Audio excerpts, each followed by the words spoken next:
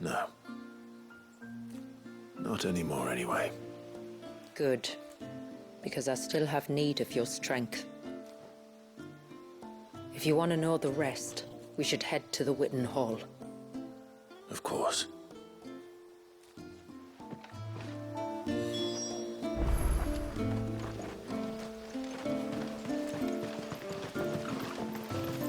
Look, Dad. The trees back. Do you think they save values? We'll find out soon enough, son.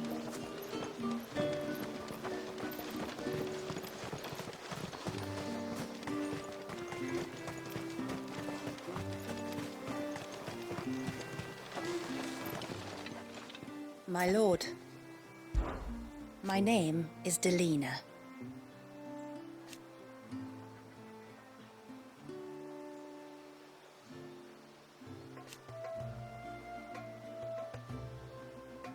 By way of example,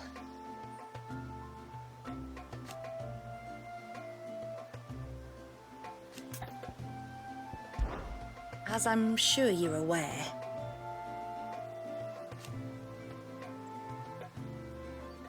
the secret of the spell itself. So they built the cairns. And thus we hid ourselves away.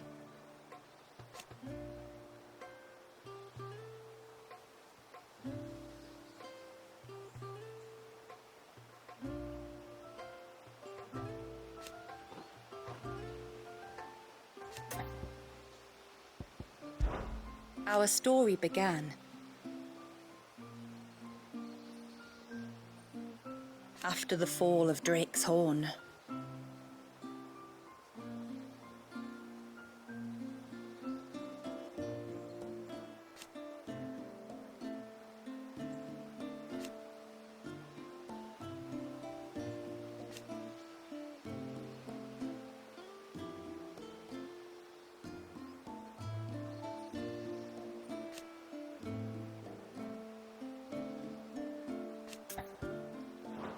Till next our streams cross.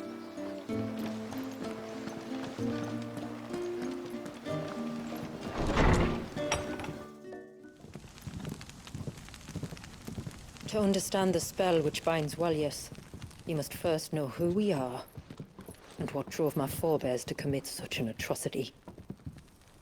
This tapestry is our story, the one that brought us here.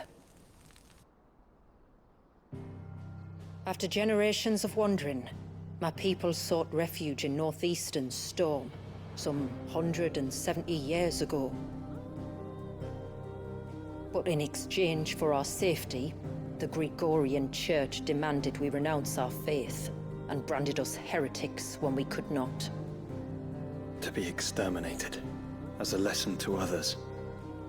And so was it chronicled in the Imperial histories, for anything less would have made the Church seem weak. Yet a handful survived. The few who did fled north and west, and in doing so discovered two things that would forever shape our fates. The first was an old legend, revealing how to make your very own Mother Crystal. I've heard that one before. Yes, yet it gave them new hope, however false.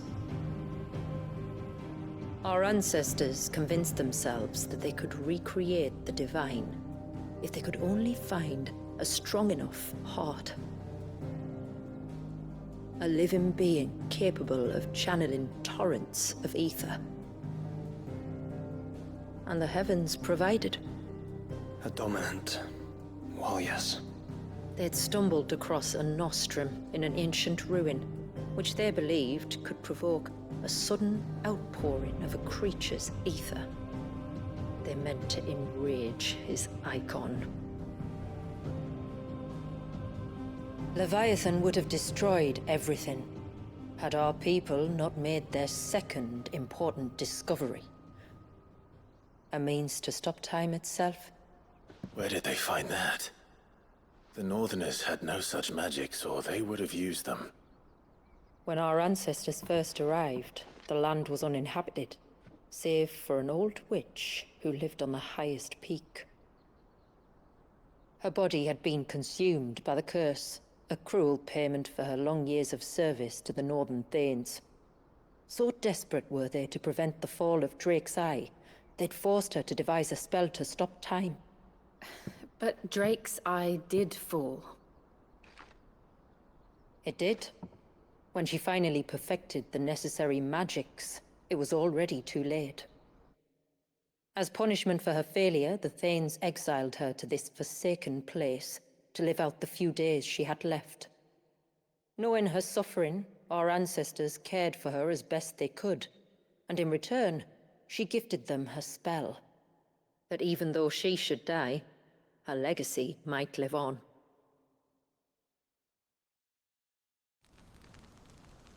So armed with both the knowledge of the ancients and the secrets of time, our ancestors settled upon an ambitious plan. They would create a new Mother Crystal, and enchant it that it might endure for all eternity. Thus would our people's wandering, our suffering, finally end, and prosperity visit us once more. And all it would require was the sacrifice of a single child. A small price to pay, or so they believed. Another victim of man's blind reliance on the Mother Crystals. So we know the seal's source. How do we break it and restore the flow of time?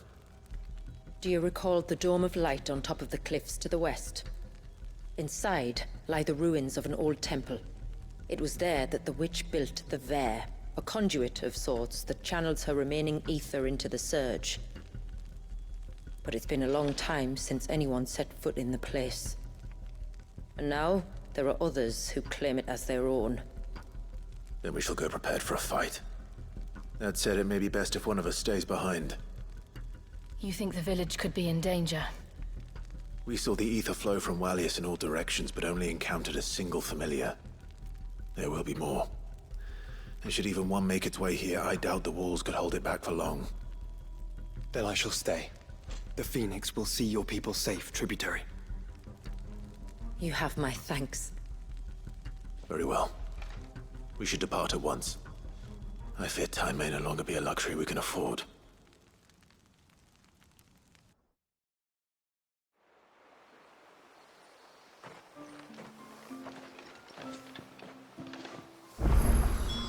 The Vare is not easy to find.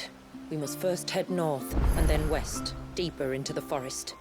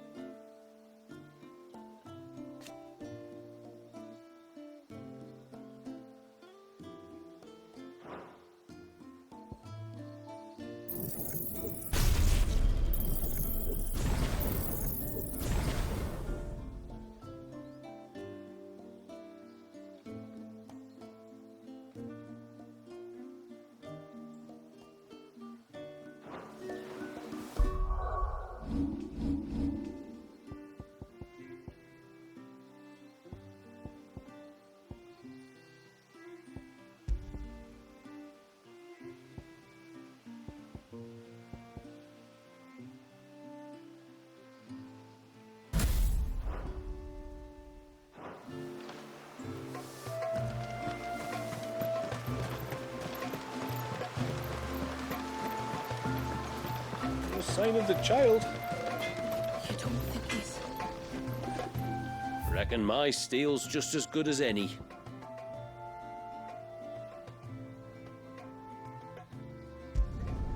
I'd like to see another smith do better.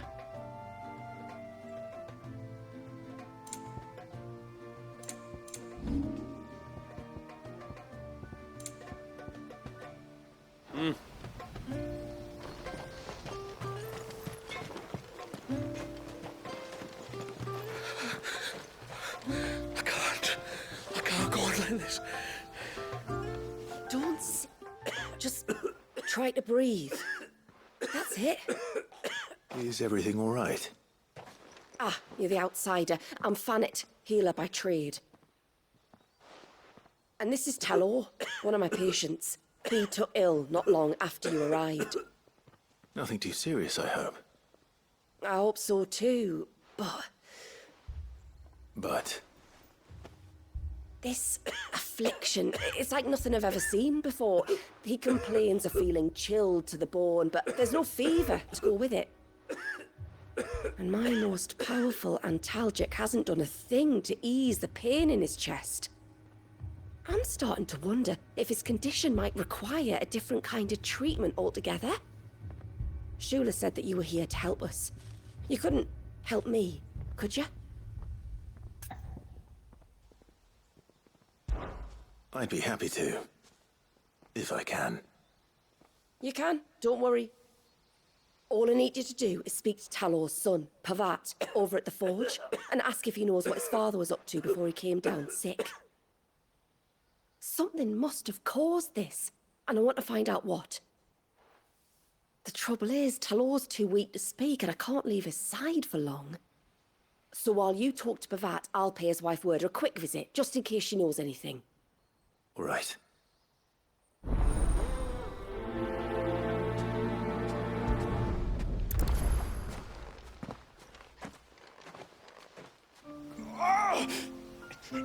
Leave me be. Let me go. Let me go.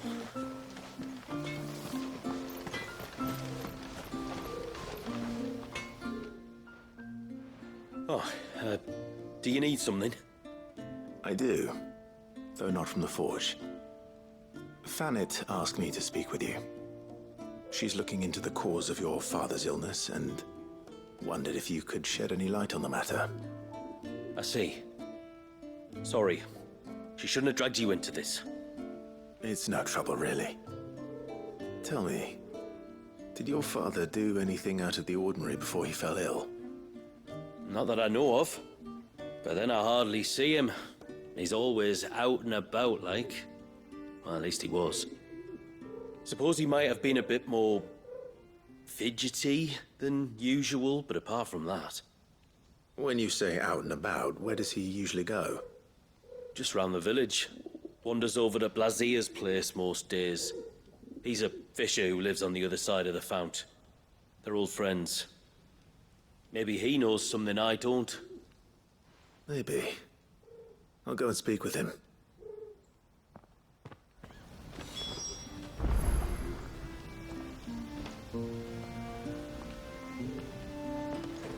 No sign of the child. You don't think he's...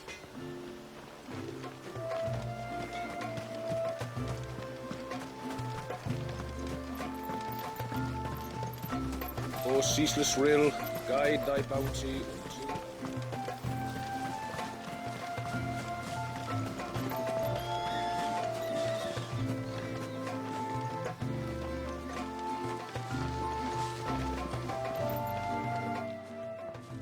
Greetings, stranger. What can I do for you? Your name is Blazier, is it not? Pavad tells me you're a friend of his father's, and that the two of you may have spent some time together prior to his illness. His illness? Talor's never been ill a day in his life. I don't know why he'd start now. Oh, Fanny doesn't know either. It was she who asked me to look into his recent behavior on the off chance it might explain how his condition arose.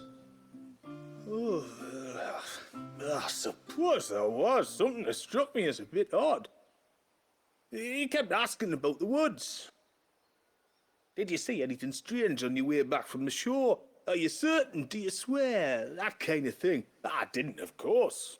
But he wouldn't let it go. It was like he was expecting something to happen. It was just a matter of when. Not that I know what. But he never told me anyway. Well, that certainly does sound unusual. And it might just be what Fanet is looking for. Thank you. Don't mention it. Oh, and when you say hello, wish him the best from me, yeah?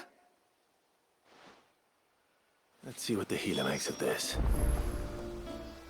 I can hardly believe it. Talor of all people. Oh, though I suppose we're both getting on a bit.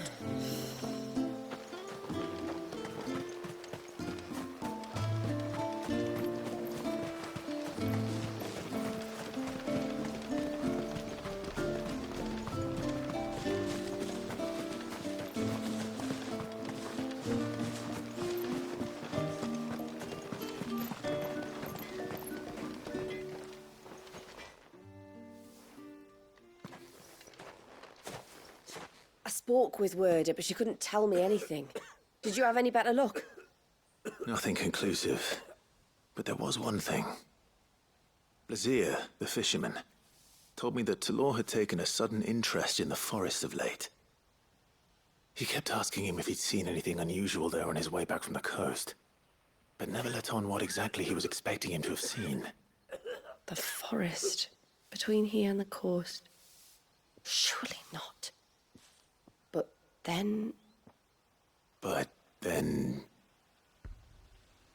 I can't say for sure. But I think Talor's illness might have some connection to the Tomberries. You may have encountered them during your time here. The small, scaly beastmen. And you think they may have caused Talor's illness? I do. At least in a way. And if I'm right, it's no wonder the treatments I've been trying didn't work. Oh, I know it's a lot to ask, but would you go down into Father's Fell for me? There's an altar there. And if my fears are true, an offering upon it. What is going on here? Please. I'll explain everything when you return, but time flows fast. I beg you, make haste for Father's Fell and take the offering from the altar. Talor's life may depend on it. Very well. There's an old altar in the forests of Father's Fell where the Tomberries sometimes congregate. If you leave now, it might not be too late.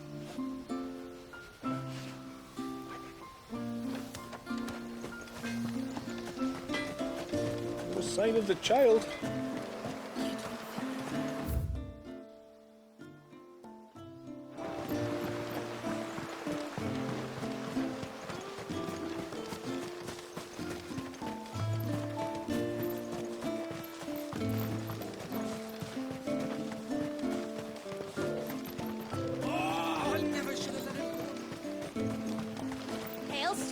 Once everyone left me in peace. After the fall of our ancestors' mother crystal, the motes of water wandered the twins for centuries. It wasn't until the binding of poor Wallius that we put down our roots here.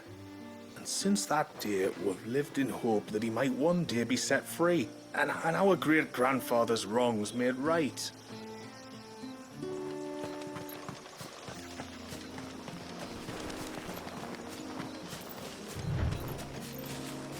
Before, we turned east at the shipwrecks to reach the coast.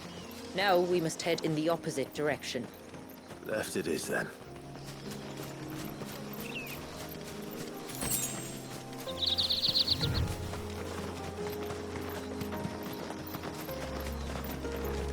If there's one thing I know about beastmen, is that they love to hide in the dark.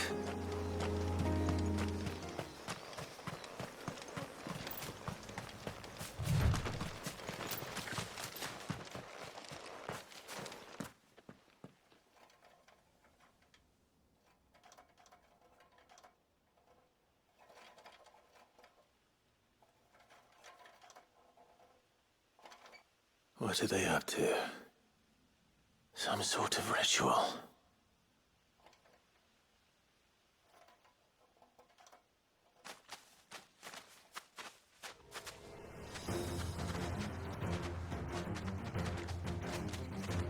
Sorry to disturb you.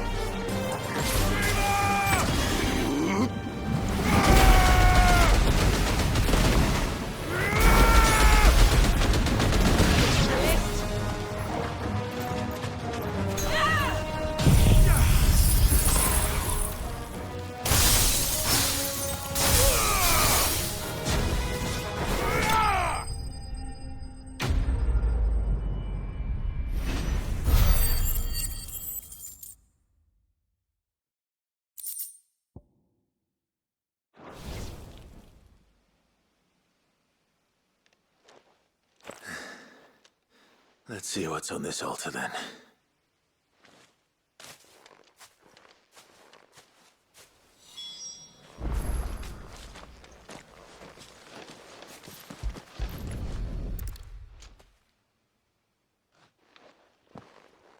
A silver chain.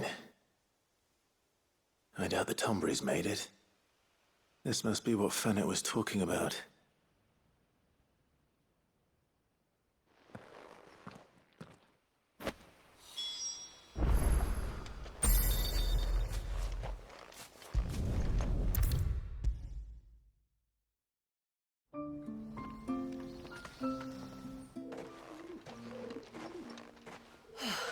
You're back.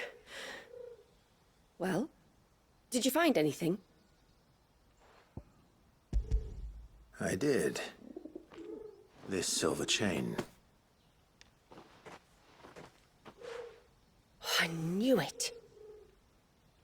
Well, I'm still none the wiser. Forgive me. This chain. It's a Gregorian Maternoster. Worn by men of the faith. What's it doing here? And why would the Tomburys be praying to it? To understand that, you need to understand what the Tomburys are. They feed on hatred and suffering. And some say that if you render them an offering, some token of grievance against your fellow man, they will put a curse upon him. So you think someone's put a Tombury curse on Talor? I can't say for sure. Truth be told, I always assumed it was an old wives' tale. But given his fear of the forest and the presence of the chain on the altar, I don't know what else to think. Does Talor have any enemies in the village? Anyone who would nurse such a grudge? No, I believe the one who left the chain at the altar was Talor himself. I beg your pardon? But there's more to the tale, you see. It's said that if you attempt to curse a soul that has returned to the sea already, your ire has nowhere to go but back to its source. You're saying he cursed himself?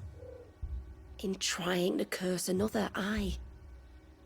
When my father was younger, he was one of the few permitted to venture beyond the wall on trading expeditions. He told us that when he journeyed to Sanbreque, he'd wear that chain to disguise his true beliefs, lest Griega's faithful turn their cudgels on him. Did they ever catch him in his deception? Might that explain the ill will he bears someone? Not that he ever told me. Come now, let's not waste time speculating about Talor's past. We need to focus on the present, and that means finding a way to break the curse. All right. If there's anything I can do to help, let me know. Thank you. I shall. Aye, and thanks for going to all this trouble. Here, it's not much, but I want you to have this. We call it an Adder Stone. It's a gatherer's charm. Reacts to certain rare minerals we use in crafting. Makes them ring out like a bell, stuff you'd have no chance of spotting otherwise. If you find anything, see that you bring it back to me. I can make you some decent gear with it. If you're interested, like. I am, thank you. And I'll be sure to pay you a visit. Until then, I wish your father a swift recovery.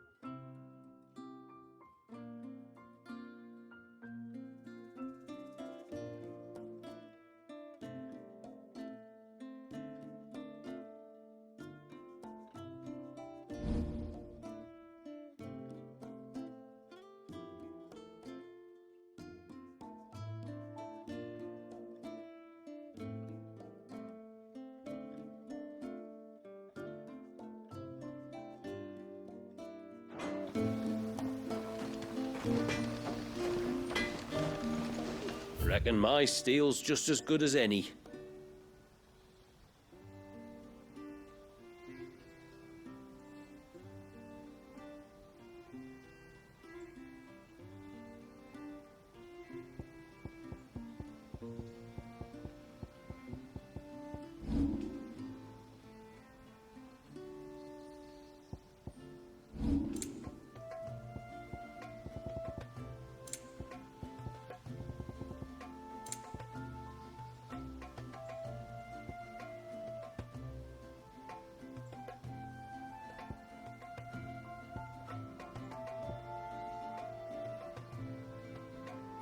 No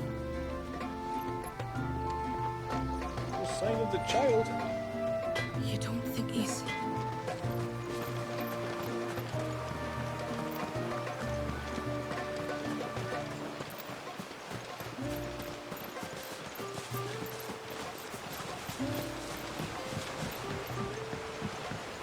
My lord, may I speak with you a moment? There is a matter with which I would beg your aid.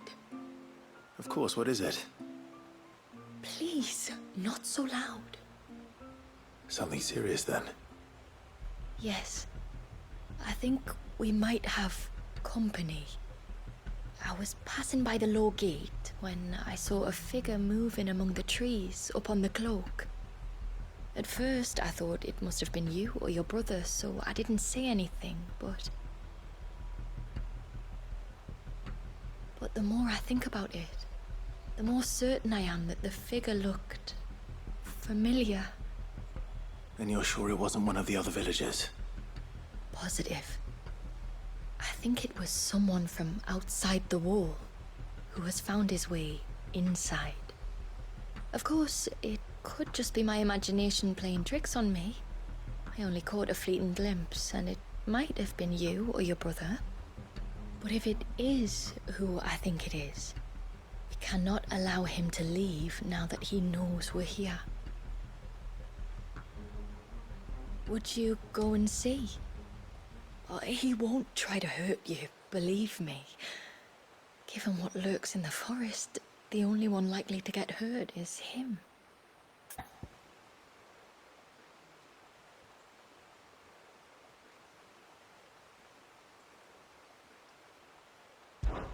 Very well. Whether the man you saw is who you believe him to be or not, we need to know. It may yet be someone else entirely. Someone who means your people, or my people, harm. Perhaps. Just promise me that if you do find someone up there... Don't worry. I won't draw my sword unless I need to. Thank you. Ymilla, this man you saw, might he be the customer you told me of? I fear so. A customer? I'll explain later. Come on.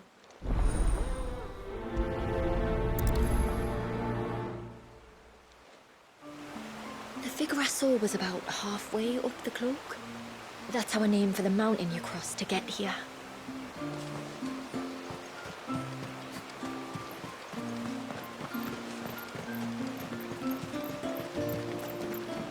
If we pick too many of the flowers, there won't be enough.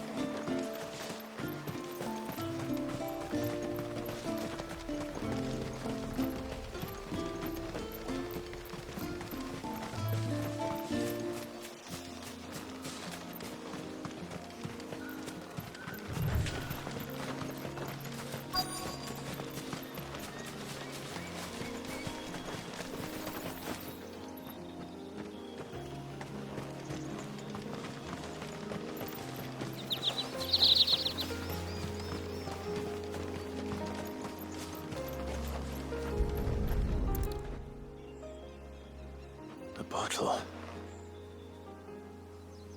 Breath of the Arbor. Perfume from Sunbrag. Looks expensive, too. Who's there? Stop!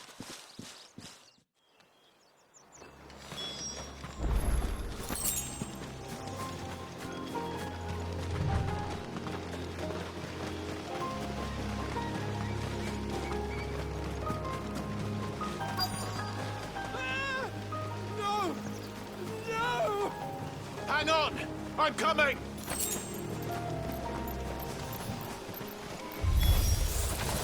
Don't eat me! I'll give you gut rot, I swear!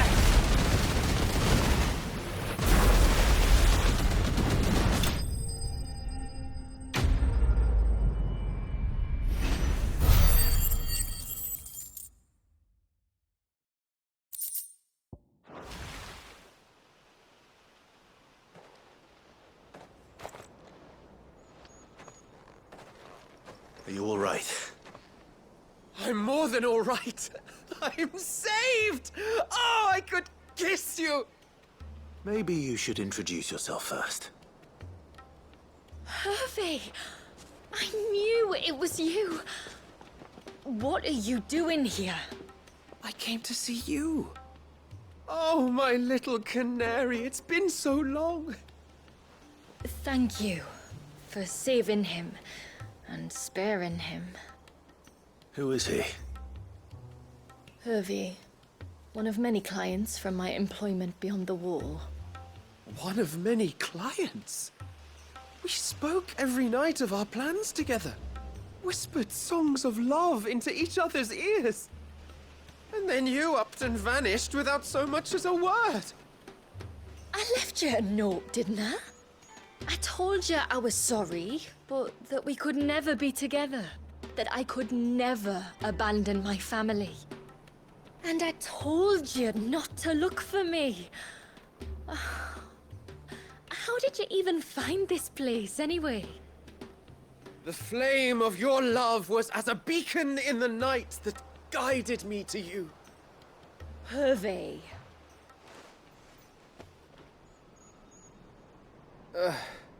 I was walking by the coast near Northreach when I saw a lady who looked like you. Eyes like the ocean. Hair like the driven snow. The next moment, she and her companions were jumping in a skiff and sailing out towards the wave. So I, borrowed the nearest boat and started rowing. It must have been Shula bringing us here. So what? You rowed, found a nose how many leagues across the bay, simply because you saw a woman with white hair. And as I did, the skies changed from a dull and hopeless grey to a bright and benevolent blue. That was when I knew for certain that my little canary was close. Oh, why did you come?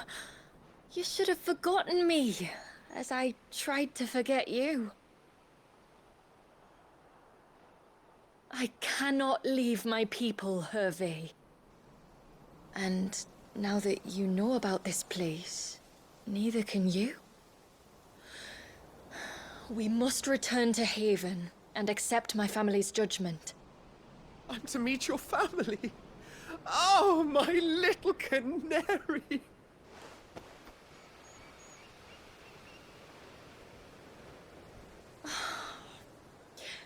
Please, come and see me later. You did as I asked, and you must be rewarded for it. But first, follow me, Hervé. To the end of the world and beyond.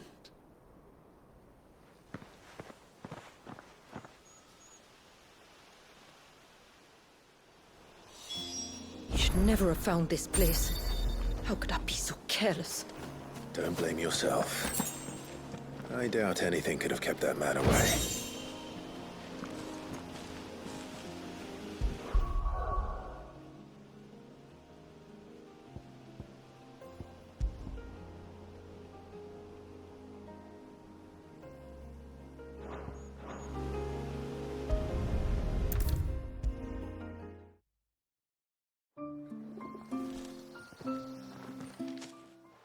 Forgive me. There's nothing to forgive. You two met at the Vale, I take it. When I worked there, yes. To earn the coin that my people need to survive. Though Mysidia is our sanctuary, there are certain necessities that it cannot provide. And for that reason, some of us seek employment beyond the wall. Yet few are the opportunities for followers of a strange faith in a strange land. And so you supported your family as best you could? I did. And I have never regretted it for a moment. I found a second family in the Vale. And in the Dame, a second mother. I also found Hervé. But our love could never be. I knew that if I revealed my secret to him, I would be putting my people in danger. But that if I did not, I would be living a lie, unable to return home. What will happen to him now? Since our people settled in Mysidia, uninvited visitors have been few and far between. But not unknown. Explorers, survivors of shipwrecks, none lasted long. I see. That was before my time, you understand? I've never had to make a decision like this before. Ymila, know that I do not blame you for any of this. It was me who decided to make the trip to shore. Me who exposed our secret. This was my mistake, and I shall bear the responsibility. Thank you, tributary. I only beg you to remember that Hervé means us no ill will. He's just a fool. A fool who loves me. I will take that into consideration. But yours is not the only voice I must listen to. The whole family must be consulted, and it may take time for me to arrive at my decision. I hope you understand. Of course, tributary. However long it takes. Come what may, I thank you, my lord, for bringing us back together.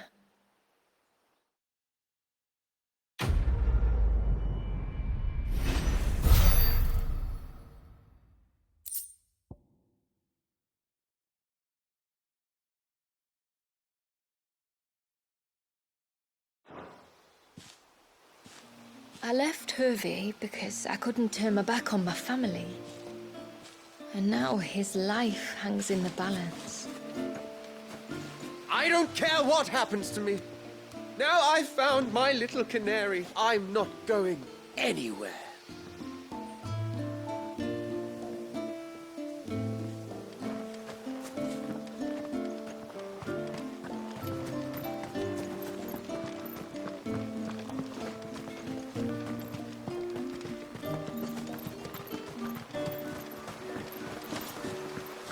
Bastard things. Throw the fish, why you? Oh, I never should have let him go alone. Ty, take me. What am I gonna do? You've got to help me. Shula said you were a force to be reckoned with. Are you? Why do you ask? Eh? Oh, sorry. I should explain. My name's Kitav. I'm worried about a friend of mine. He went into the forest and he hasn't come back. Would you help me find him? I can try. Tell me what I need to know. Of course. You know about the glamour our ancestors cast to keep this place hidden, right? Shula told us about it, yes. Right. So you know the cairns we use to maintain the spell? Well, it's me and my friend's job to maintain them. If it weren't for the likes of us, it would have faded years ago. So your friend went into the forest to visit one of these cairns? Aye, that's right. He said he was going down to Father's Fell. There are 2 cairns out that way, one by the banks of the Swift Run, and another near the Winged Wains, the, ships in the forest. All right.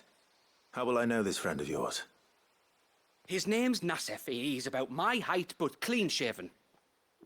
If you could track him down and see that he's come to no harm, I'd be much obliged. I'll search the village, just in case anyone's seen him, and meet you back here. Very well.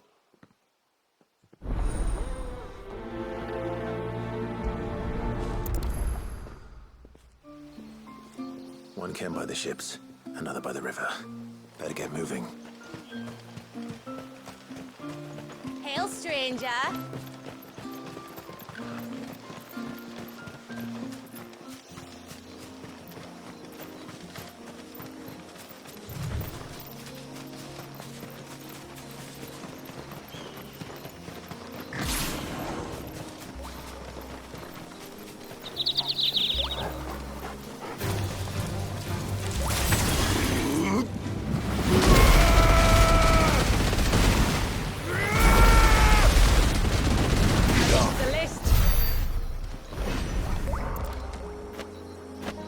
This is the mineral Pavar was talking about. The one that rings out like a bell.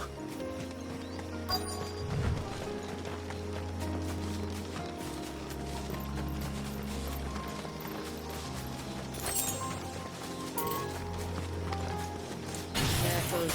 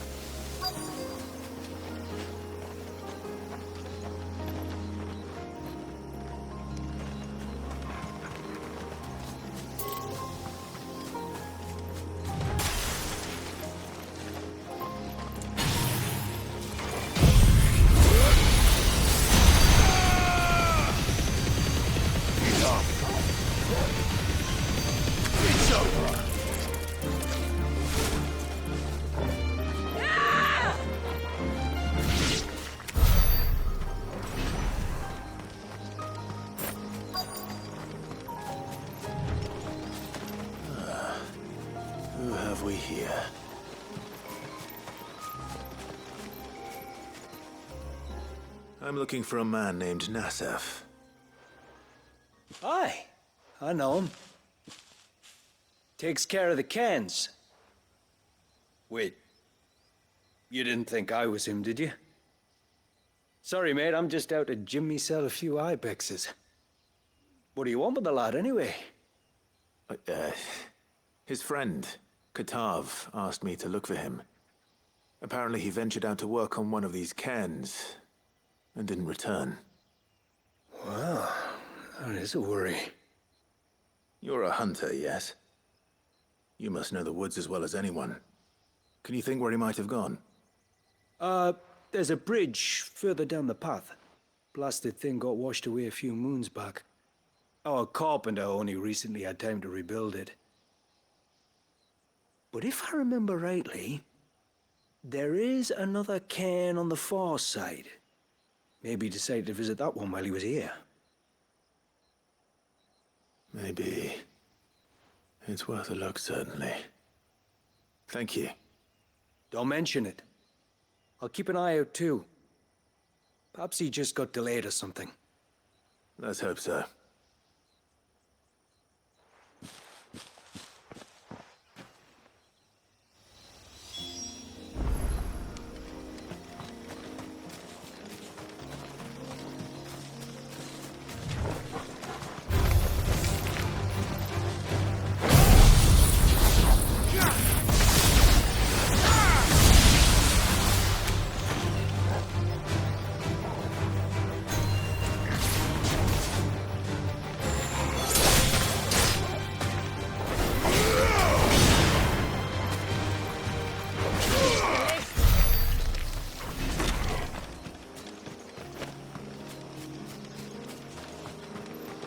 This must be the bridge the hunter was talking about.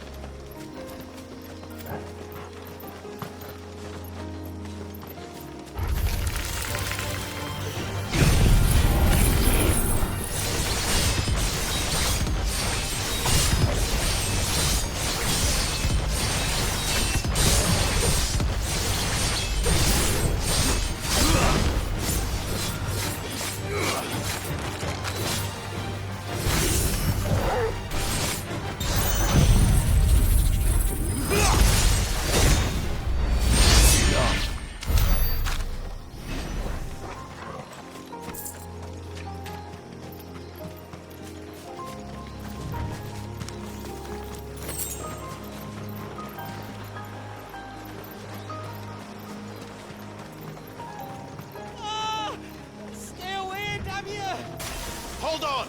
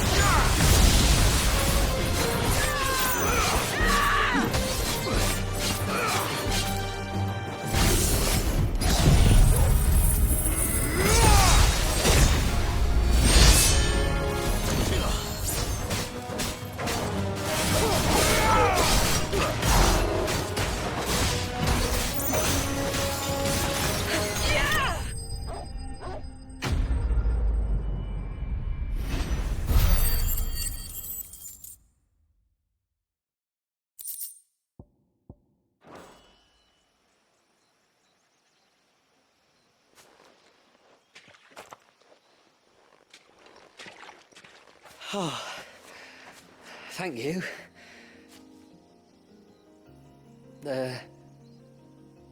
I'm the tributary's guest. And you must be Nassef. I am? But how do you know that? Your friend Katav asked me to look for you when you didn't return. I'm sorry. I was so focused on attuning the cairn, I didn't see those creatures come until it was too late. How exactly do they work? Oh, there are crystals inside. They're what keeps the glamour going.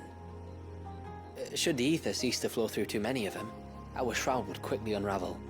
It's my job to make sure that doesn't happen. And an important job it is. But you'll struggle to do it if you're dead.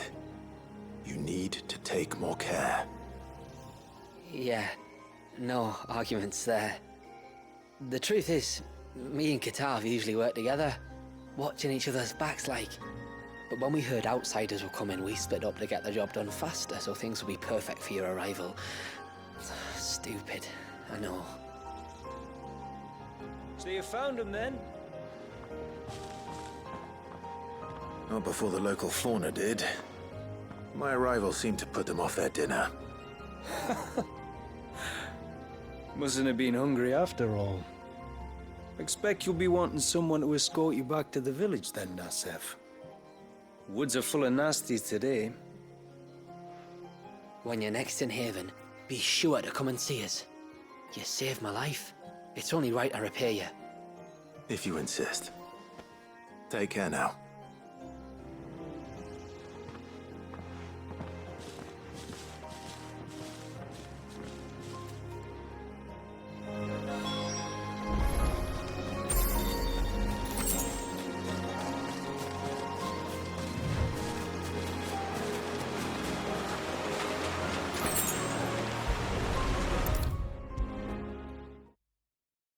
I thought I'd lost you.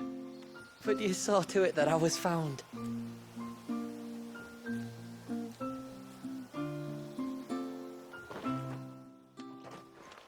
Thank you. Nasef told me everything. If you hadn't got there when you did. Oh, it doesn't bear thinking about. All that matters is that you're safe. Far be it from me to tell you how to do your jobs, but don't go alone again. Or if we have to, maybe we should think about casting the glamour on ourselves to keep the wildlife from spotting us. It'd take its toll, of course, but it'd beat letting the cairns fall and having to weave the entire spell from scratch. Imagine if we had to do that. I'd rather not. Would only succeed in adding 2 new piles of stone to the collection. Your bearers? That we are, thank the tides. The others can't attune to the crystals in the cairns the same way we can. Reckon this place would be doomed without us. So, you do this work for the good of your people? Not because... We're forced to. No. From what I've heard of the way things work on the outside, we were truly blessed that our rain fell here in Mysidia. Our people are few enough as it is.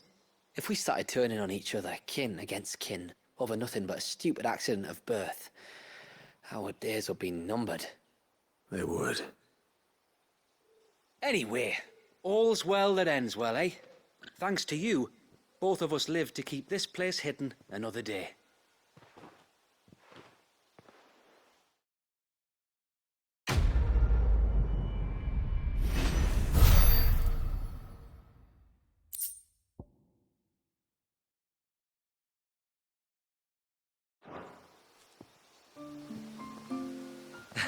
Lovely weather, isn't it?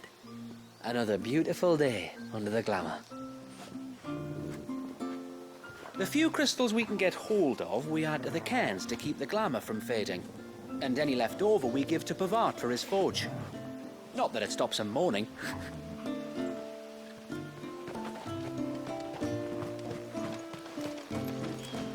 Hail, stranger. Are you a rider by any chance? I am. What gave me away? Oh, I can smell it on you. The scent of the stables. And not just any stables. Something tells me you've never been one to ride half-starved birds with chine-gall and wet beak.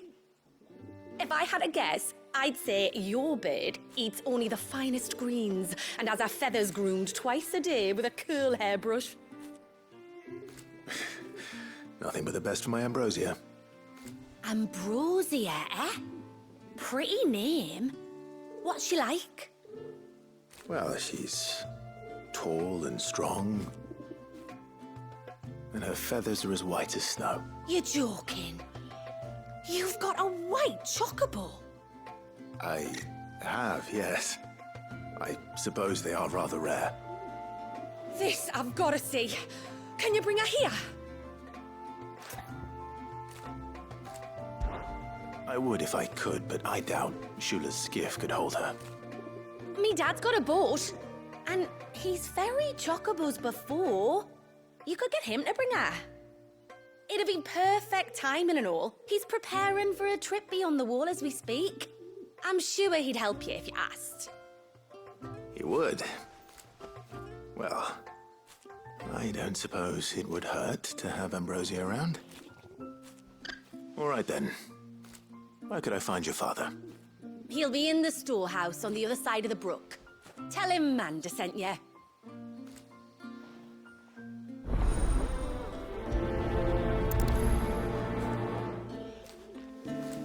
Me dad'll be in the storehouse across the brook checking our stocks. He'll help you ferry your bird across the bay.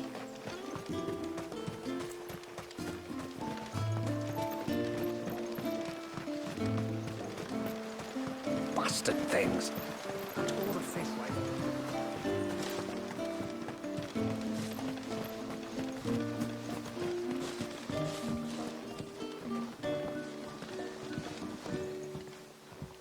You one of the outsiders, then? I am.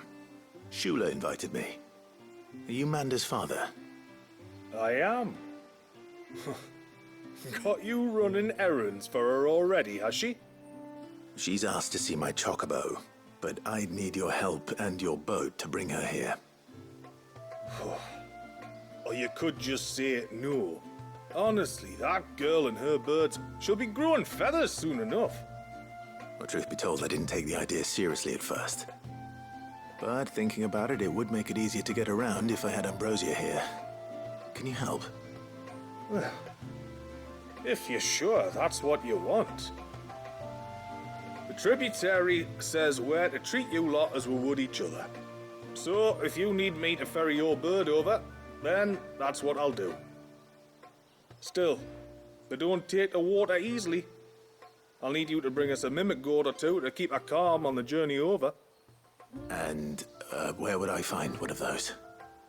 Oh, don't ask me. It's been years since I last brought a chocobo across the bay, and I'm told the world's changed a fair bit since then. Where do you usually get your stable supplies from? Well, the man who made Ambrosia's tack lived in Martha's Rest, and if I remember correctly, he traded in chocobo feed too. So I suppose I'll go and ask him. I'll be sailing over to Northreach soon to pick up some supplies. While I do that, you collect your bird and your gourd, and then meet me by the shore. Just don't take too long, all right? It's a mimic gourd you need, or your bird will panic as soon as the first wave hits. Bring both to the shore near Northreach, and leave the rest to me.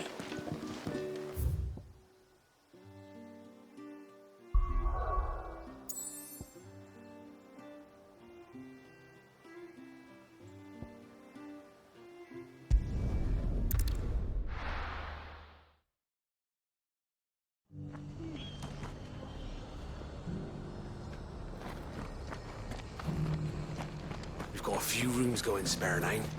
You want a bed for the night? You speak to Martha. I remember you. You're the one who saved Whiteheart. How's the old girl doing? She's very well. Thank you. Oh, don't thank me. You're the one who saved her. Anyway, what brings you to the rest today? I was hoping to purchase a mimit gourd. And I thought you might be able to tell me where I could find one. Oh, reckon I could do better than that. Just so happens, I've got a whole carload of the blasted things. Not a buyer in sight. Really? Aye, you'd be doing me a favor taking a few off my hands before they turn to mush. But Just be on the lookout for wild birds, eh? Don't want them chasing after you like they did me. I will. And thank you. Oh, you're very welcome. Any friend of Whiteheart is a friend of mine. And in times like these, friends have got to stick together. We certainly do. Northreach, then. Wouldn't want to keep Mander's father waiting. Founder only knows what I'm gonna do with all these cords. Hollow 'em out and make lanterns, maybe.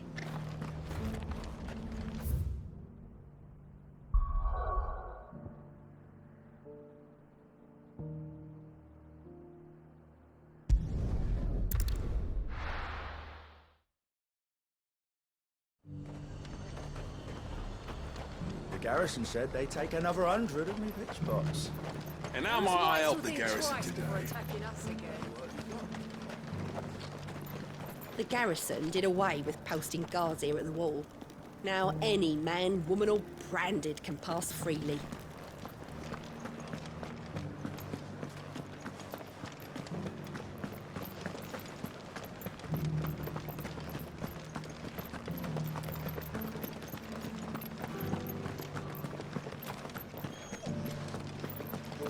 Haven't seen any of those beastly blue-eyed...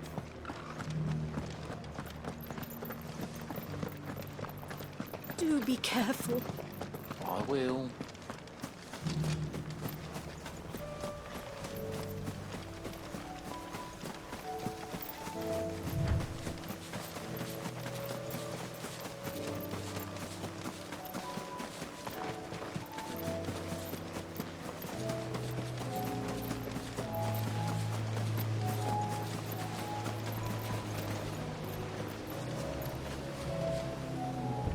Ah, there you are.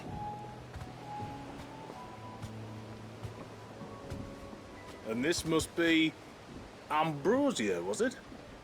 Oh, she's a real beauty, isn't she? I have the mimic or two. Here.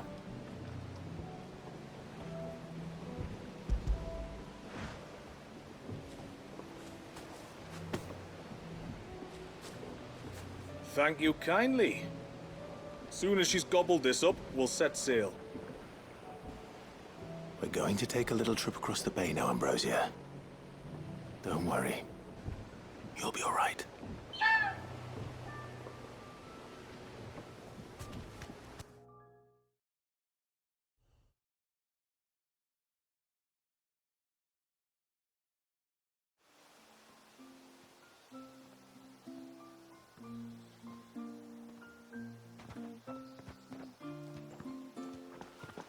Well, we made it.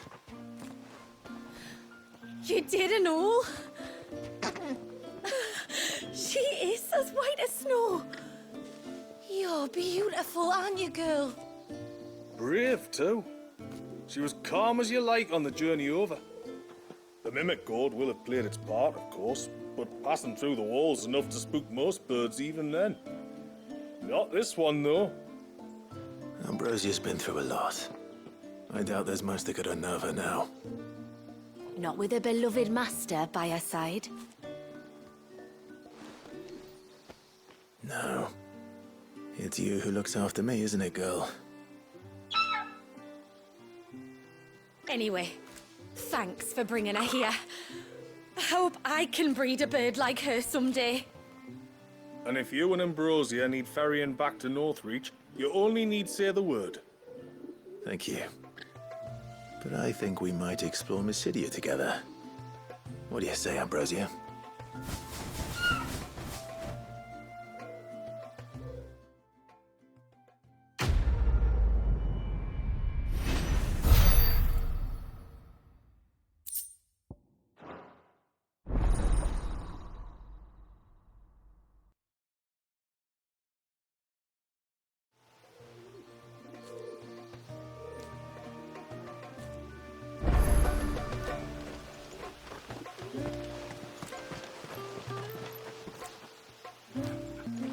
I'll have done well if I ever breed a bird as beautiful as yours.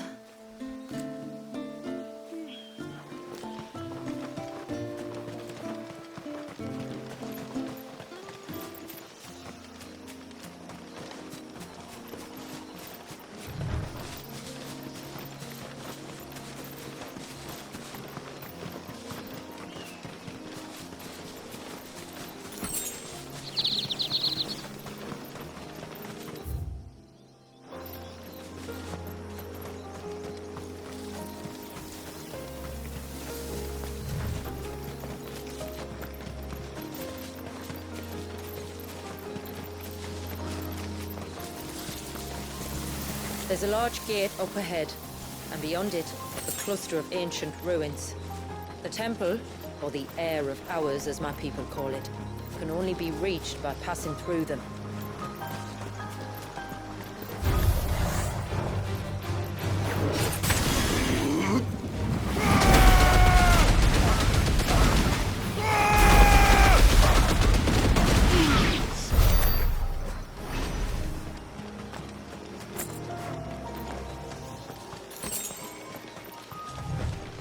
The forest is crawling with life, most of it hungry, which is why we make sure this gate stays shut. And why you carry that impressive-looking axe, I presume. Noticed her, have you?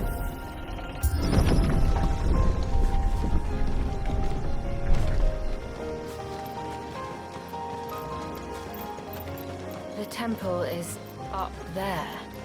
Don't worry. Those cliffs aren't the only way to the top.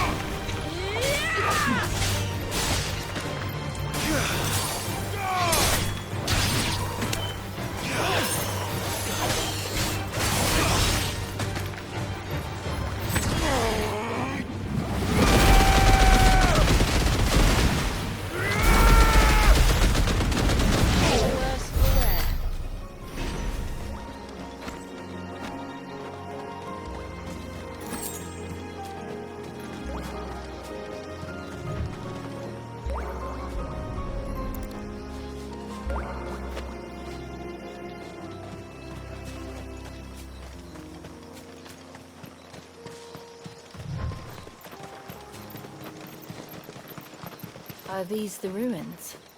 Yes. As far as we can tell, they're part of the same complex as the temple itself. To think of all the people who must once have lived here.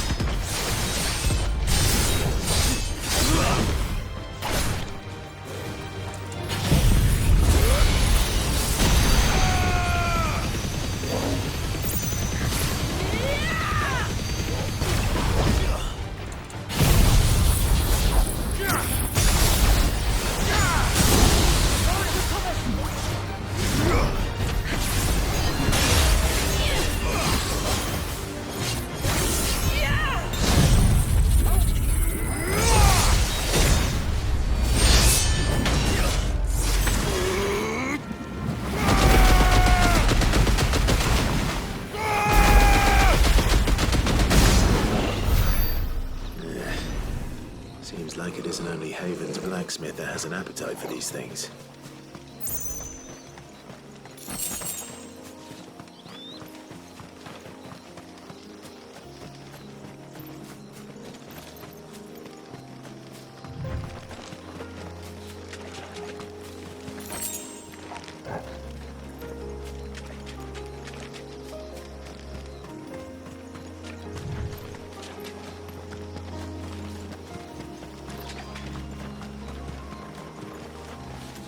These remind me of home.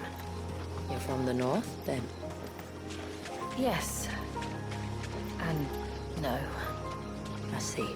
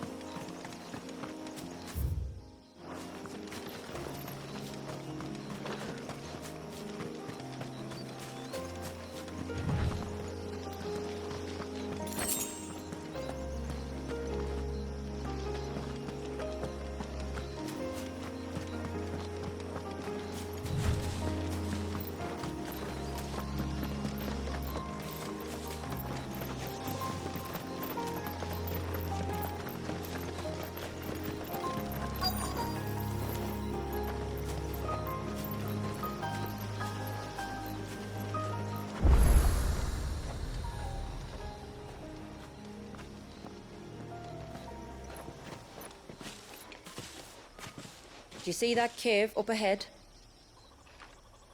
Whoever lived here carved a flight of stairs into the stone within. A way to the top. And whatever it is that awaits us there.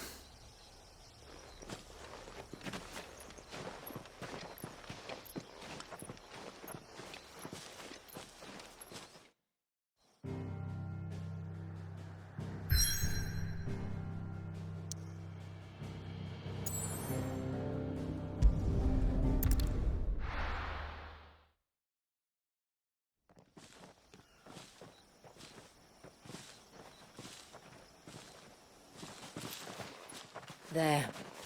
The temple that time forgot.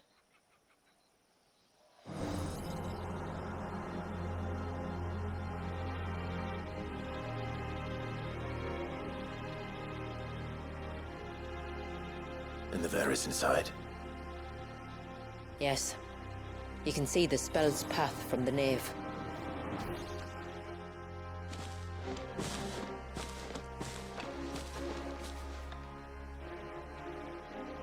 What is it? I don't know. It's probably nothing.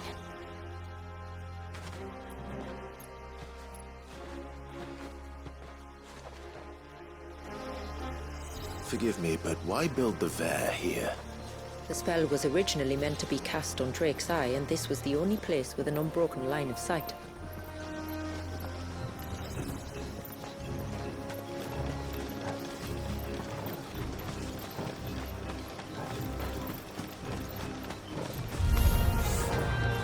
Breeze like to think these ruins are their own. They look none too pleased to see us. Farewell.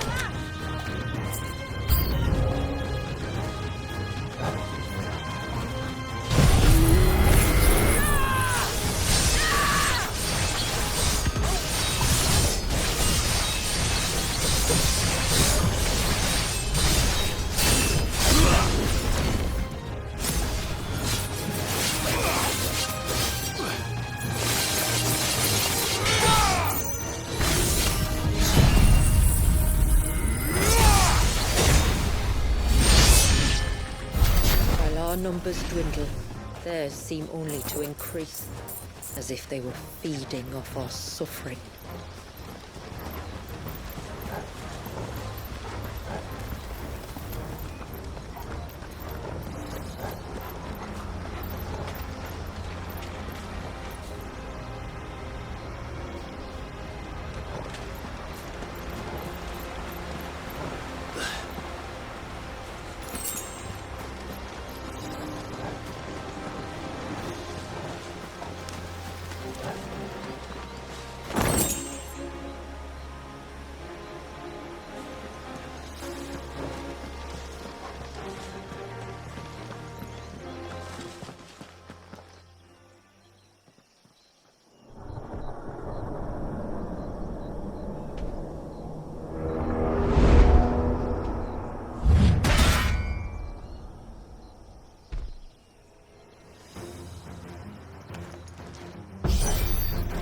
Could this be their leader?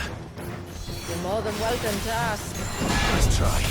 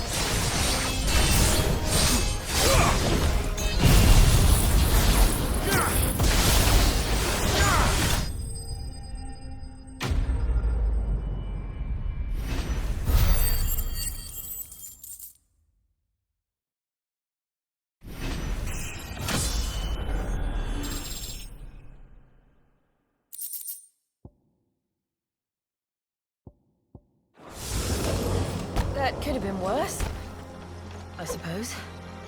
Aye, well, if the forest's taught me anything, it's that there's always something worse.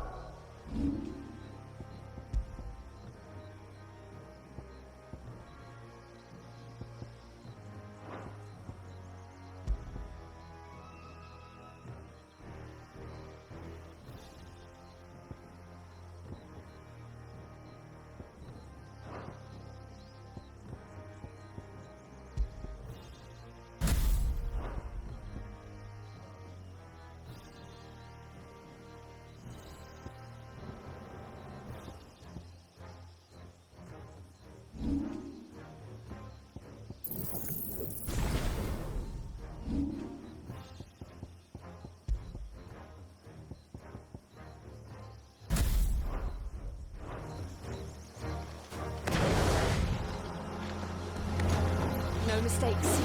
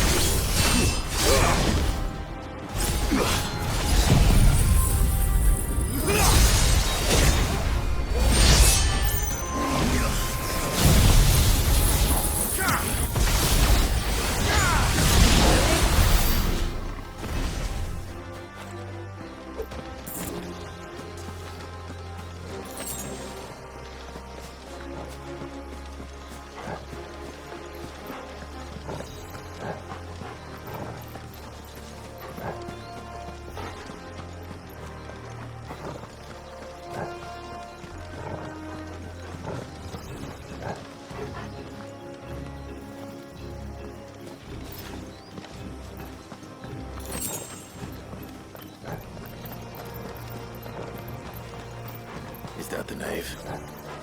Just inside the dome, yes. But it's what's out here that worries me.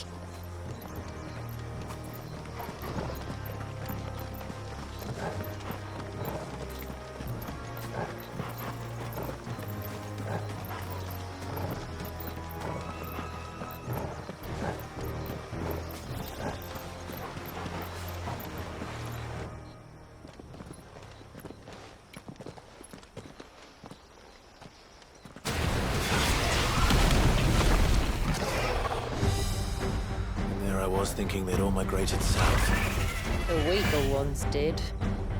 The weaker ones? Did you hear that, Sid?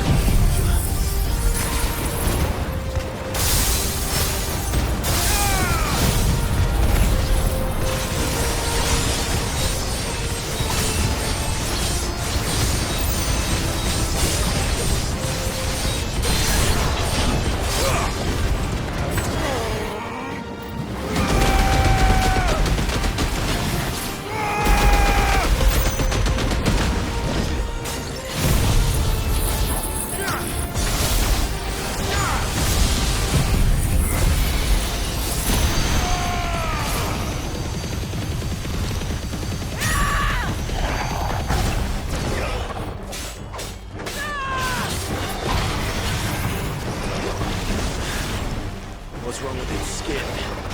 You don't want to be around to find out. Get back! I always hate this part. Really overseen enough. Get ready!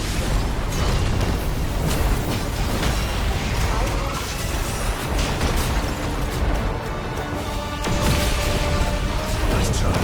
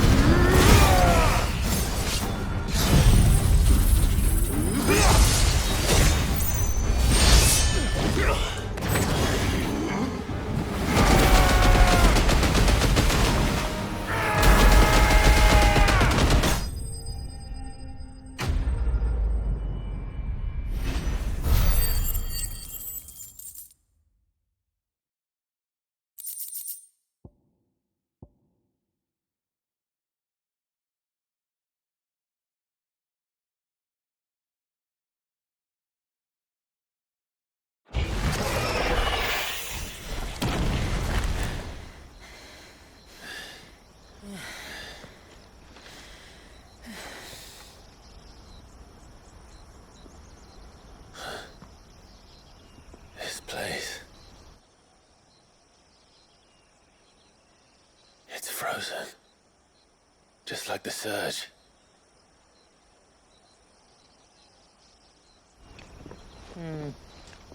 Another of my ancestors' sins. Shall we?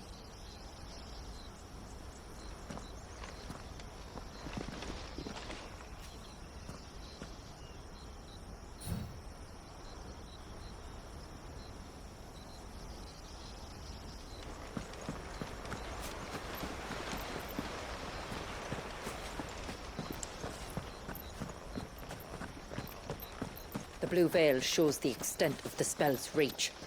But I can feel its ether from here.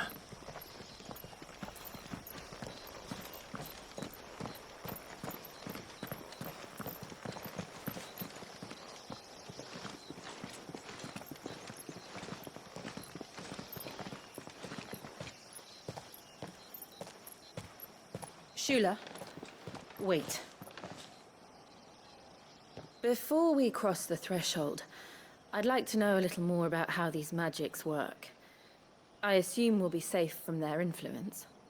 We won't grind to a halt, if that's what you mean. The spell only affects the things that were present at the moment it was cast.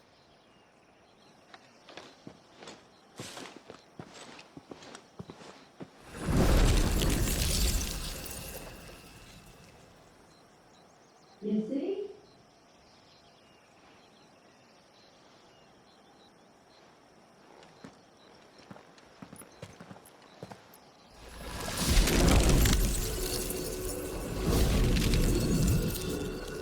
But if we can enter, that means other things can as well. Like the ones we saw on the way here. And worse, probably.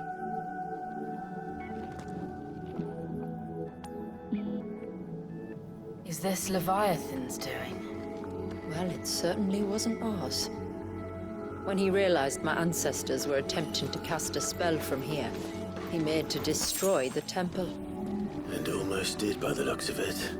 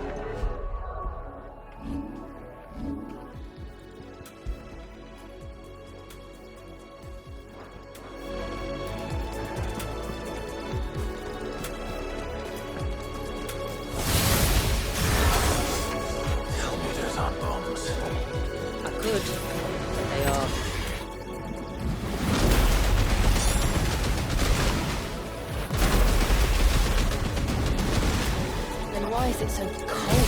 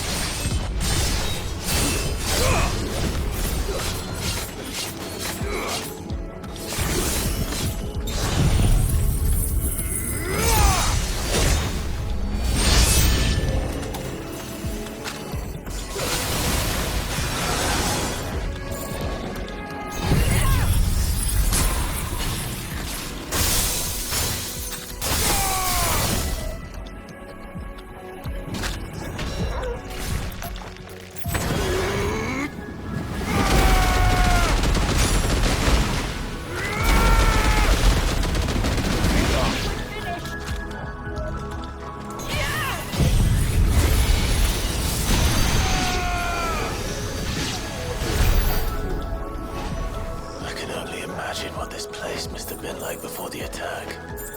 This would have been a hall of worship. There was something similar in my father's keep. The priests would deliver their sermons from the dais. Your father?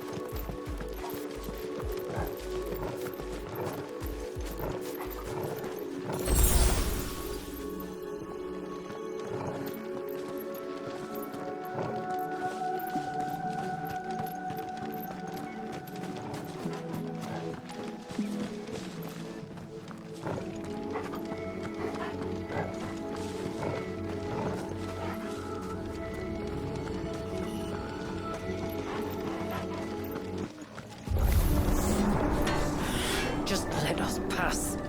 It's all right. We'll get through this.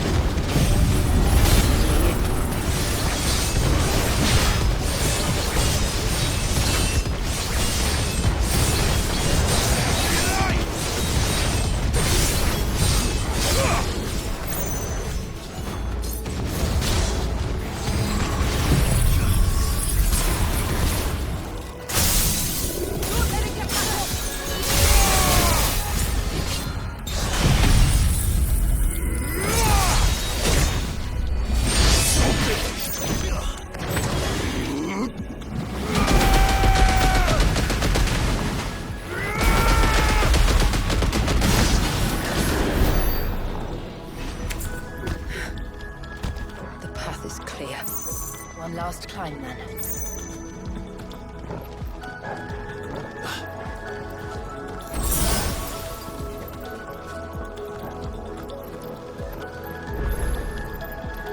fair.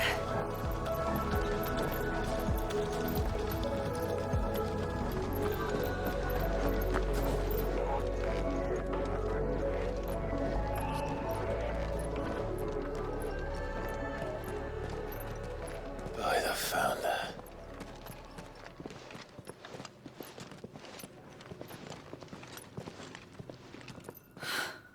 It's just as I thought. Jill, does this ether not feel somehow? Familiar, yes. I sensed it the moment we arrived, though I wasn't sure until now. You can feel it too, can't you, Clive?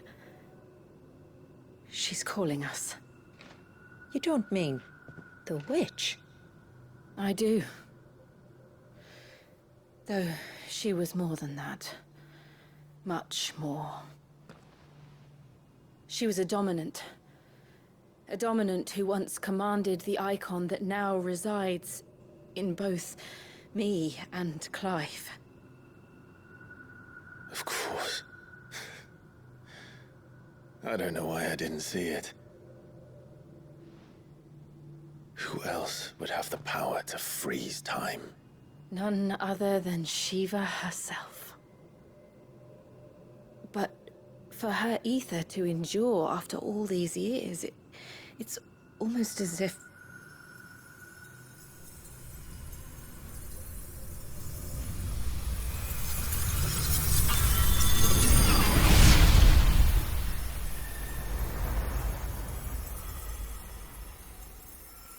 As if she shared it with another, just as Torgal shared in my ice.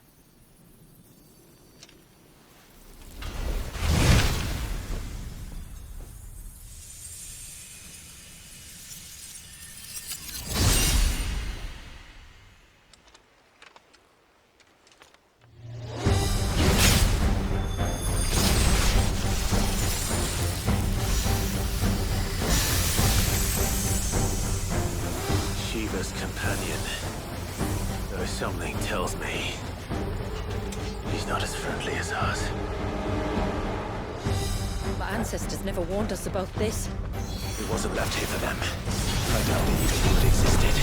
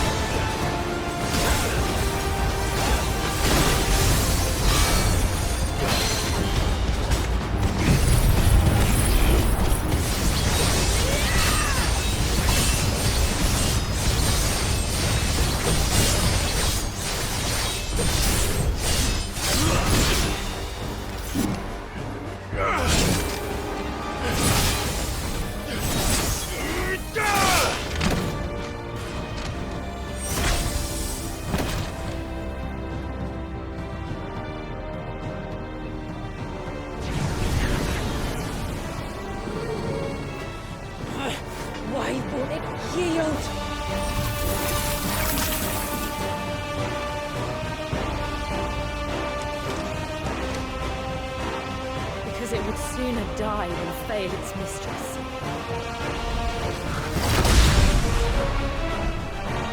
Then it leaves us no choice.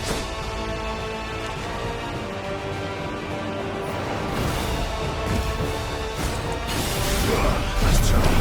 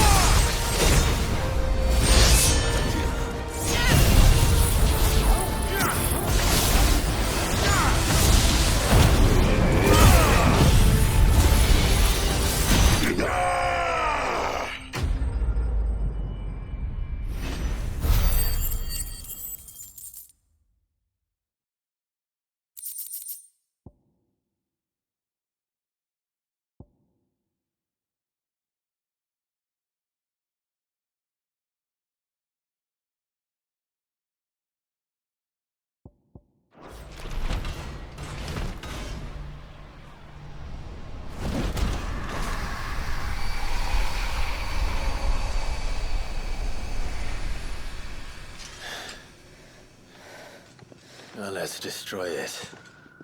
And put an end to this. Wait. The spell must be weakened, not undone. Isn't that what we came here for? Did you ever stop to wonder what might happen to the tidal surge if I unraveled the whole spell at once? I didn't think so. This is going to require a bit more finesse.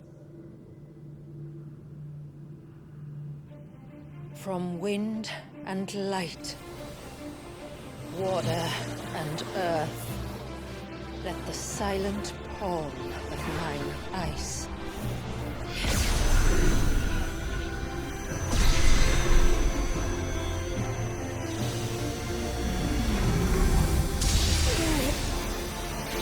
There's too much ether.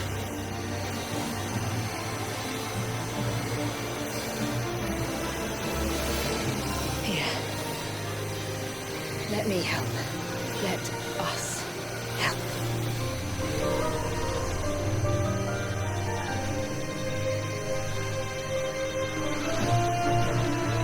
Almost.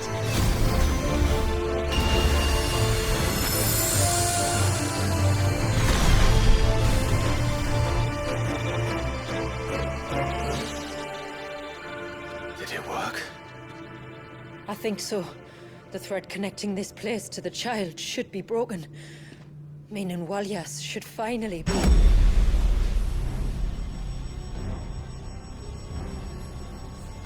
Free once more.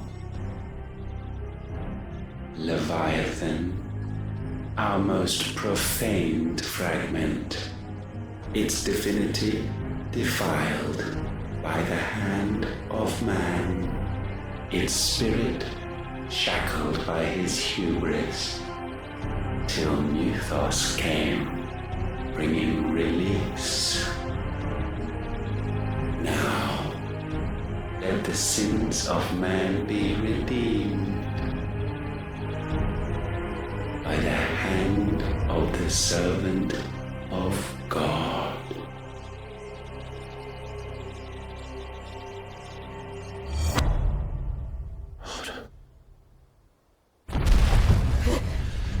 Damn it.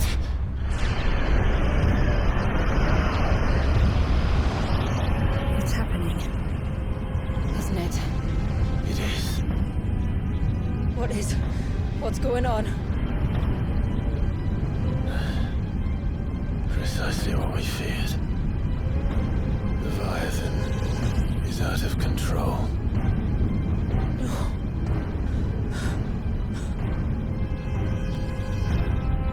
Don't despair. This isn't over yet. You should head back to the village and get everyone to higher ground. As for the rest,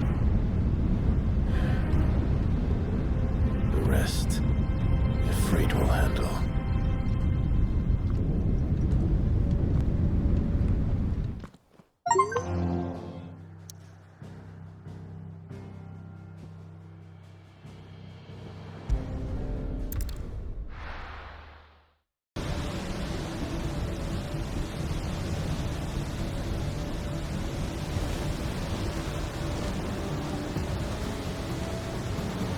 After 80 years of imprisonment, I'd be angry too.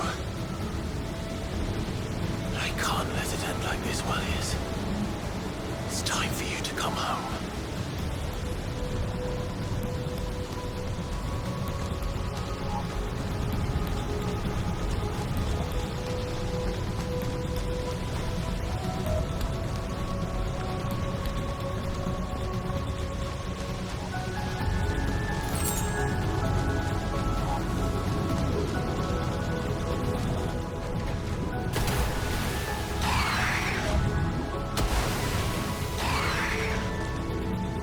Playthings.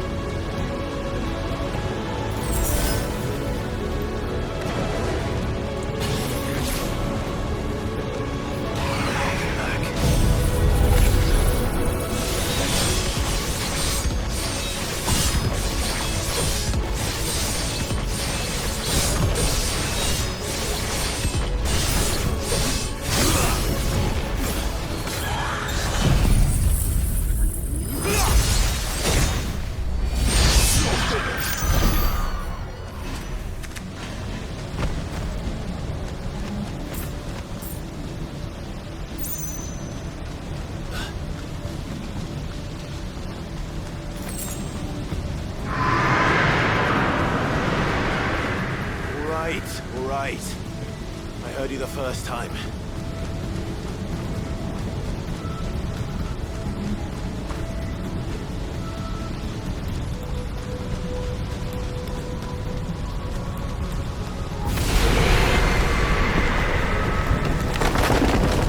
I'm not here to hurt you, Wallius!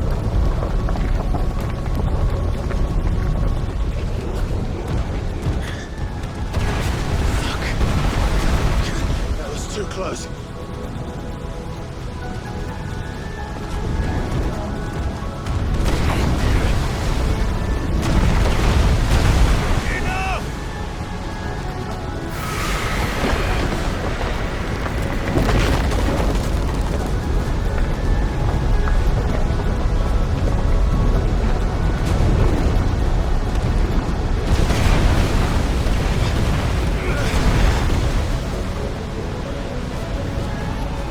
Come on then. No more hiding.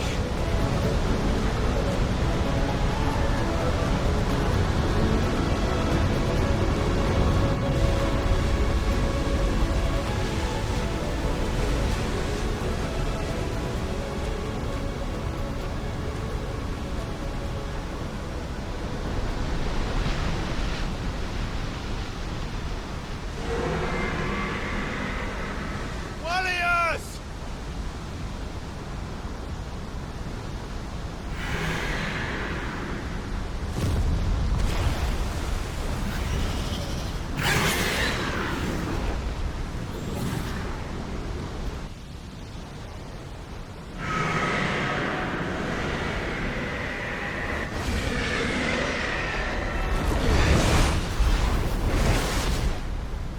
This isn't what I wanted! I only hope you can forgive me.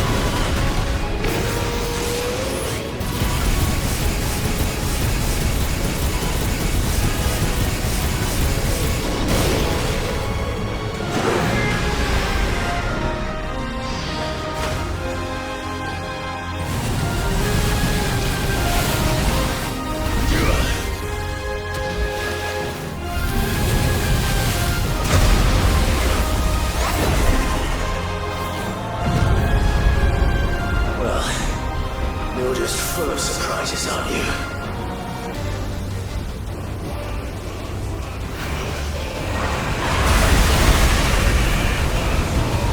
Garuda will be proud.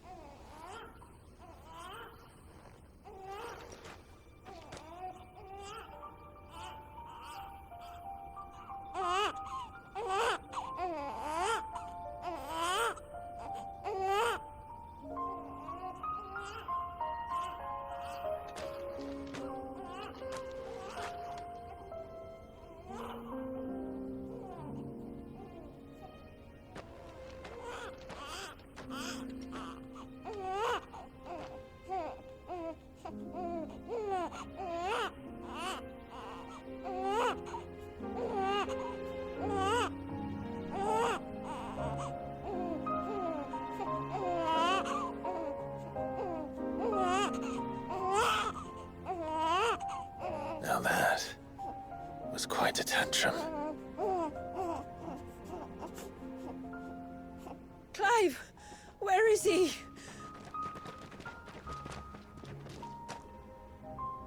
Well, yes.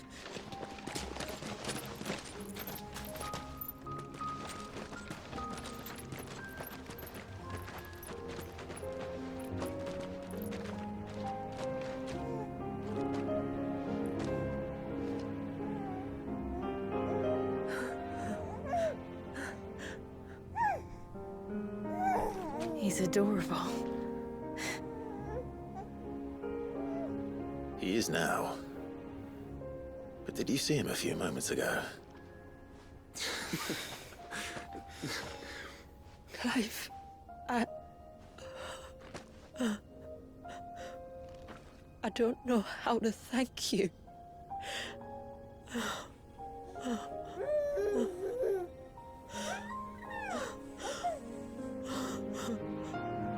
It's all right. We should find him a dry blanket, though. Wouldn't want the little monster catching a cold.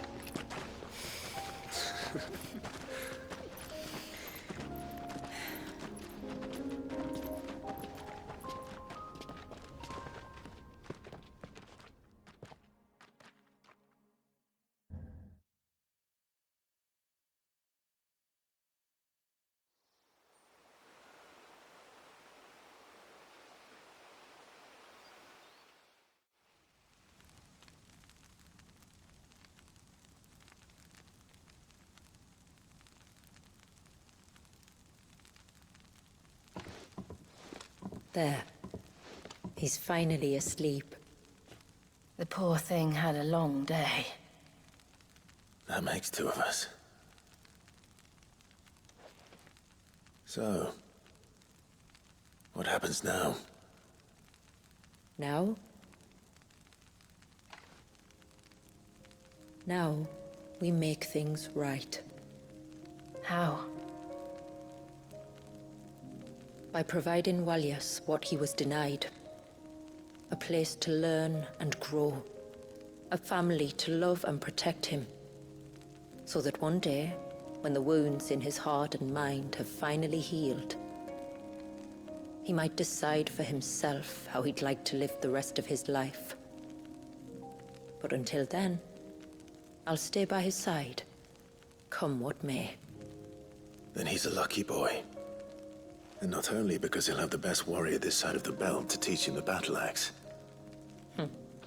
She'll do her best. Shula. The beast that threatened your home is tamed. The empire that threatened your people toppled.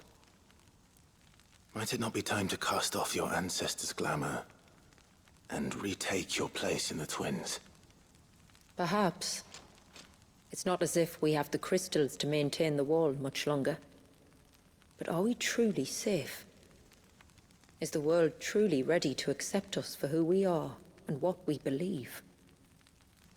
If I remember rightly, you and yours still choose to remain hidden, do you not? We do. Well, your people will always be welcome in Haven, regardless. As will yours in the hideaway. We're allies now. If there's anything you need from us, supplies, food, equipment, do not hesitate to ask. It's kind of you to offer.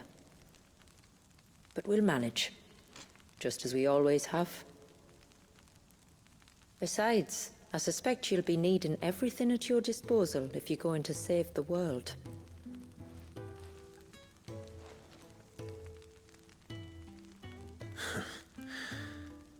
I fear much of it is past saving. The best we can do is strive to turn what's left into a world where we can all live as equals. A noble endeavor. And there'll be a place in this world for us, will there? For Walias. For everyone. I swear it. Then we shall be waiting. Until the tides bear you back to shore.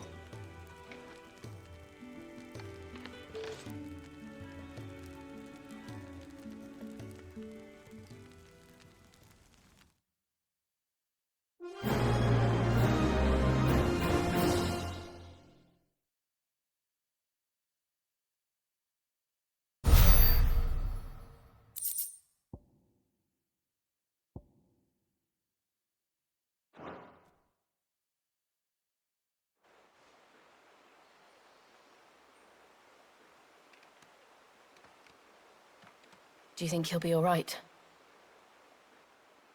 Well, yes. Only time will tell. But I can certainly think of worse places to spend one's childhood.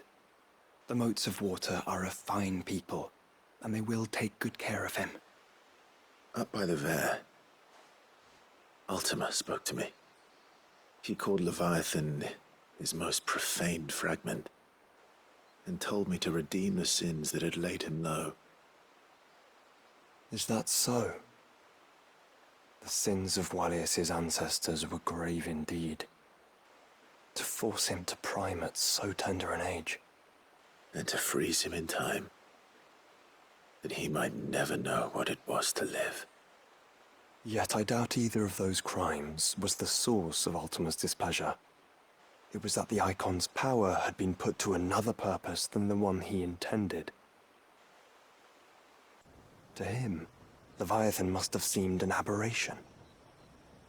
Could that be why Ultima made no attempt to lead me to him? The fear that this profaned fragment might corrupt his vessel somehow. Perhaps.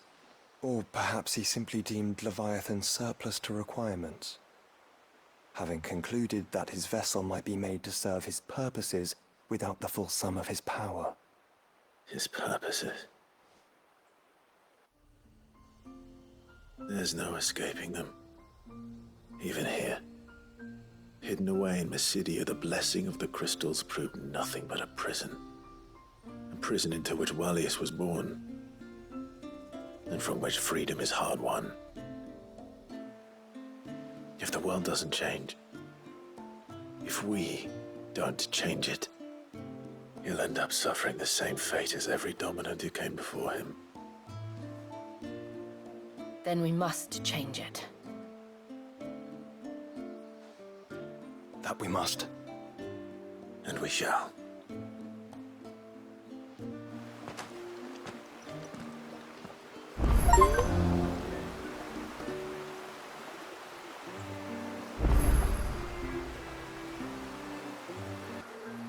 We all feared the worst. But she and your friends told us not to panic and led us to higher ground, where we waited out the storm while you saved the day. Which makes the lot of you heroes, if you ask me. It is good to have him back. But how do I know the lad won't summon another flood? Reckon my steel's just as good as any.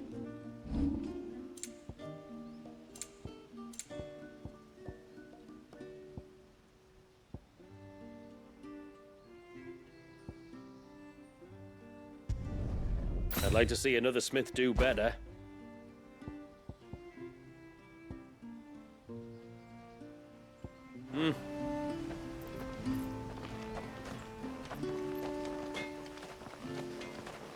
My friend, I have news. I think I might have found a way to break Talor's curse. Go on. Well, after listening to the village elders and scouring every likely-looking tome in the library, I learned that not all Tombries are the same little green menaces we know and loathe.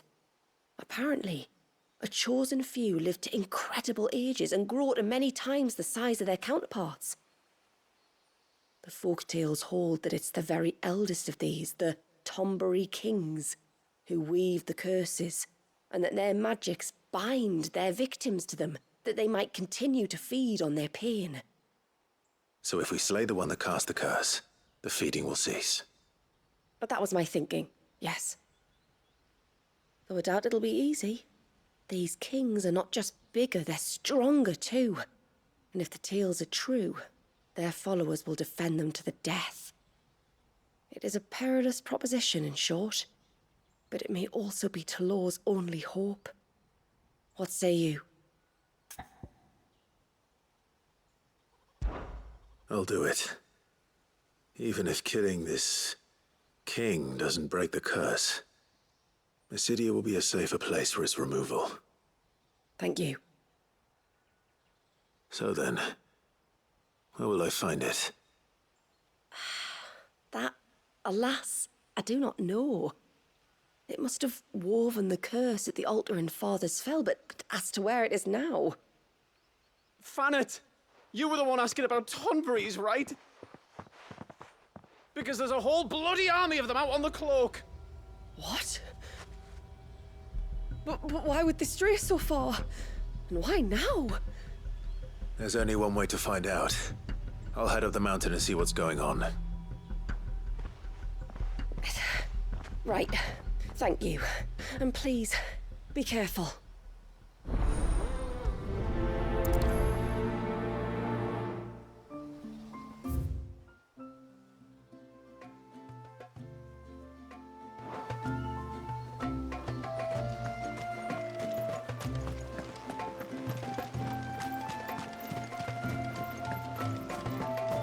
Praise be to the heavens.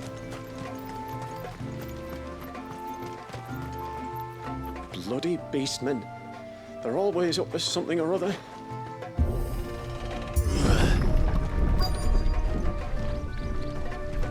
Found her.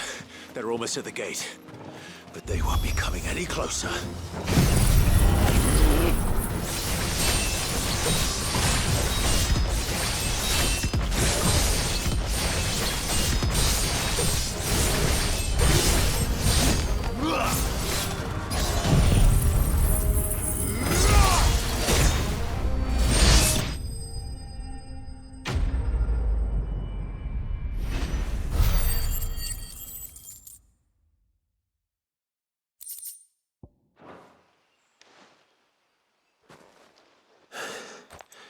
That should buy Haven some time at least. Clive, are you all right? Fine. We've taken care of the immediate threat. Thank the tides. I was worried I was going to lose you both. Till he took a sudden turn for the worse just after you left. What? Is he? No, he's hanging on. I fear the Tombury King may have begun the cursing ritual again. In earnest this time. And I can't imagine their being here as a coincidence. I think it might be happening on this very mountain. If it is, it won't be for long. Get back to Talor. I'm going up. My thanks. I shall pray for both of you.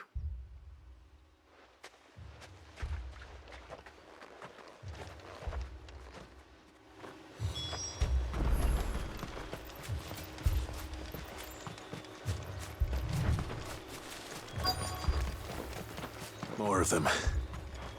Come on then. I crave an audience with your king.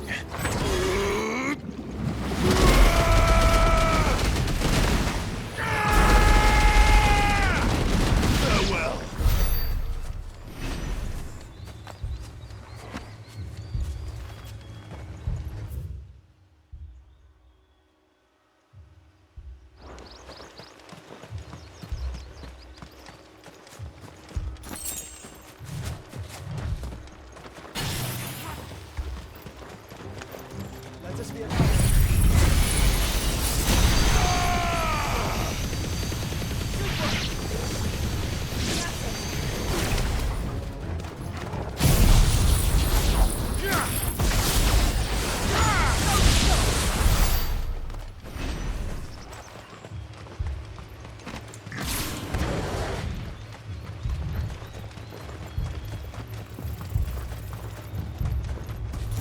Another group. They don't look very regal.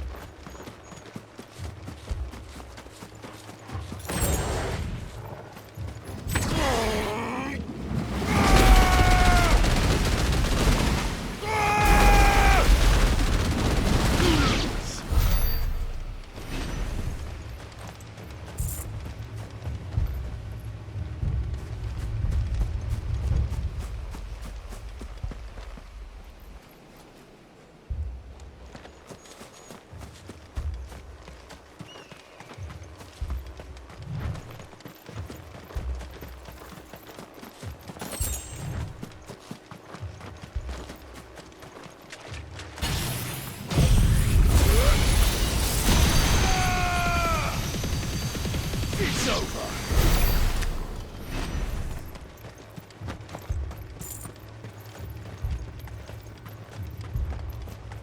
Still no sign of the king. Could Fanad have been wrong?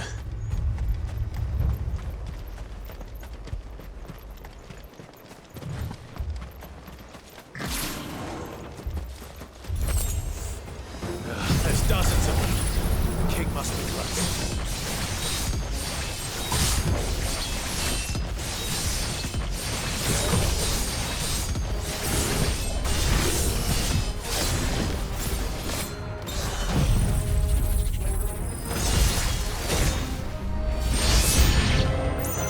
That's a lot of Tombres.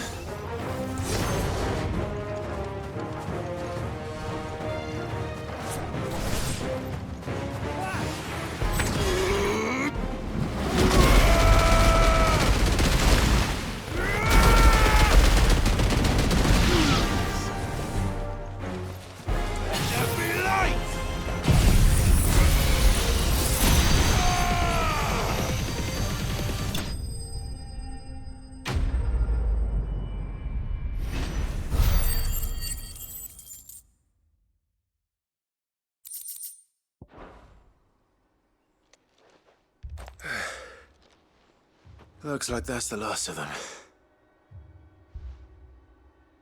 Out here, anyway. But beastmen do like dark places.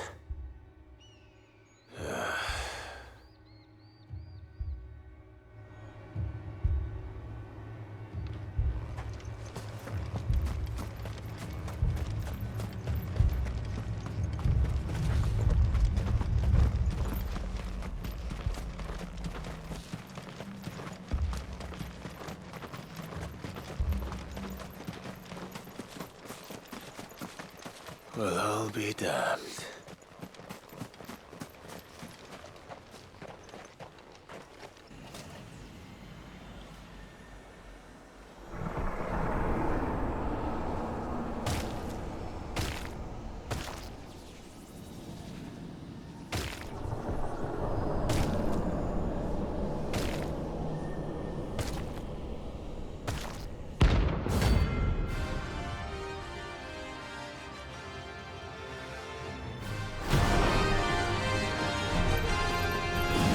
A crown. Sorry, Your Majesty, but your reign ends here.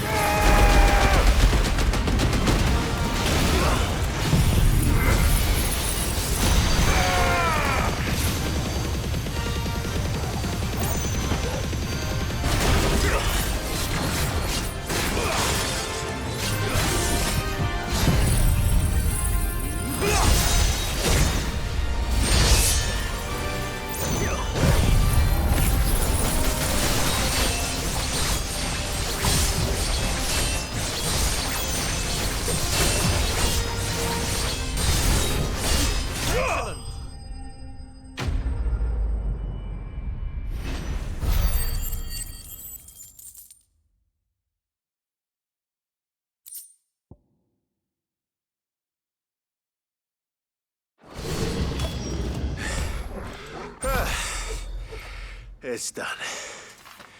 Which means the curse should be broken. Let's see how Talor's doing.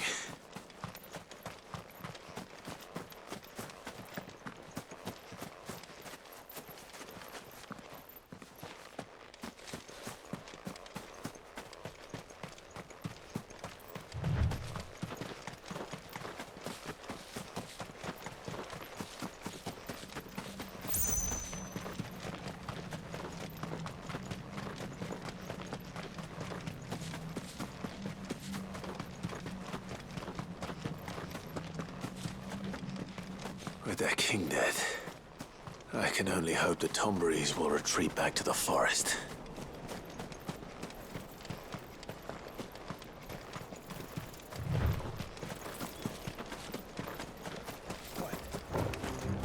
Out of our way.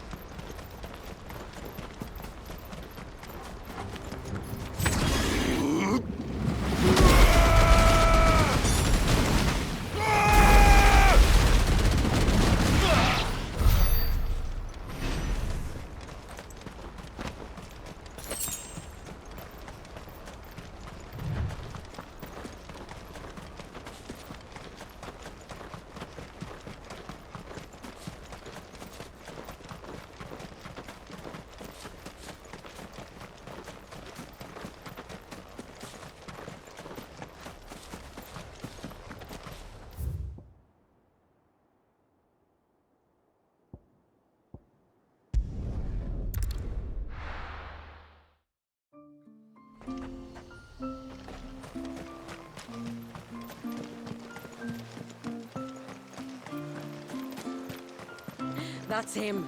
The one who's... Clive! Is it done then? It is. I was going to ask if there had been any change in Talor's condition, but judging by that smile on your face, I think I already know the answer. You do? Talor! He's back!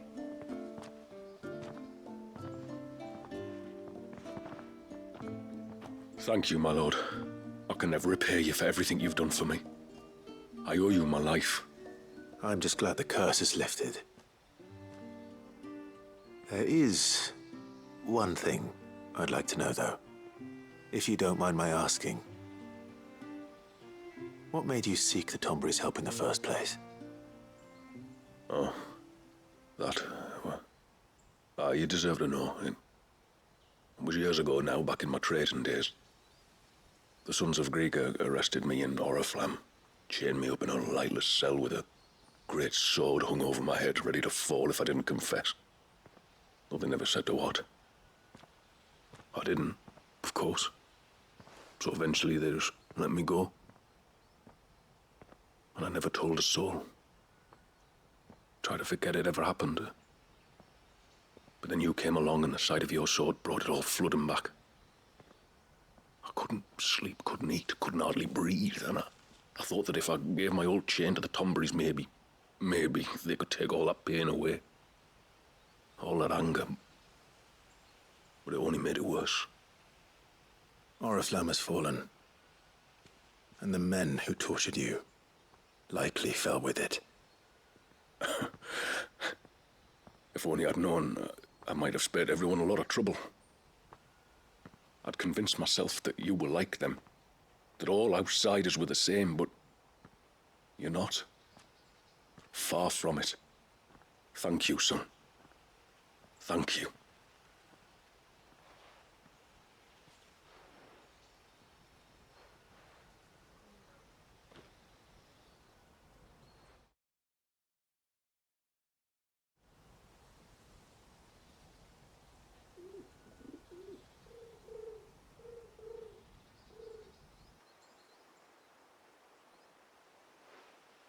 Clive, there's something I need to tell you.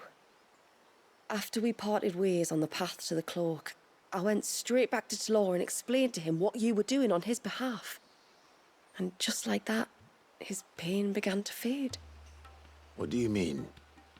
Just like that? The Tombury King would have still been alive.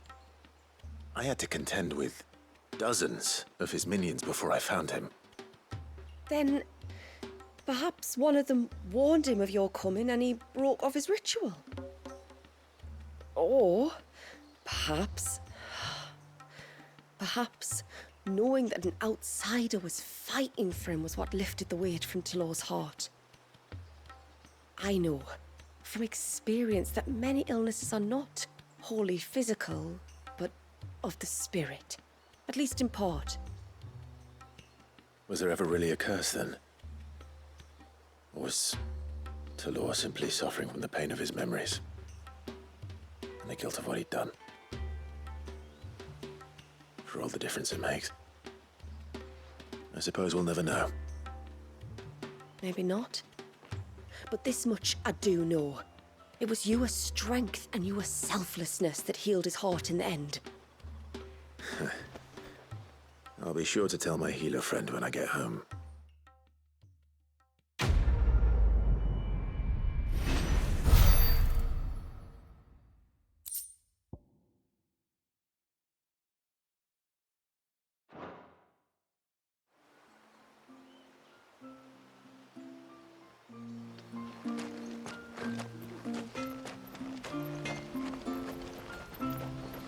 Yes?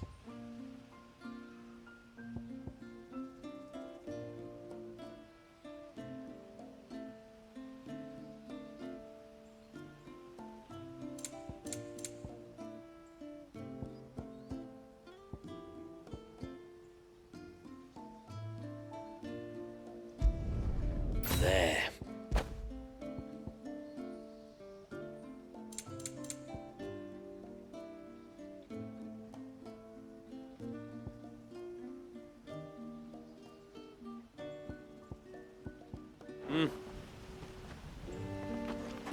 Talor's back to his old self. No trace of his pain remains. And it's all thanks to you. You saved my life, son. I swear to you that I will never go near those Tomberries again.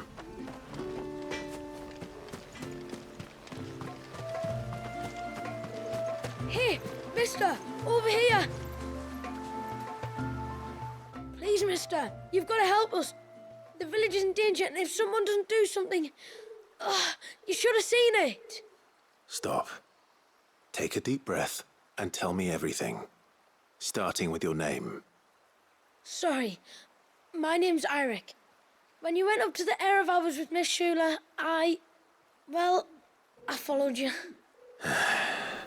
You could have been killed. Lady Shula told us you lot were great warriors, so I thought I'd be alright if I stayed close like. But then I lost track of you in the woods, and that's when I saw it. Saw what? A great, big, dripping, drooling monster. Spitting out great spouts of water it was, that were tearing up the ground and cutting down trees. Spouts of water. I don't recall saying anything like that in the forest. Well, I did, and I don't ever want to see it again. You'll get rid of it, won't you? All right. If this creature is as terrible as you claim, it could well pose a threat to the village. I'll see what I can do. Thanks, mister. It was over by the Swift one that I saw it. Maybe it's still there. Then that's where I'll start my search. But this time, you're going to stay here. Understood? I wouldn't go through those gates for 1000 gil. Not with that thing out there. Good luck, though.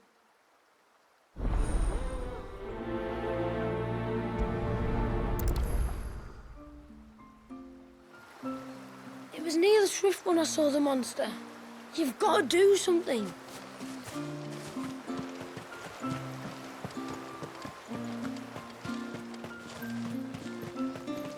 Where was the cane you saw flickering again?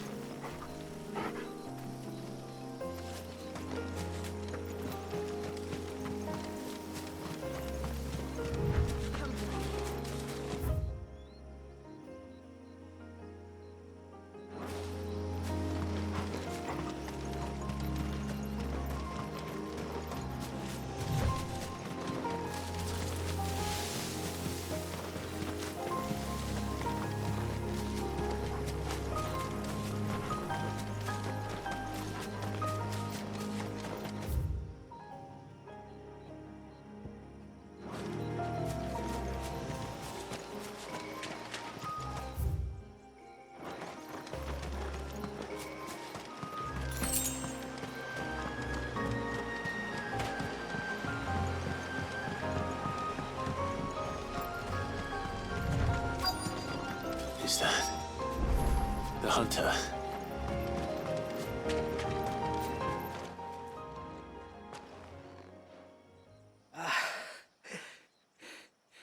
It's you.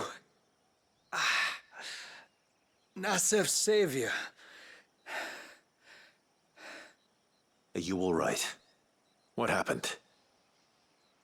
I was tracking an ibex when a great spout of water struck me square in the back. Sent me flying all the way across the clearing. Did you see what made it? No. All I heard was a noise. An ear-splitting din.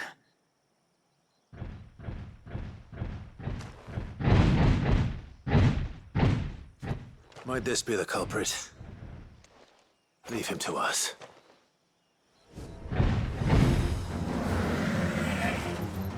You've caused enough trouble.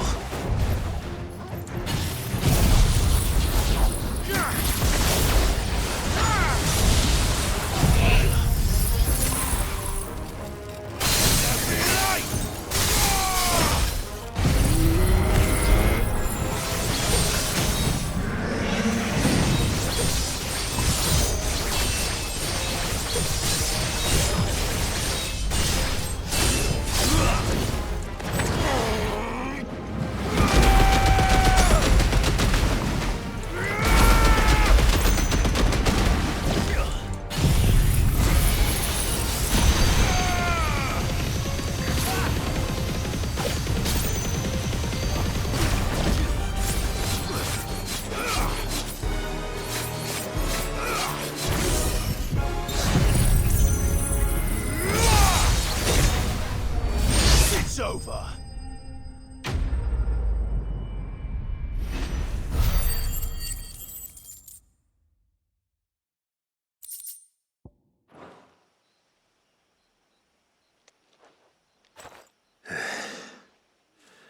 Well, that wasn't too bad. Hardly a threat to the village, but you can't blame the boy for being scared.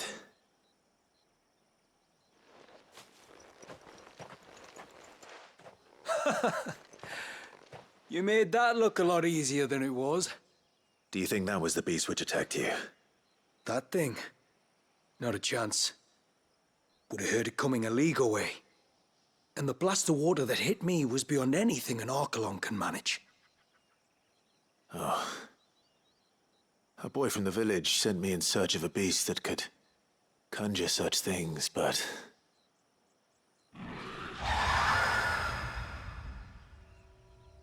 That's it. That's the noise I heard. Sounded like it came from the ruins. I'll go. You head back to Haven and see a healer.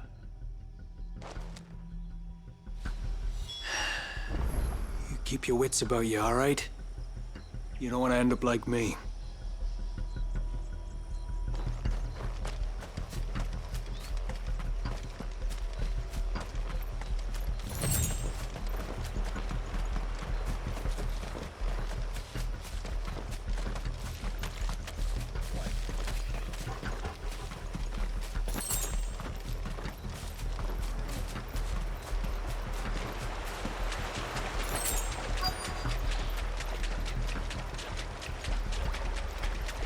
What do we have here?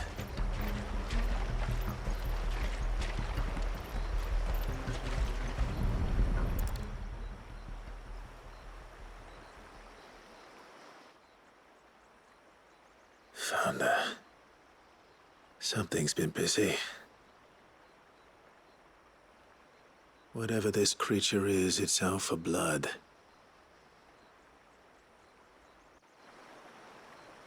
But it's not having ours. Stay close, Torgal. Where are you?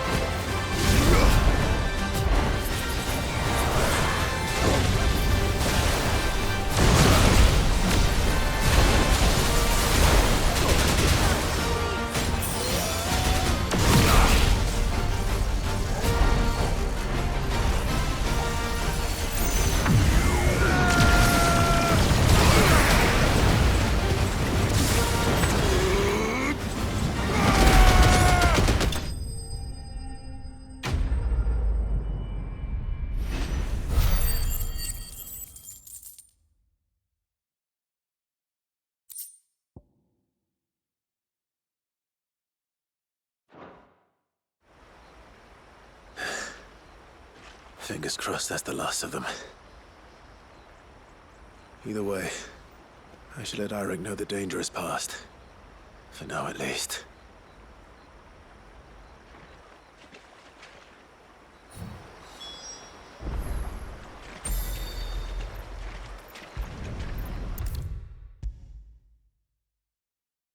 How many times do we have to tell you?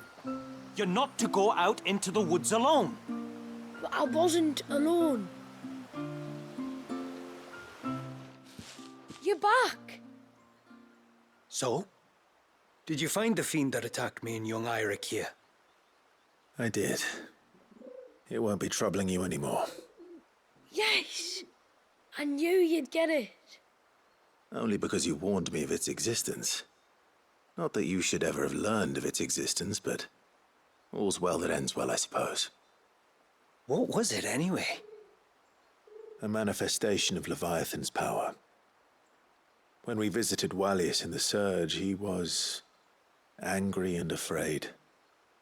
The Eikon summoned these creatures for his protection. Though why one would be wandering the ruins of Riversmeet, I don't know. Maybe it was looking for his mum. That's where she died, isn't it? The Falls. The Falls? Aye. When they took her baby, she threw herself off the top. We go there once a year to pay our respects. The whole village. An Eggy is a part of its master's spirit, but Wallius wouldn't have been aware of what had happened to his mother, would he? Well, either way, you did us a favor putting that thing to rest. Us and Wallius. Thank you. Aye. Thanks, mister.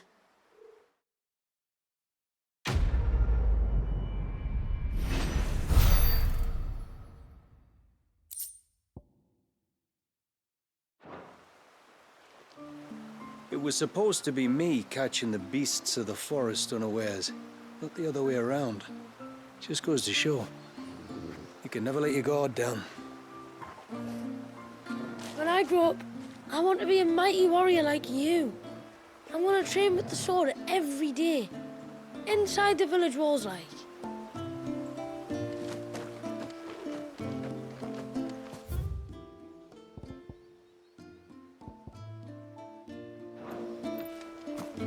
I'm so sorry for all the trouble I put you to. It all seems like madness now. I mean, who in their right mind would turn to the Tomberries for help?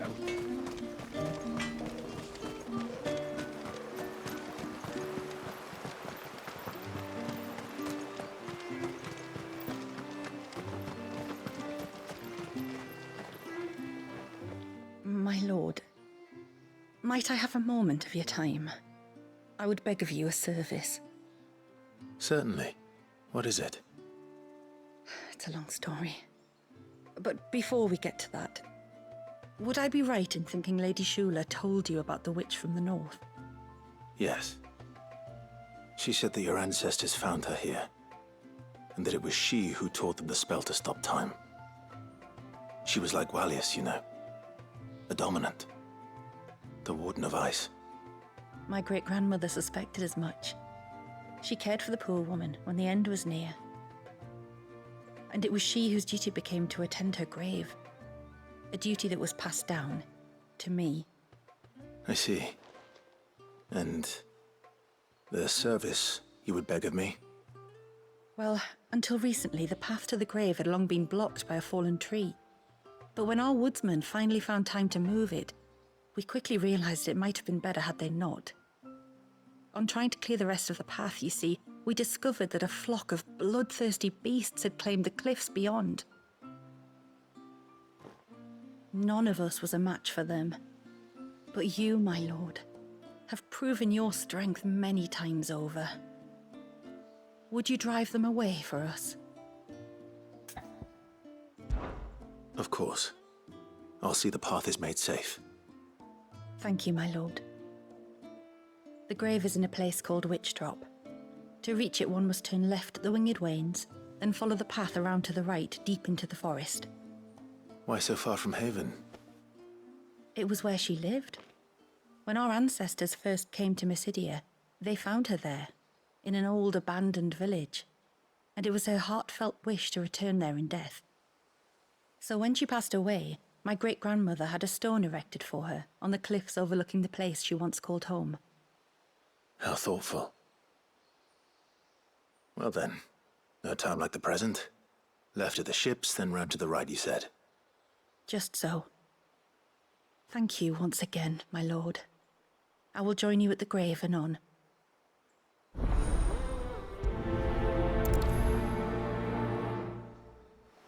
If all goes well, you will be the first to visit Witch Drop in many moons. Just turn left at the Winged Wains, then follow the path around to the right, as I told you. It will take you straight to where the fiends were sighted.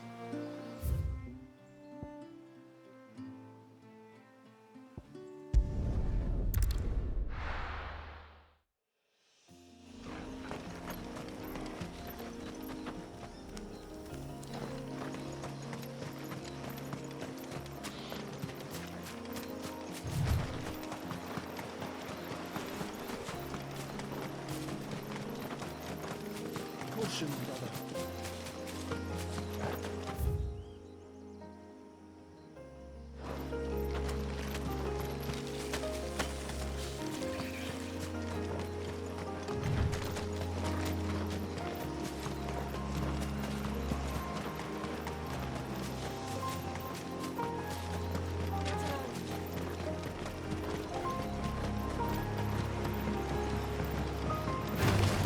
All right.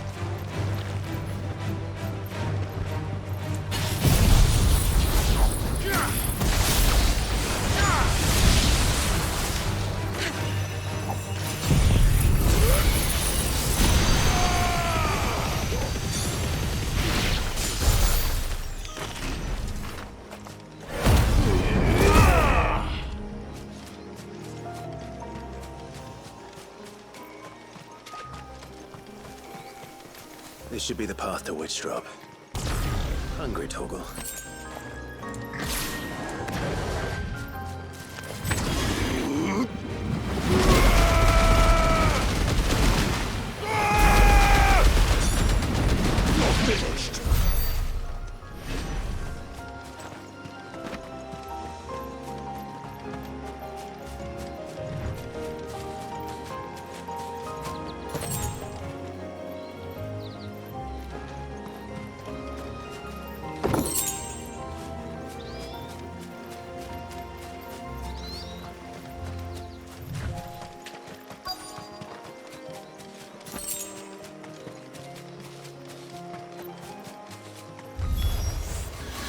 is our welcoming party.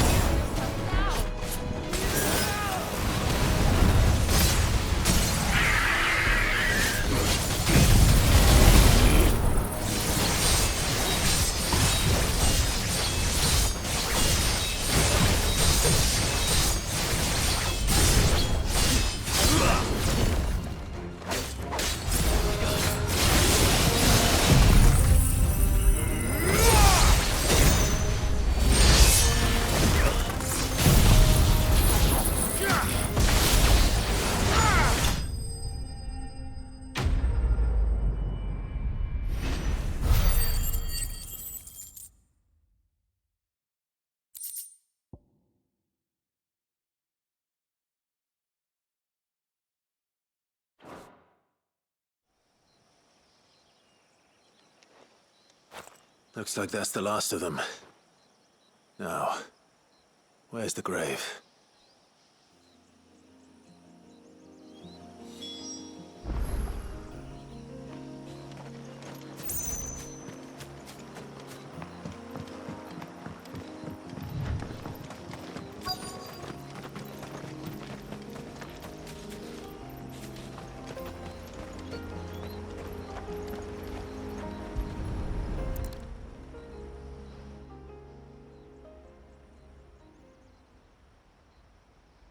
This must be it. My lord, thank you for making the path safe again. Ise. Was that her name? Yes. Hardly the most fitting tribute for a dominant, is it? A rough-hewn stone with naught but a given name engraved on it. But my ancestors had only been here a matter of weeks when she passed. Every day was a struggle to survive. They had neither the time nor the energy to devote to a more elaborate memorial.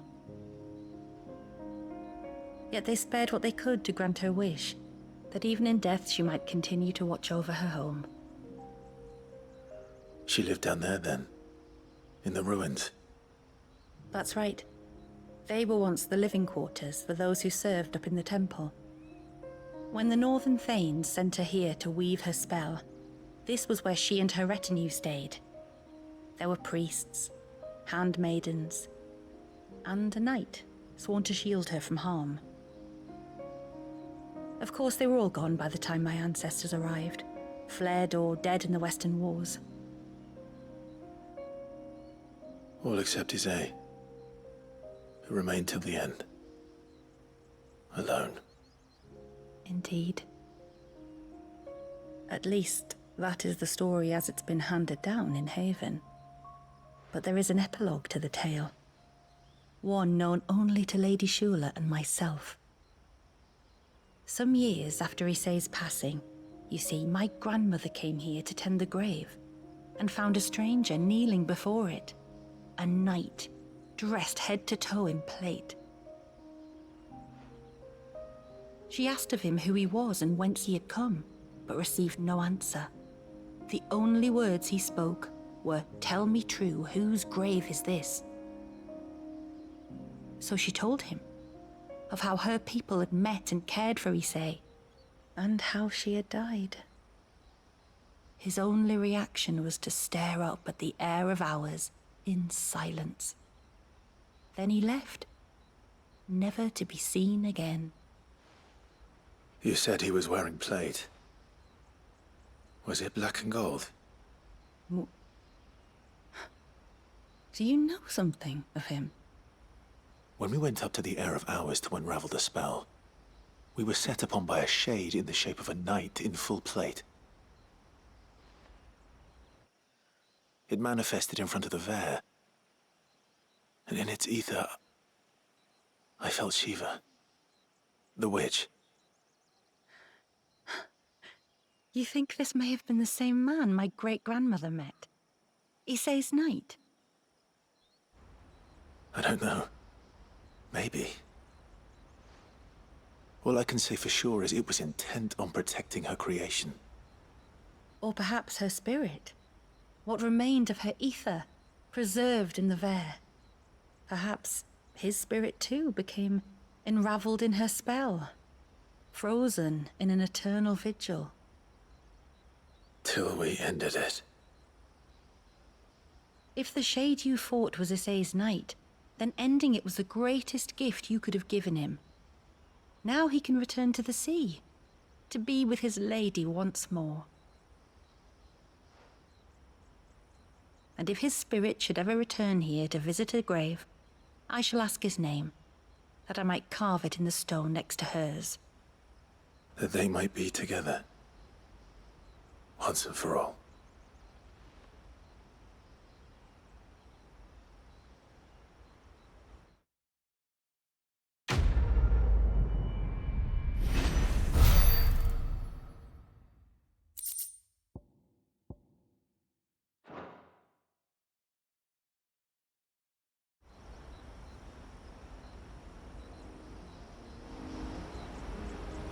Thank you, my lord, for reuniting them.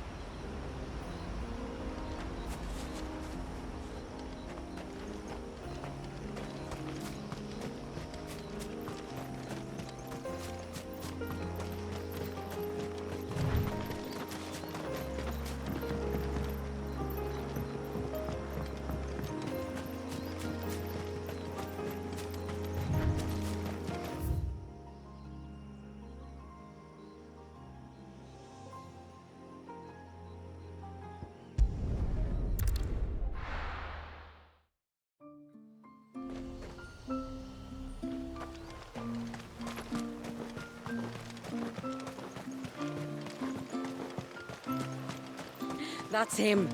The one who saved us. When you've decided what you want, just let me know.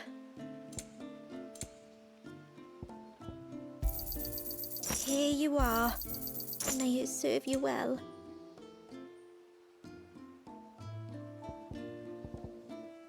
Very well.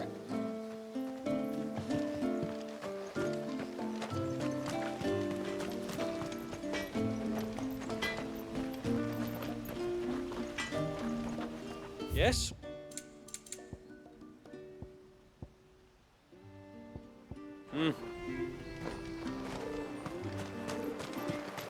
Only I was wondering if you might help me with something else. Don't tell me. Another unruly dominant. Not quite, but a dangerous foe nonetheless. It promises to be quite a hunt. Care to join me?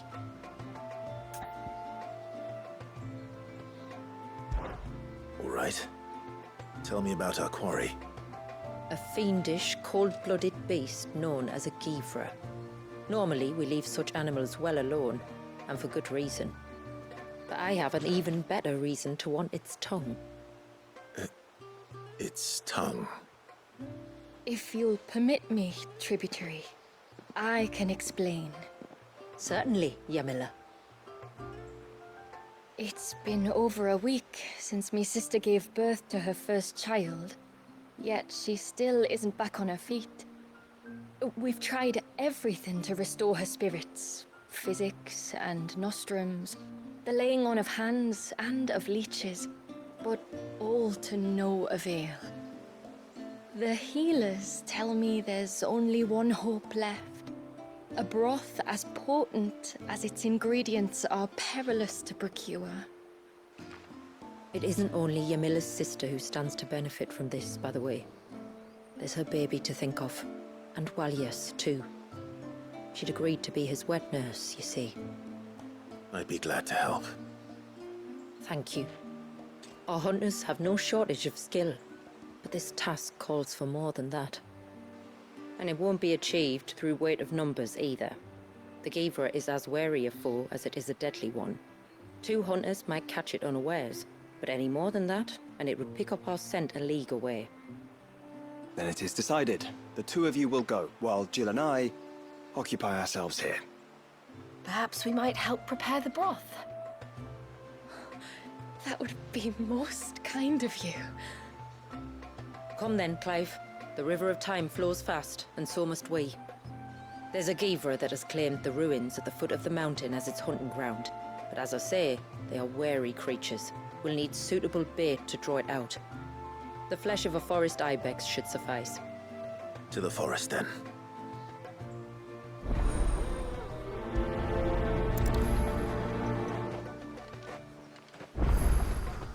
There's nothing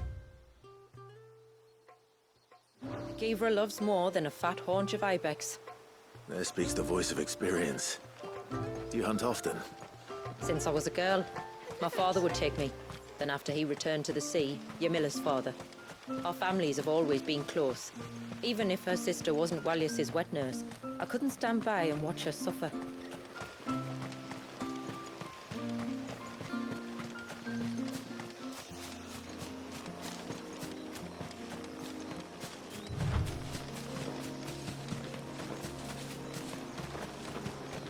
Where will we find them? Further in.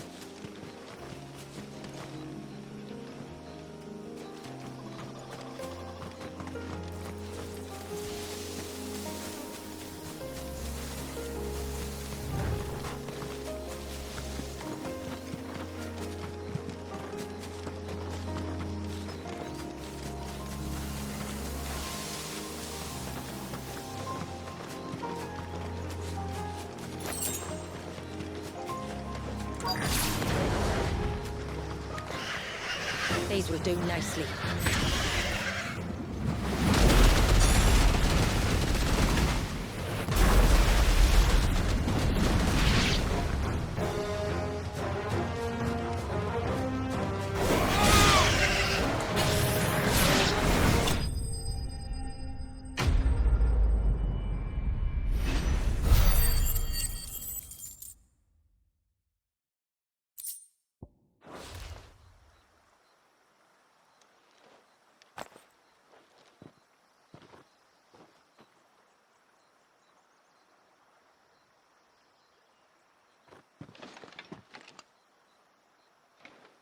Return to the sea, and to the clouds rise again.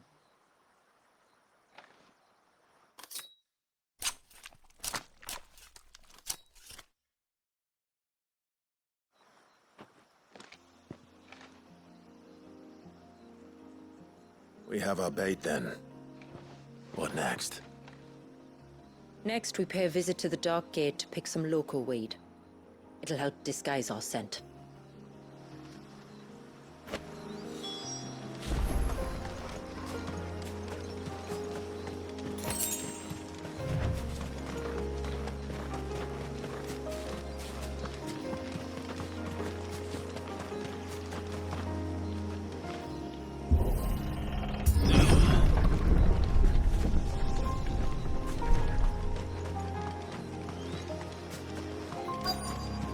There should be a sprig or 2 of local weed growing somewhere around here. Look for the golden leaves.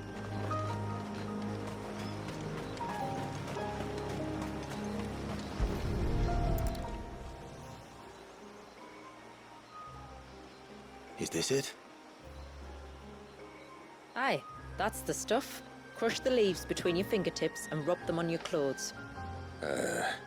If you insist.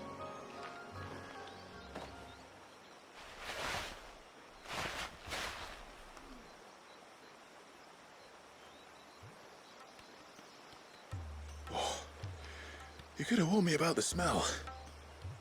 Like corruption, isn't it? We'll have an honor guard of flies before long. But it'll stop the Givra from noticing us. Its nose will tell it we're nothing but a feast for worms. Oh, I feel so much better. We can wash it off afterwards. If there's one good thing about the Givra choosing the ruins for its hunting ground, it's that there's plenty of fresh water nearby.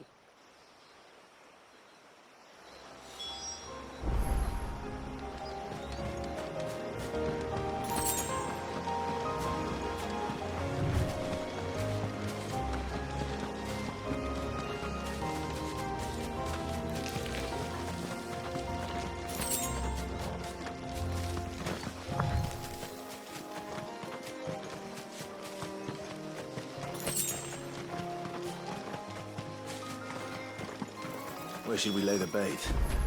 Givras are creatures of habit. Look for some sign of its passing. It's sure to return to the same place sooner or later.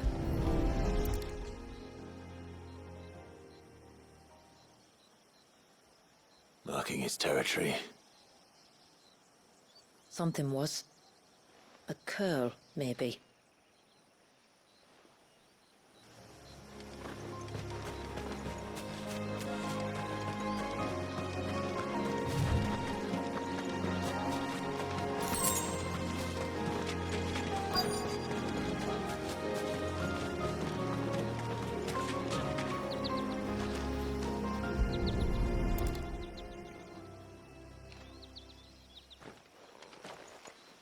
Tracks. But I assume they're too small to belong to a Givra. You're right. They're barely big enough to belong to a Givra's breakfast.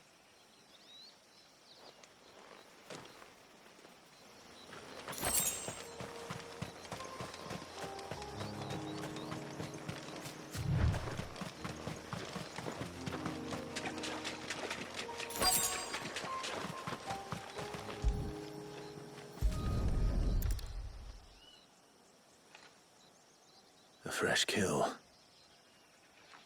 But not a Givra's. The wounds are too clean, too small.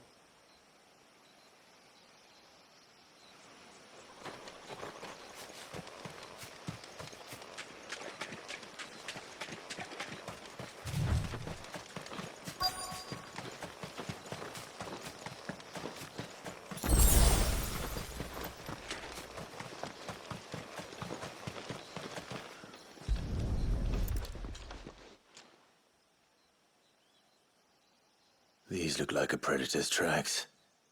You can clearly make out the claws. But not just any claws. These belong to a Givra. There's no mistaking them. We'll lay the bait here. Let's hope our friend is hungry.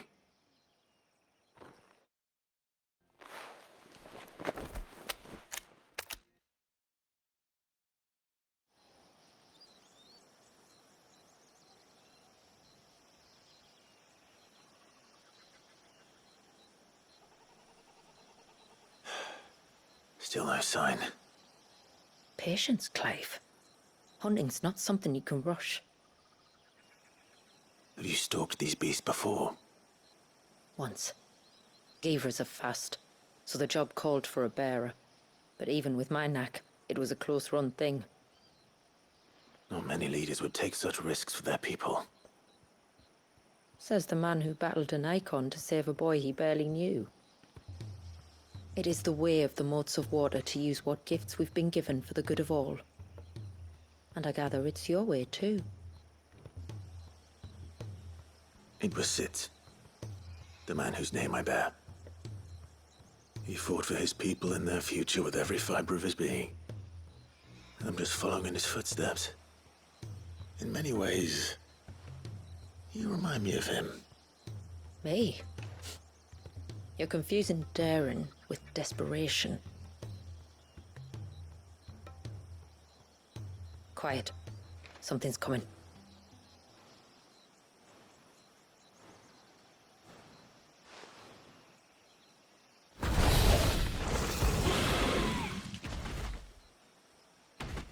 Our guest has finally arrived. Shall we greet him? It'd be rude not to.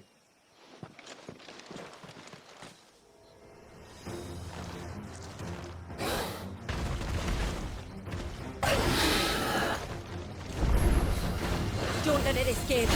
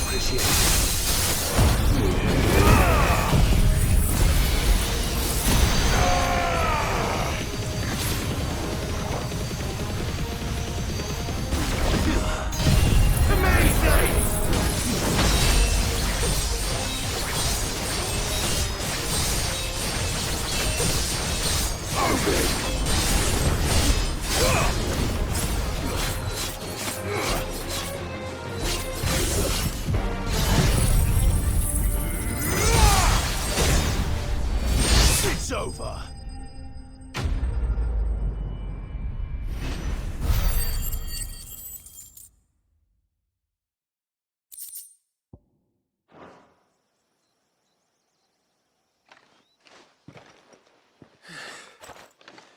You weren't exaggerating when you said they were dangerous. They're forces of nature, all right. And with this one's passing, the river of life has calmed.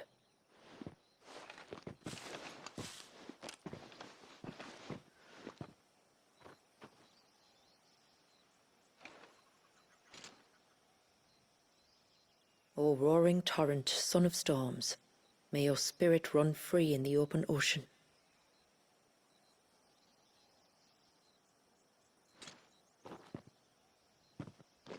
This flesh I claim, that your gifts might rain down upon us this day, and our river flow in spate once more.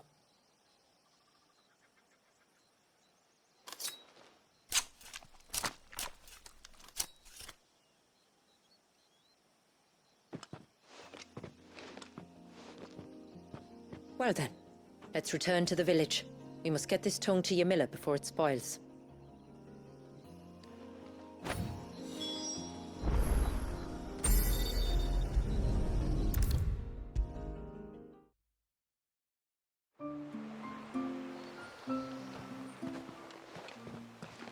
Tributary, my lord. Did all proceed as planned? It did. Here. One Geaver tongue, as promised.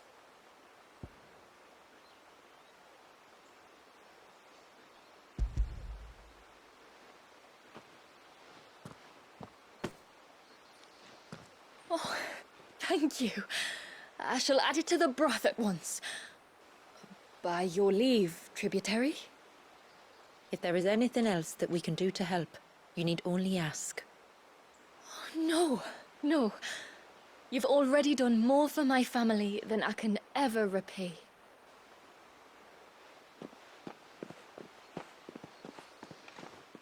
Just as you have, Clive, for my family. I only regret that I have nothing to offer you in return but my gratitude. It's more than enough. Besides, I'm no less grateful to you. For what? For welcoming my friends and I into your midst. For showing us how your people live. For reminding me that the world we strive to create, where bearers can live alongside their fellow men in peace and comfort, is no mere fantasy. I'd hardly call it comfort. Every day is a struggle. Though we do at least struggle together, it's true. As must we all. I only ask that you remember the cost of using your gifts as a bearer. I know that you feel it's your duty to do whatever you can to help your people. But you have a child to think about now. And Wallis has lost enough. I shall bear that in mind. That's all I ask.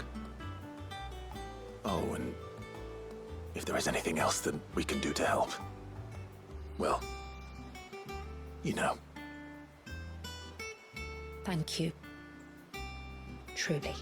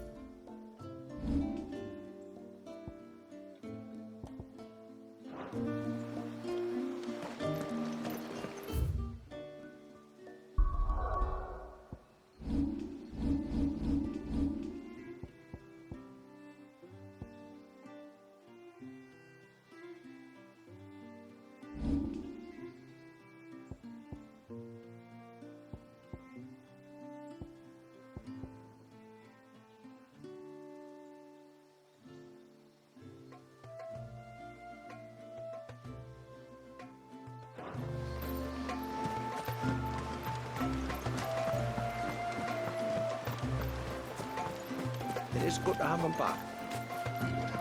I'd want someone another. No, it has to be him. What has to be who?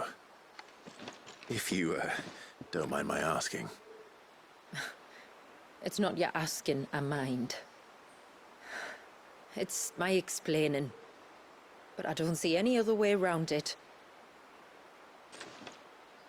You see, when a baby is born here, we hold a ceremony to welcome them. The rite of immersion, we call it. But I don't know whether Wallius was ever afforded that courtesy. What is abundantly clear, though, is that my ancestors never welcomed him as one of us. And I want to change that. The problem is, the ceremony requires 3 ministrators, the baby's parents, and a witness. As tributary, the role of witness would normally fall to me, but being Wallius's closest living relative, I must play the role of mother. So you want me to serve as witness in your stead? That's right. A witness must be a trusty guardian, ready to steer the child through the stormy waters of life and on to tranquility. Which is why I thought of you. It would be my honor. Thank you, Clive.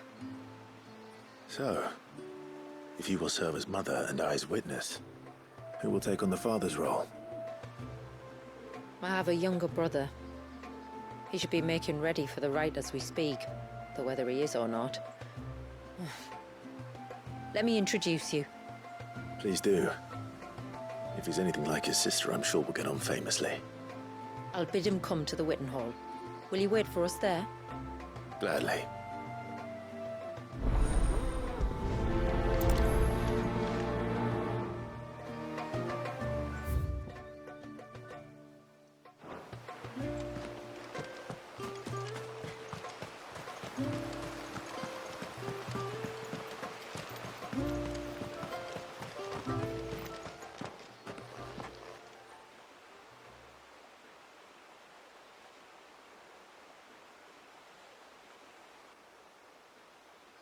Clive, my brother.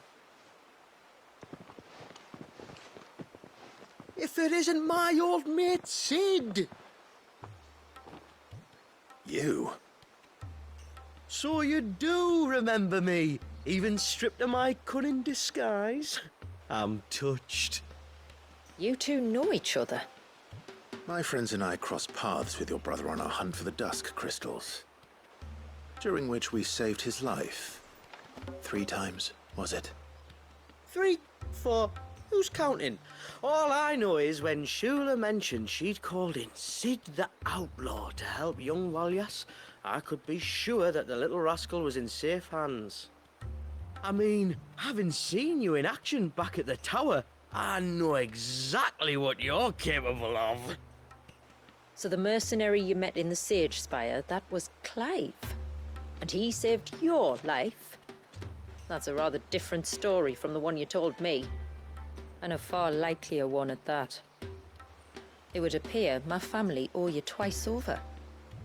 Whether they admit it or not. Honestly, Fammy, would it kill you to tell the truth once in a while? What? I said sorry, didn't I? How about we save the, recriminations until after the ceremony, eh? Speaking of which, what does this ceremony involve exactly? It's simple, really. We each say a short prayer and anoint the child's head with holy water. Nothing too onerous, then? Not about the rite itself, no. But it does call for some preparation. One of the witness's responsibilities is to collect the holy water, you see. 3 phials for the 3 ministrators, each taken from a particular place. Don't worry, though. It's not as if you have to go alone. I can show you the way. I'd appreciate that. Famiel, you stay here and ready the Witten Hall. Leave it to me. If there's anything Jill and I can do to assist you... We'd be glad to help. Thank you both.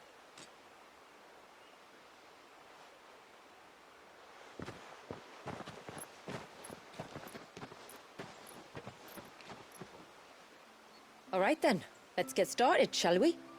There are 3 types of holy water that we must collect. The water of the mountain, of the river, and of the sea. We take the water of the mountain from the spring atop Maiden's March. The water of the river from the course that flows through the ruins of Riversmeet. And the water of the sea from the shallows of Tailwind Bay. Here are the phials we'll be using in the ceremony.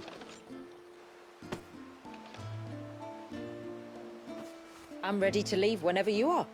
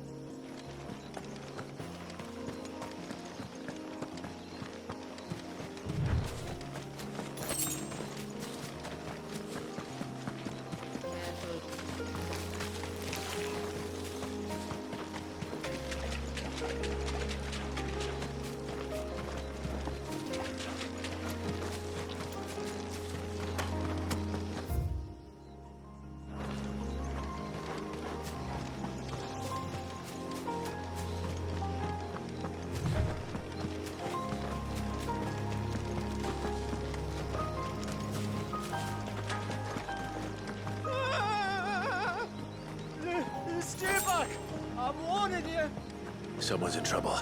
Come on.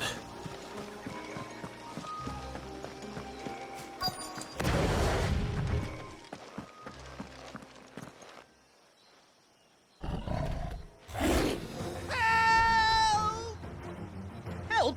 What help? Nobody's coming to... Help? We're here to help.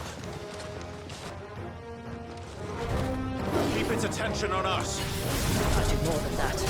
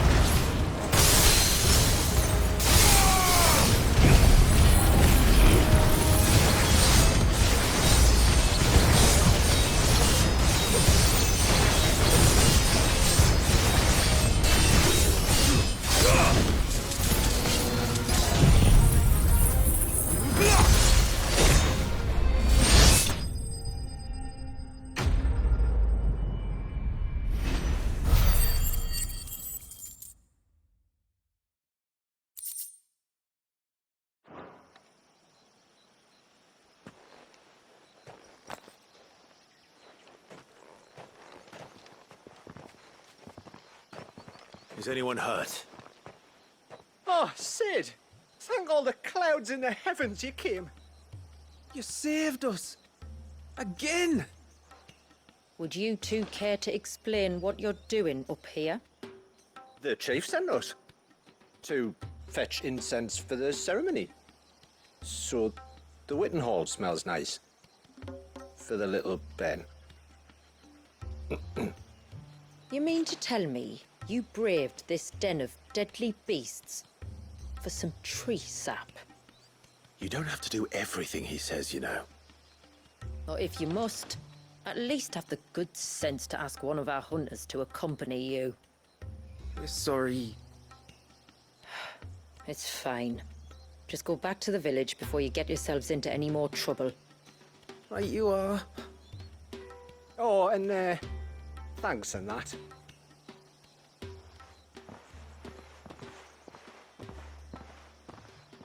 Remind me to give my brother a cuff round the ear when we get back.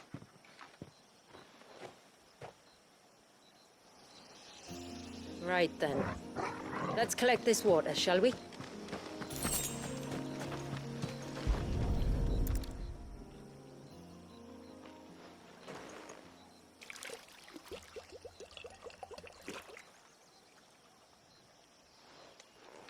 The rain that falls on the mountain emerges here, in these springs.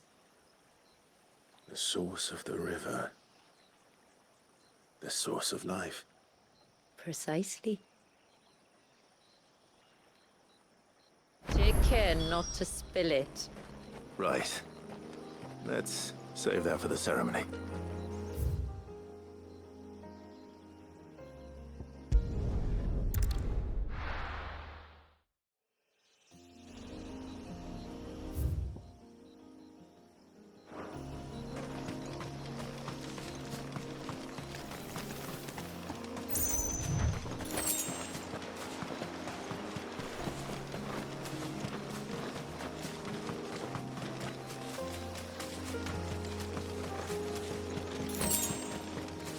We can collect the water of the river from here.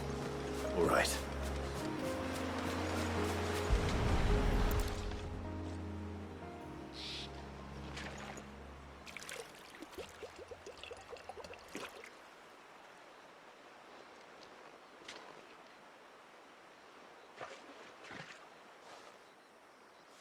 The water of the river represents life.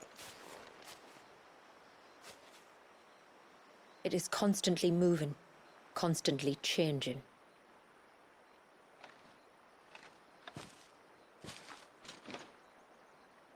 And though its course may twist and turn or branch into 1,000 separate streams, it always flows in the same direction, from source to sea, beginning to end.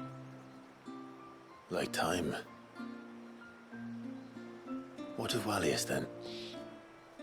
When your ancestors froze him, did they remove him from the River of Life? They did. Like an ice-bound pool that didn't thaw for 80 summers. But now he's free to flow again, to live. And you and I shall flow with him, for we are all but drops of water in the great River of Life. I find that thought oddly reassuring. Go on. A drop of water might seem insignificant on its own, but as a part of a torrent, it can cleave a path through the hardest rock. It makes me believe we humans might just stand a chance. I believe we might. Just one more file to go then. Nearly done.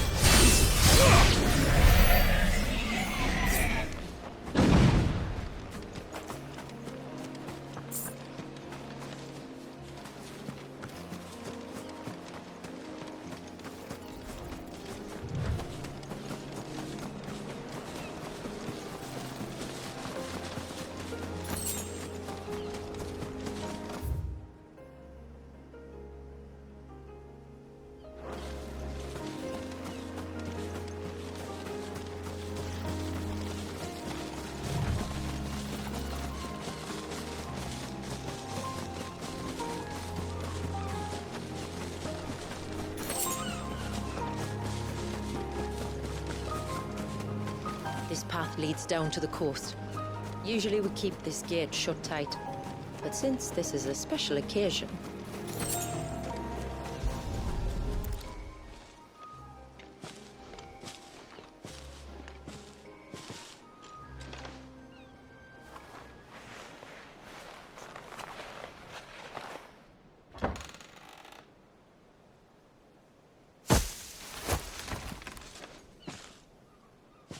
Thank the tides the weather held. This place can be treacherous when the waves are high. If it weren't for the holy water, no one would ever come down here. I'll be sure to watch my step.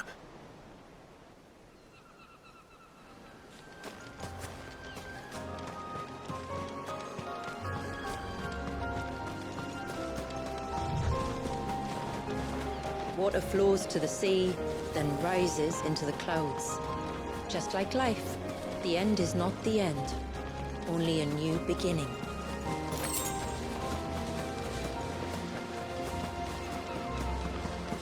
My ancestors chose this place because it was where the first boat landed. And it's a good thing they didn't land closer to the surge. Quite.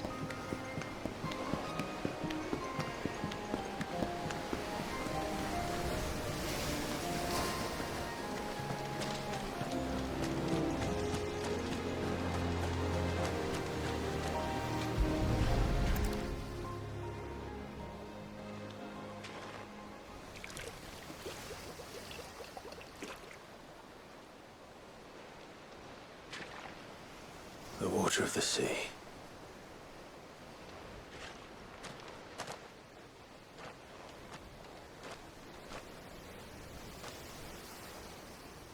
I still can't help but be awed by it. Oh? All that wave ever made me feel was pity and sorrow for the innocent life trapped inside it. The child my great-grandfather sacrificed to try to change his people's fate. It was wrong. An unforgivable sin. But I often wonder, will my descendants ever forgive me for what I have done? As tributary, I've faced many difficult choices. And though I've always striven to do what's best for my people, here we live in poverty, hidden away from the world. So have my choices denied them a better life, just as my ancestors denied Walyas his? No. You would not forcibly sacrifice one of your people to save the others. You do the best you can for all of them, as do I. We share in their woes, just as we share in their joys. And the most we can do is try to bring them more of the latter. Aye, you're right. And try I shall, to bring all of my people a better tomorrow. Walyas included. Then I wish you luck. If my time with the boy is any indication, he's going to be quite a handful. Then we must start as we mean to go on, and give him the very best welcome we can. Where to next, then? Back to the village, to find out if my brother has made the necessary preparations, or got his lackeys to do it for him.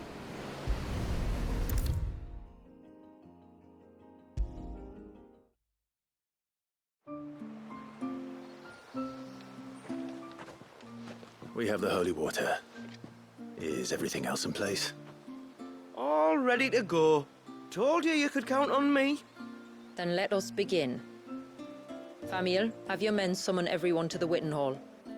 Right you are. Shula, wait. I don't know the words. Don't worry. There aren't many of them. We'll have time enough to practice before people arrive.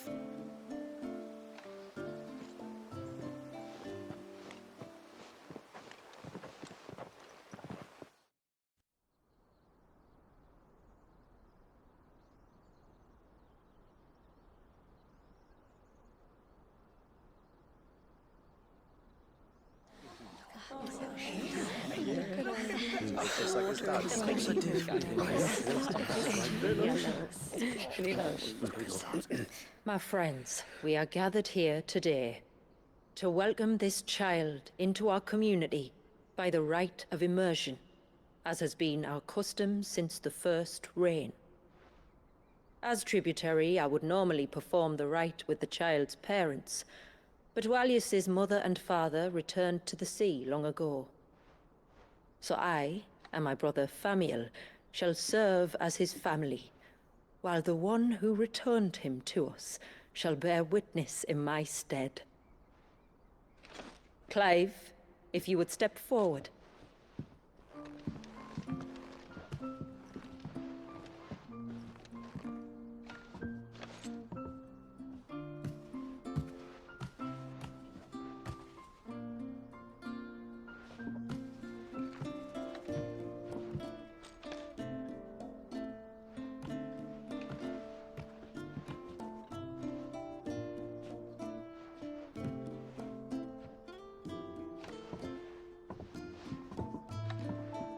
Like the rain that falls on the mountains tall, are we born.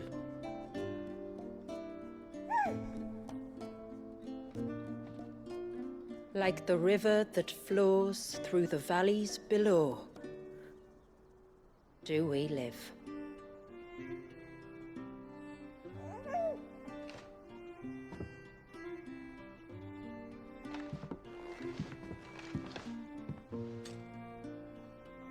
Like the boundless sea, where the currents run free, do we die, and to the clouds then rise again.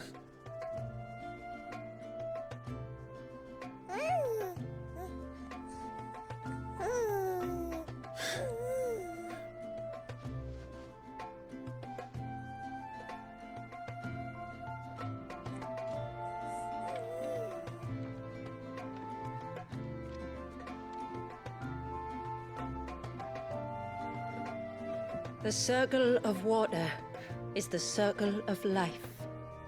And today, from the heavens falls rain anew. This child, Walius, now joins our stream, and he shall flow with us, from the mountains to the sea.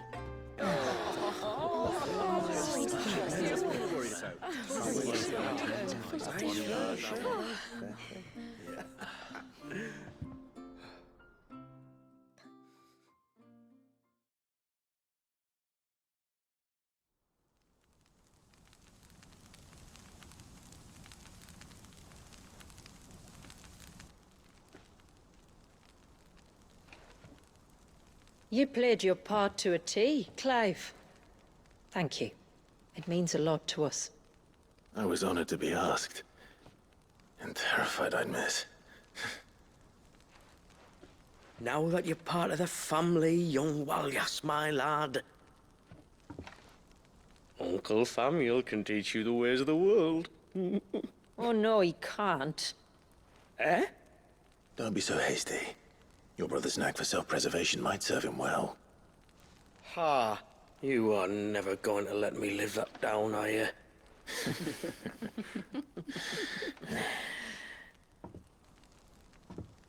I'm gonna raise Walius as if he were my own.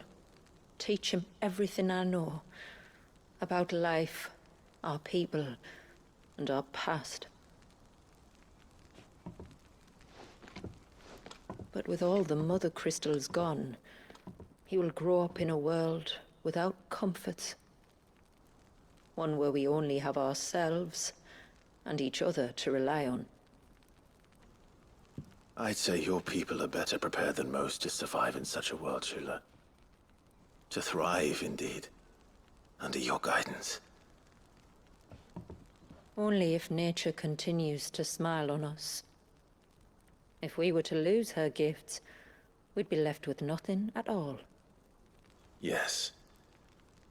But it needn't come to that. Not if we can stop the spread of the Blight. So long as we can save a single patch of soil, we can plant the seeds for a new world. One where we can all be free. Perhaps then, we might finally be able to step out from behind our curtain, eh? Till that day comes, I wish you good tide. Thank you. We should be on our way. Well, you be careful out there. Aye, you steer clear of trouble now. Likewise.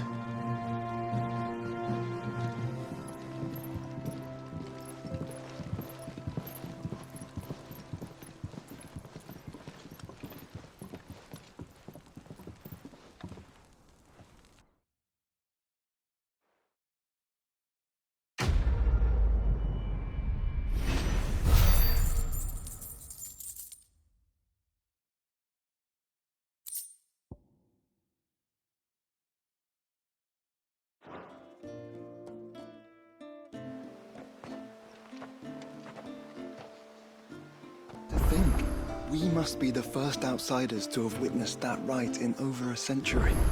Walius has been waiting for it for nearly as long.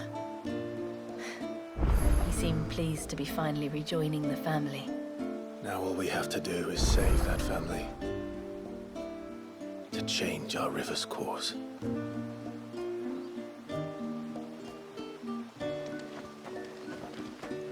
Didn't the chief do well?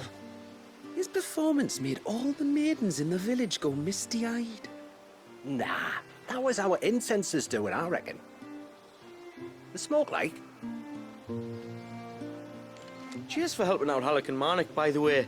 I told them to run at the first sign of trouble, but in fairness, I didn't specify in which direction.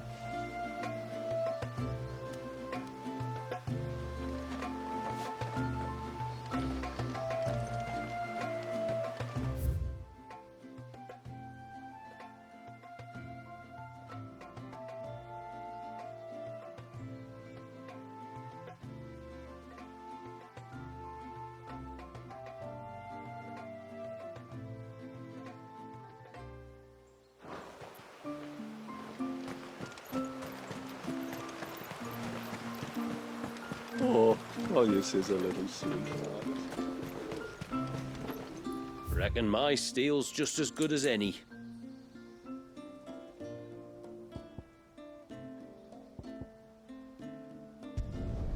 I'd like to see another smith do better.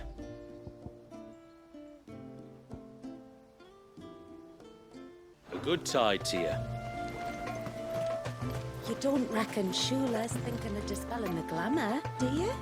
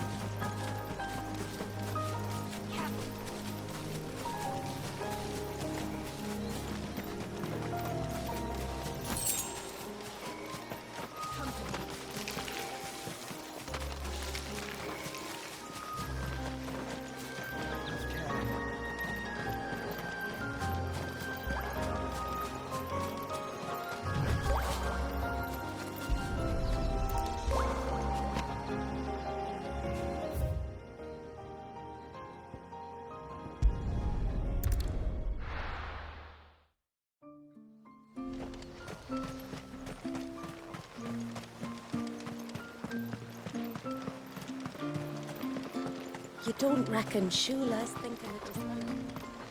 Yes?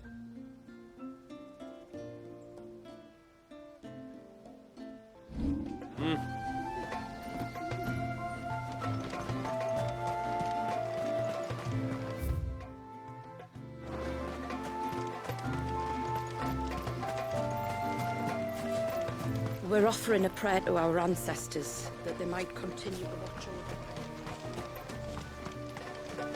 Just look at the state of these plants.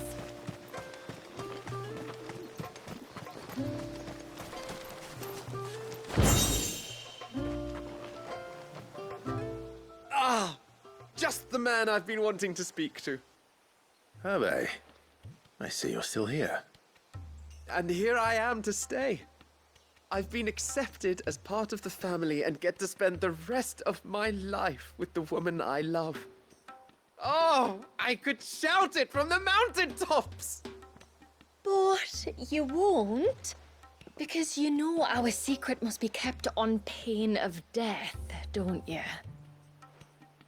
Forgive us. This is all still rather new. But it's decided. He's allowed to stay. He is.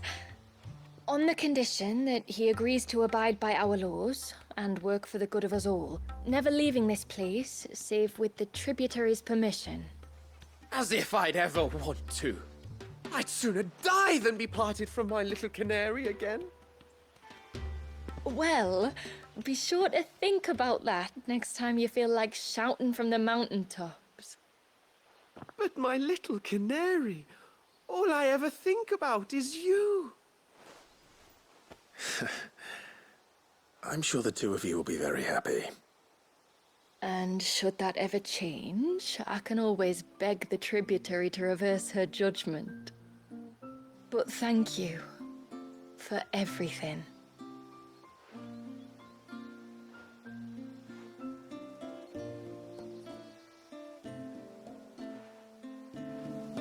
Don't worry. Even if I do unwittingly break the rules, at least I'll die happy. Hervé's enthusiasm was one of the things that first attracted me to him.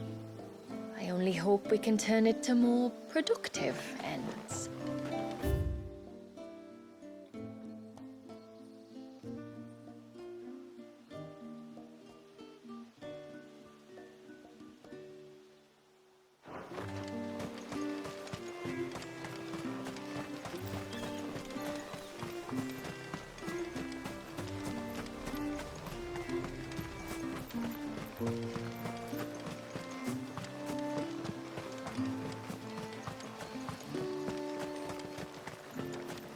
I'm so sorry for all the trouble.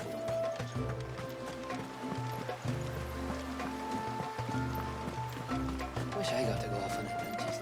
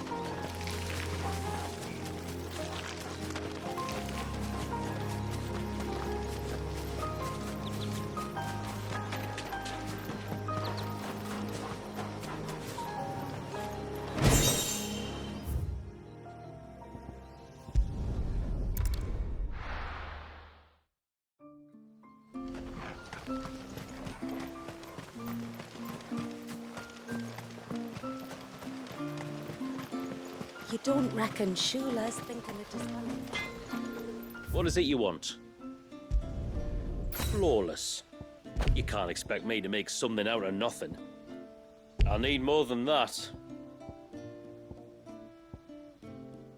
Till next time, then.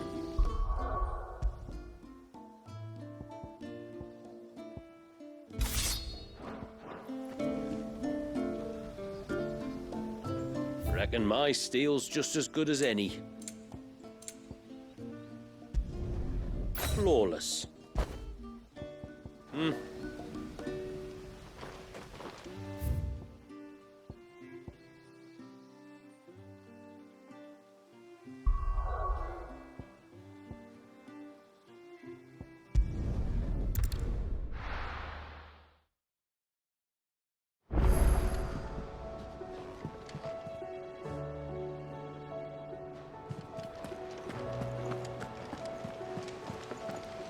You be careful up there. But if you happen to snag your britches on anything, be sure to bring them back to me.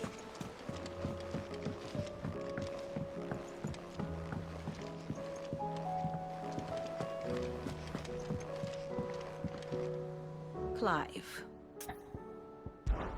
Truth is but a matter of belief.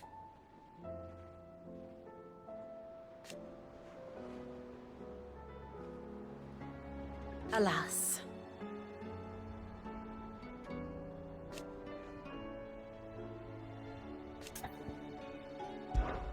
What is it that you wish to learn?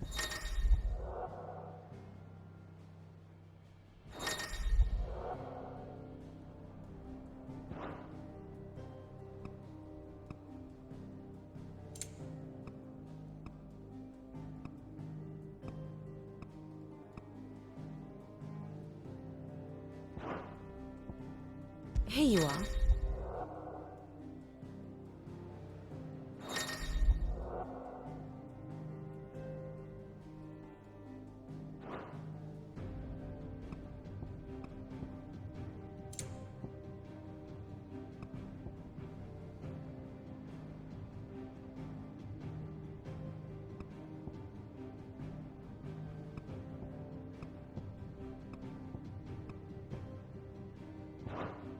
Very good.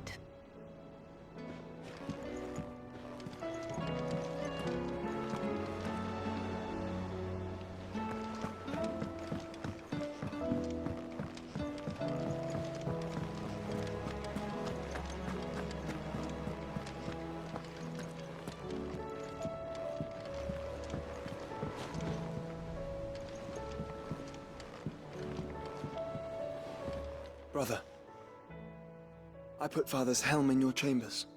He should be with you when his vision is finally realized. Thank you, Joshua. For everything. Don't mention it.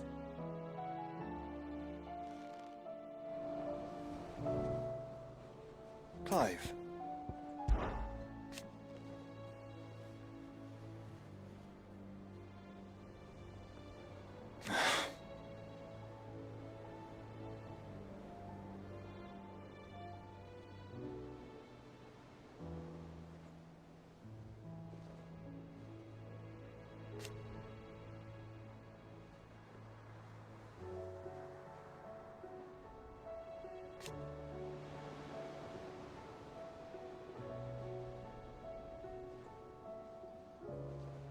His flame burns in your heart.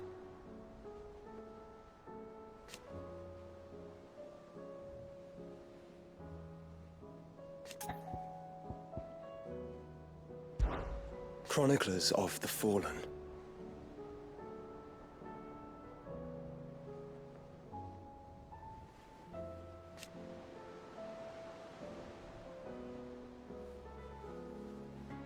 Imagine it.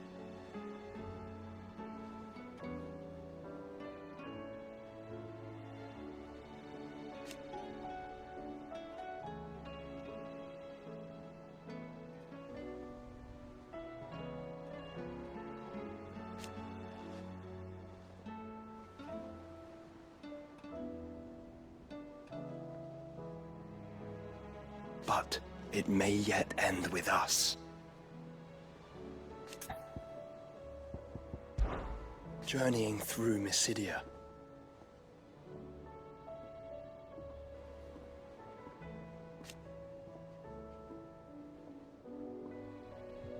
For is it not the fate of every dominant?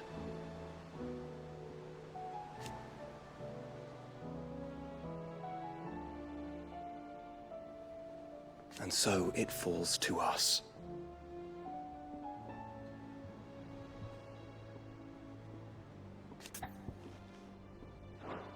You have but to say the word.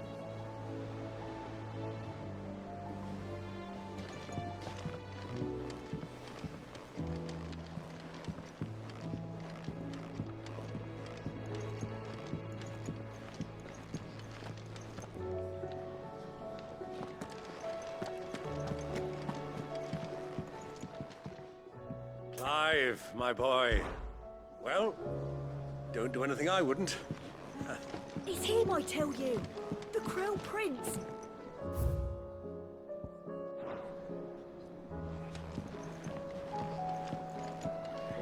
How's it going? I'll hold the fort. Don't you worry.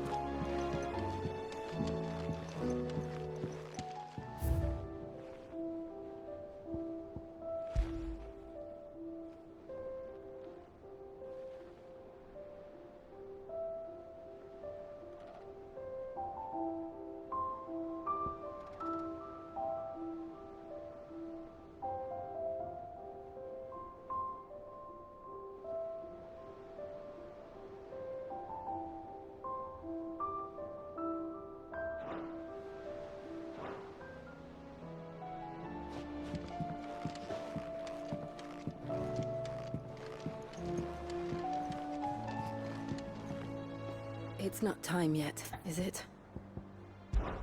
It occurred to me.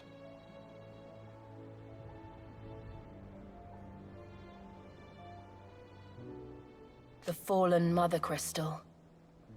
And Omega.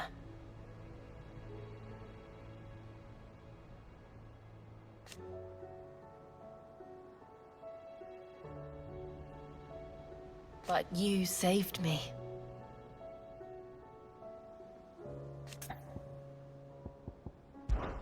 I've been thinking.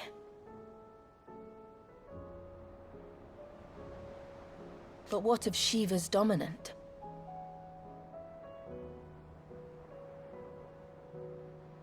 She sacrificed everything.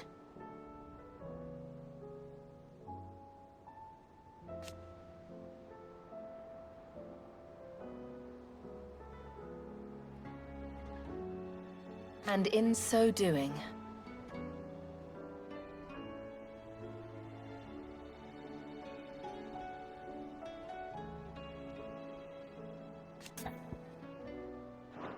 I'm always with you, Clive.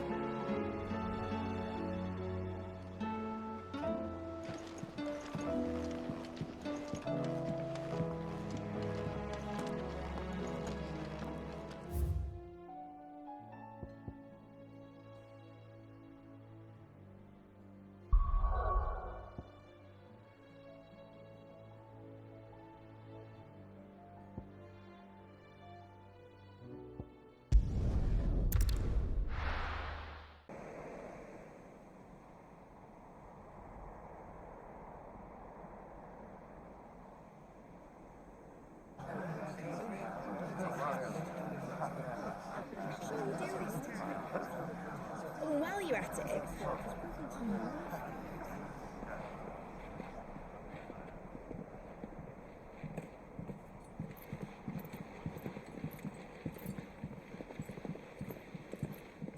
Clive, if you see me dad up there, tell him we were right to leave his legacy with you.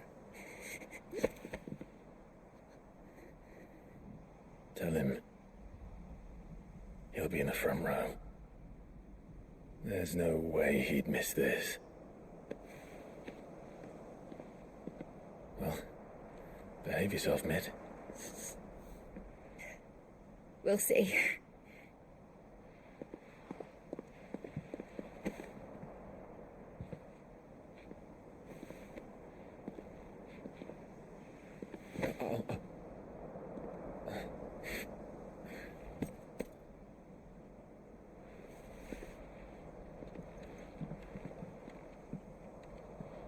So, you're in charge now, Gav. And what does Tyre have to say about that? Come back before she finds out, eh?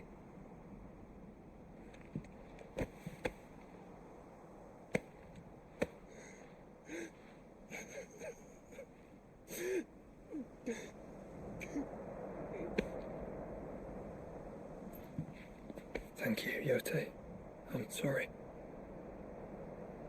Your Grace, I shall pray for your safe return. That's kind of you.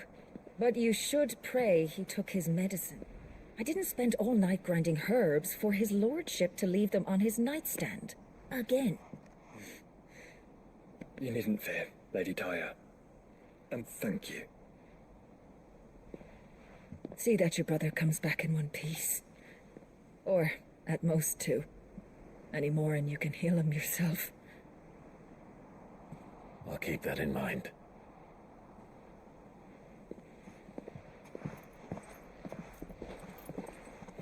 Well, there's nothing to say that hasn't already been said. But that's never stopped me before, so just you do what needs doing. And don't worry about us. We'll do our best, Uncle. That'll be well. If that is all? Not quite.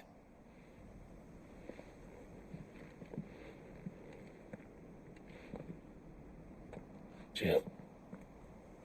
It's time, isn't it? It is.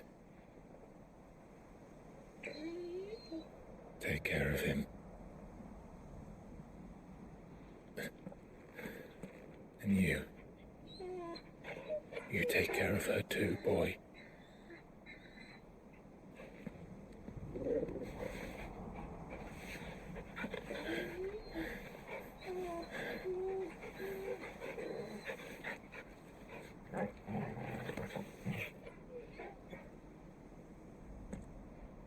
Don't forget, Clive. We all choose our own path. Believe in yours. I do.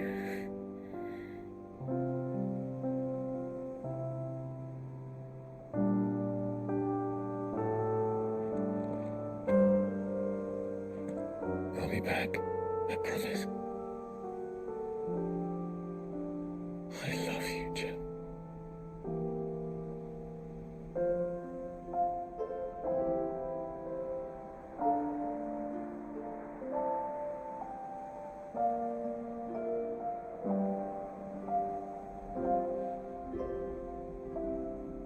I know.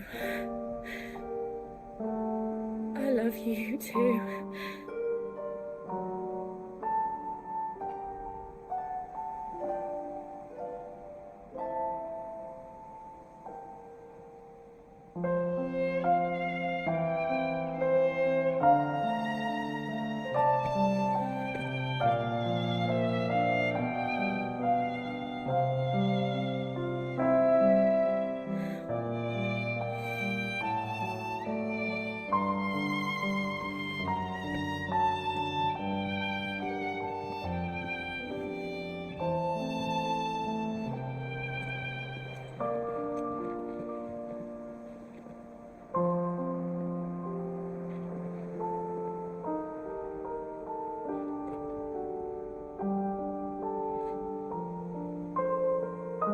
Now, we have a god to kill.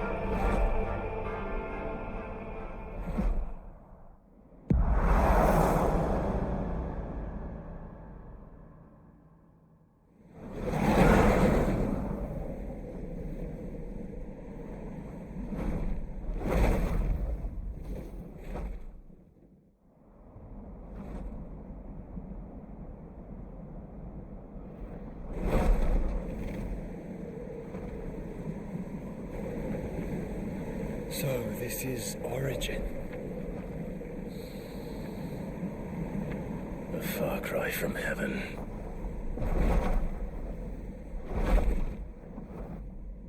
Where it all began, where it all begins, our arc. Your architect. There you are. It was here that we slumbered. Here that we waited for centuries, clinging to our decrepit shell, for fear that we might have need of it once again. But you have come at last. Now we shall be truly complete.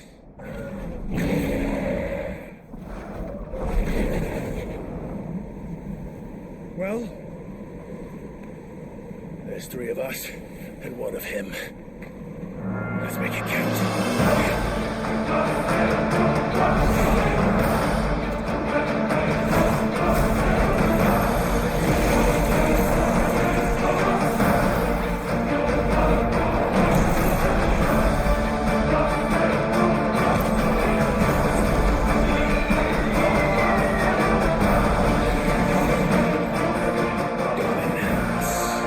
We will show you what it means to suffer.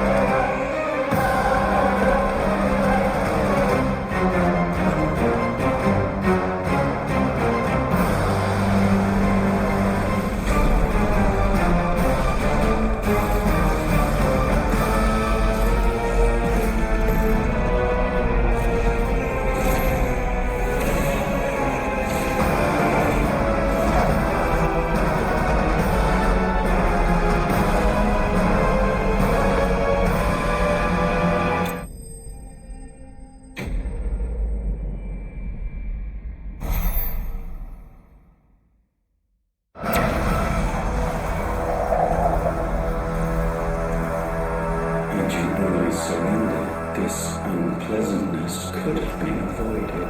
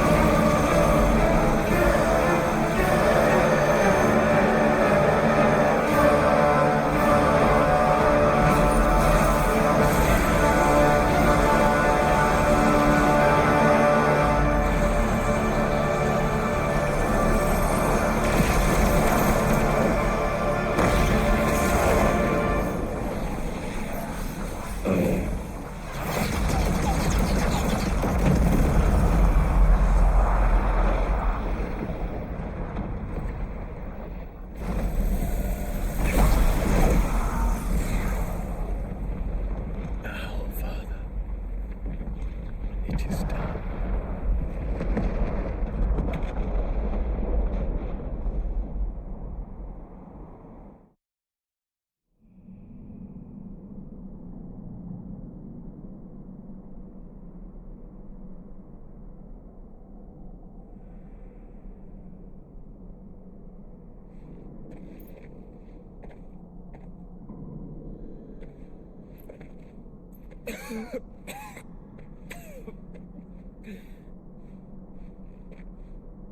Clive!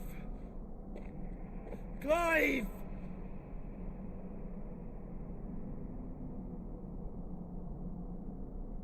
No.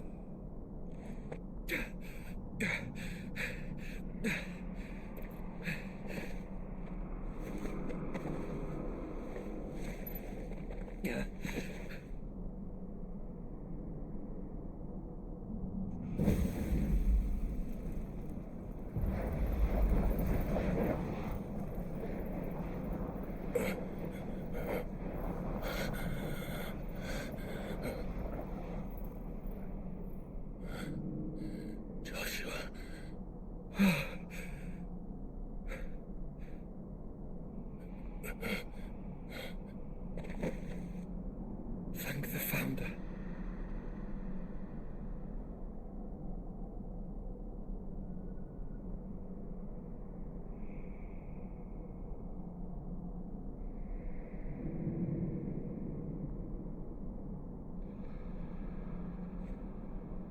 Did I mention you look terrible? That makes two of us. Oh, I'll be alright. And Dion.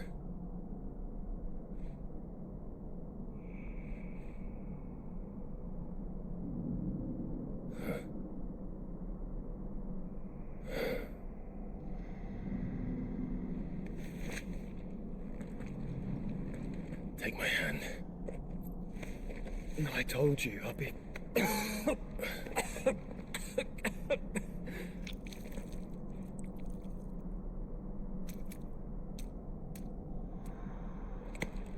Come on. Thank you.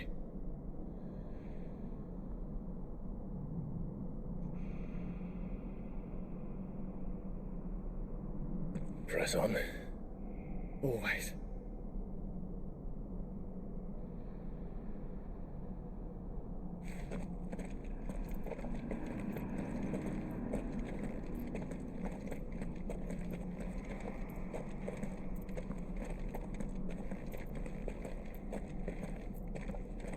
I'm sorry about Dion.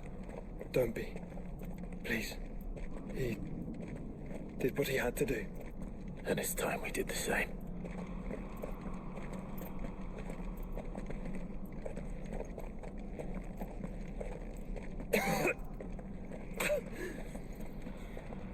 Should we stop?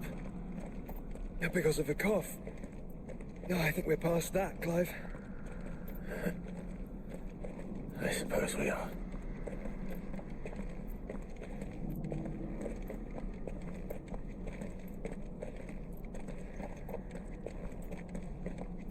That light, so cold, so empty. We're close, aren't we? It, seems that way. But I don't want to think what could be waiting for us in there. And think instead of those waiting for us at home.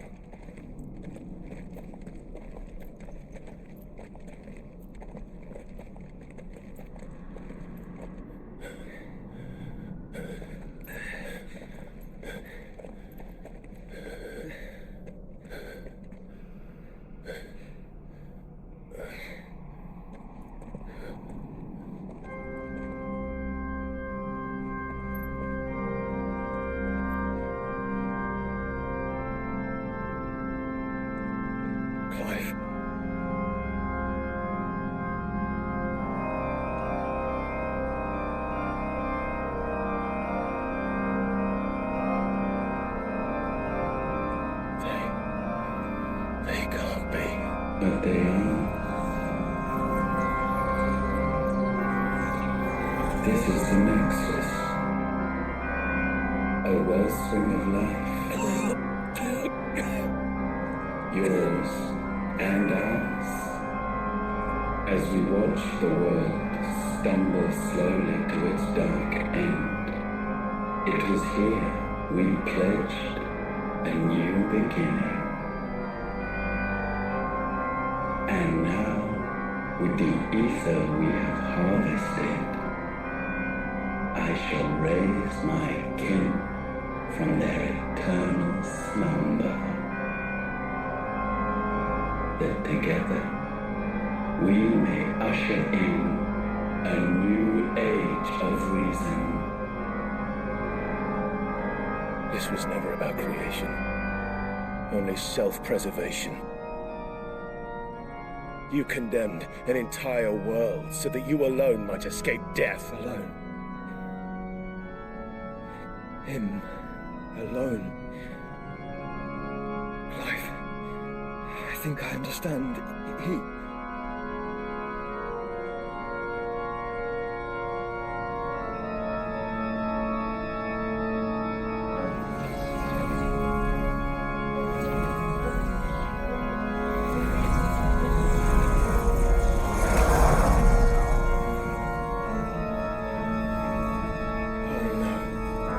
They sacrificed their flesh to become beating hearts of crystal that pumped the land's lifeblood from the depths of the earth unto this very chamber. And thus would they labor still, long after their work was done, had you not set them free. You meant for us to destroy the Mother Crystals. It's what you wanted all along. You have our gratitude, Mythos. In this you have served us well. You have both served us well. Welcome home, brother.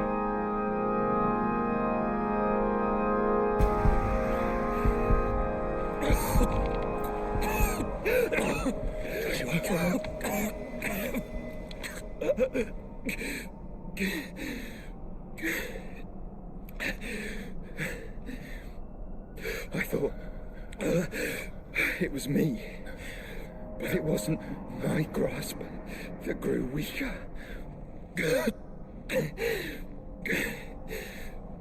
It was theirs that grew stronger.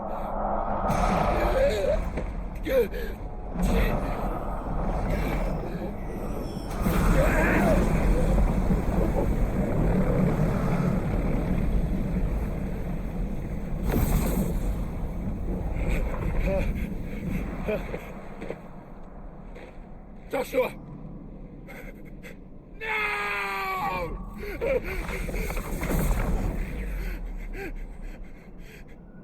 And now we can become one.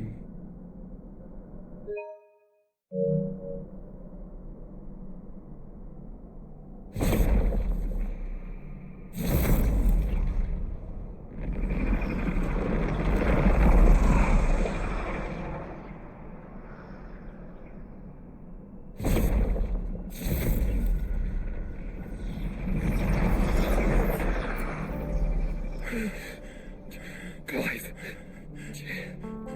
Don't speak. The one possessed of the destructive flames of Ifrit and the healing flames of the Phoenix. This, I once believed, would be Ultima's true form. But I was wrong. I see it now. Why you will never become Ultima's vessel. Hold on. Listen to me, Clive. You remember the murals? People once knew that Ultima was their god. That he created them. And they worshipped him, prayed to him, looked to him for guidance. In vain. In vain. For he did not listen, did not acknowledge our will, and so we strayed from his path to forge one of our own. So absorbed was he in his own desires, so driven by his own will alone, that he shunned the one thing that could have made him truly powerful. Faith. The same faith people now place in you. Faith that you will fulfill their dream, Sid's dream, of creating a better world for us.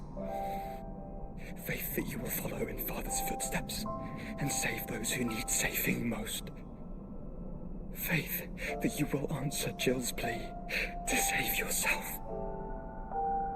The difference is, Clive, that you chose to listen, and that is what has steeled our bonds. Bonds that helped you stand firm when Ultima's pull was at its strongest. His power may be absolute, but so is ours. And so will yours be. With my light in your heart, not even a god might stop us. Joshua!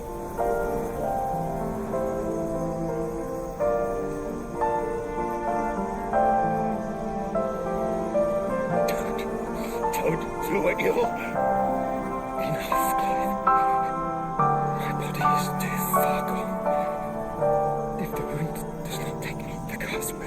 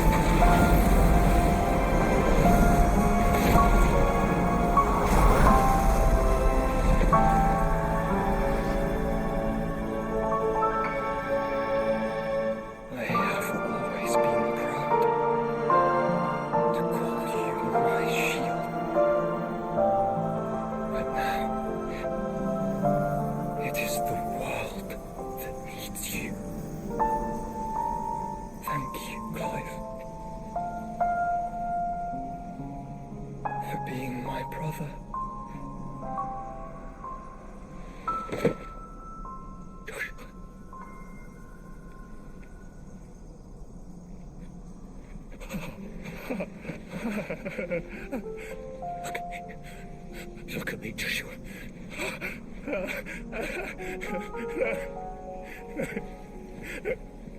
Open your eyes! Open your eyes, damn you!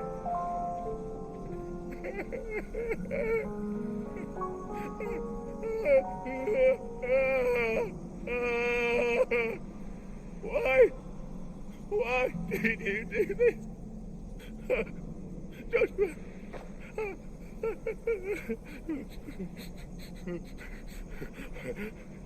Joshua!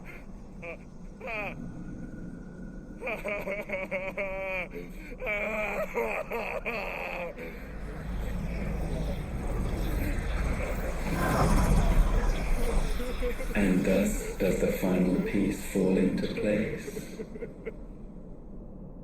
The incantation primed, but one task remains. To empty the vessel.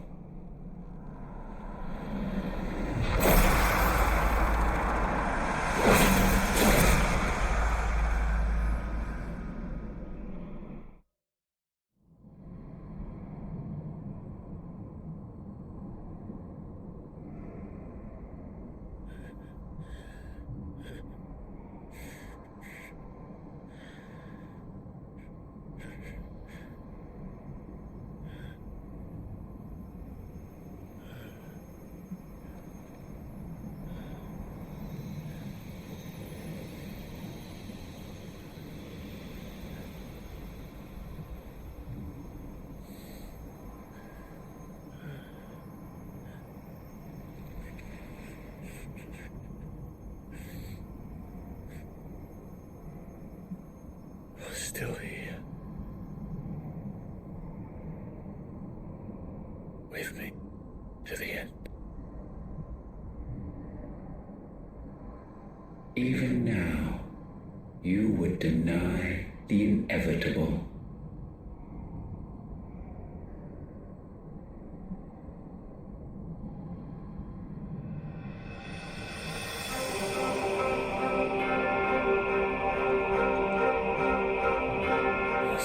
always have. And always will.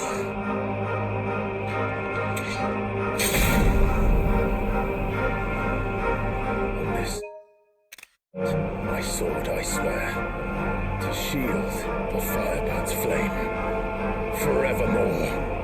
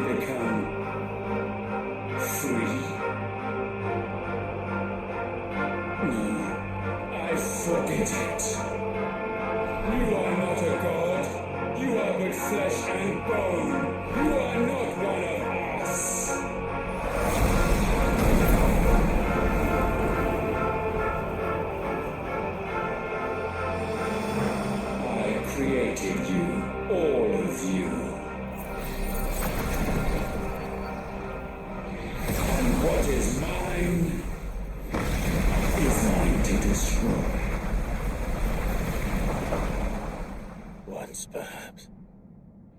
But we are no longer yours.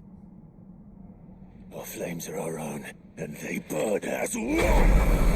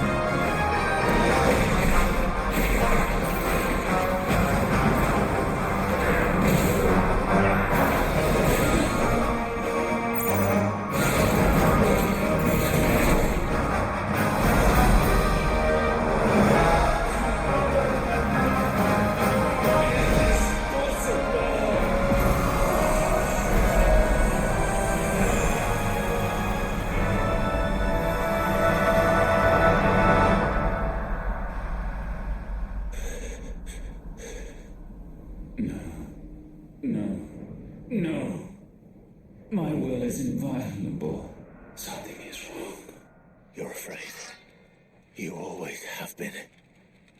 From the moment the Blight exposed what you were, weak, you conceived us to prove otherwise. But the results shook you to the core. For in us you saw yourself, and realized we had the potential to be more than you could ever be, and so you turned your back on your creation. Your back on the world, like the coward you are. You think you know me? You know nothing, Logos. Nothing.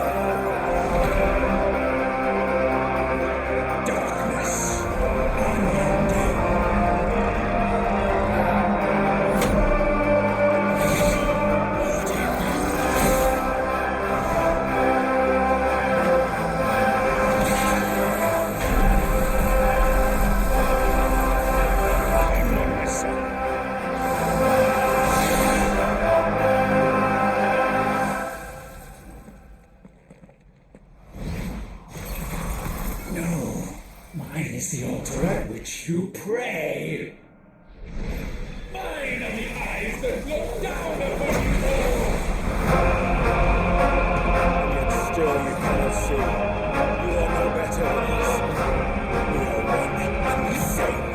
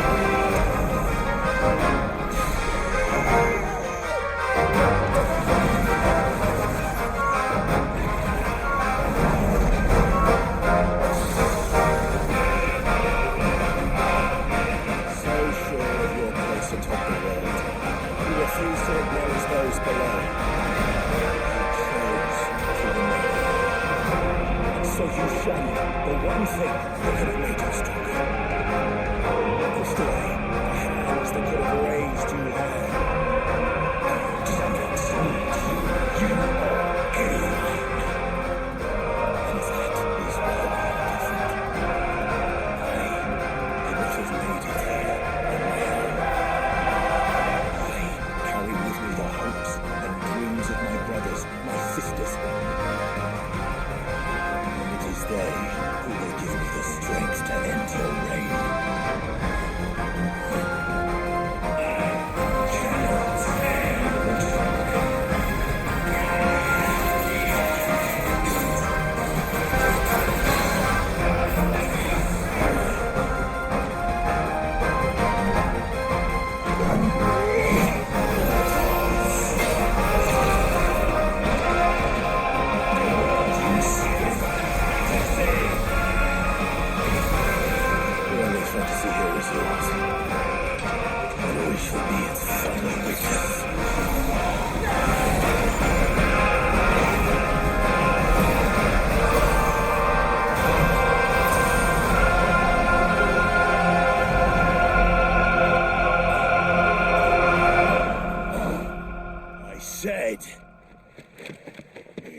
over!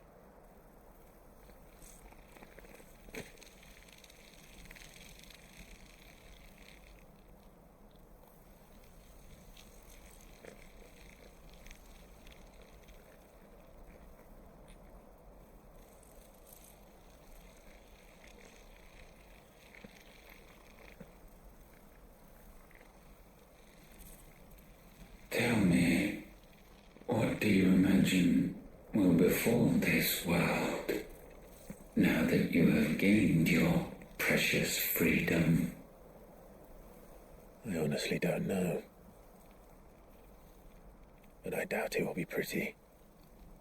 A sorry tale of sin and suffering, hardship and pain.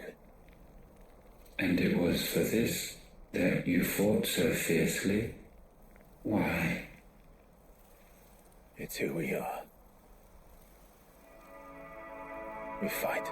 We survive. We endure. We don't need a reason. We are imperfect creatures. When we stumble, we reach for a shoulder to lean on. When we fall, we stand back up.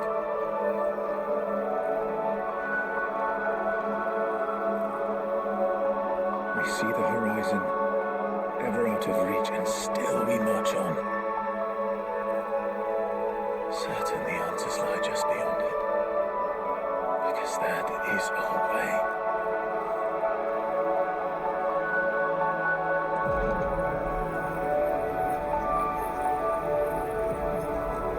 My congratulations.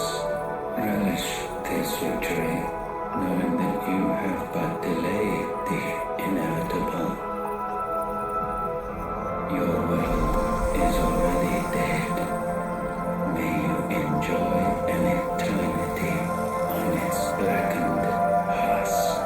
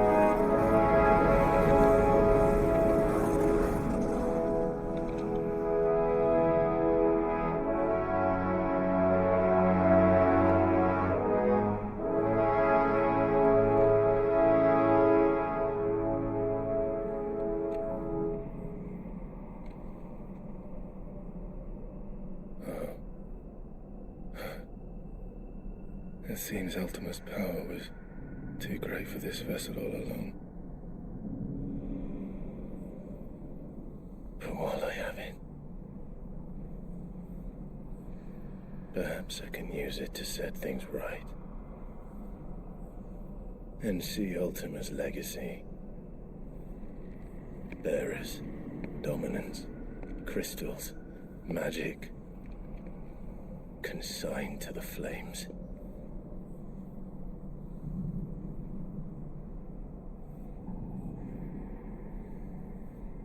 Even if it means the end of me.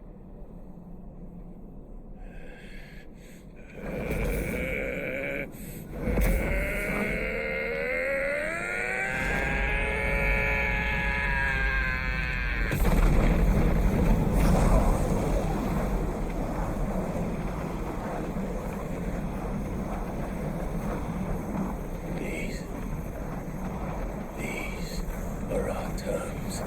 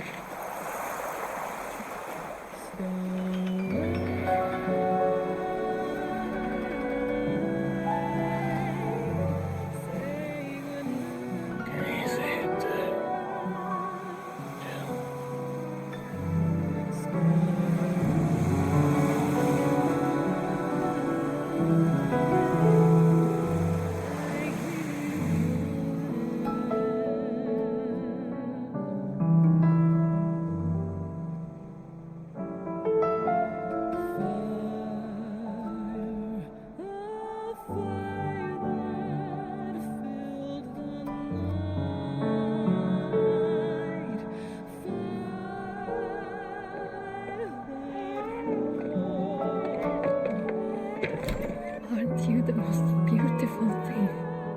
He is, isn't he? What are you going to call him? Let me see, let me see. Oh, read little one. Got a smile for your Uncle Gav. Not so loud, you bird. What? I was only... Shh, you're scaring him. It's all right. Oh.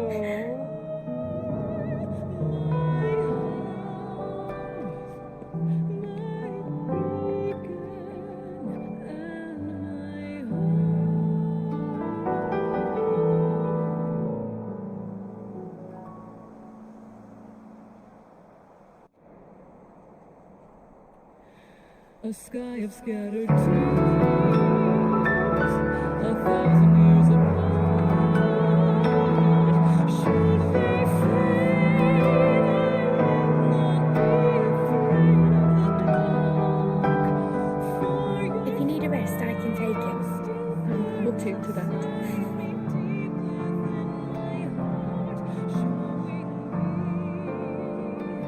It's yours now. Yours to do with as you please. That's what Sid wanted. That's what they both wanted.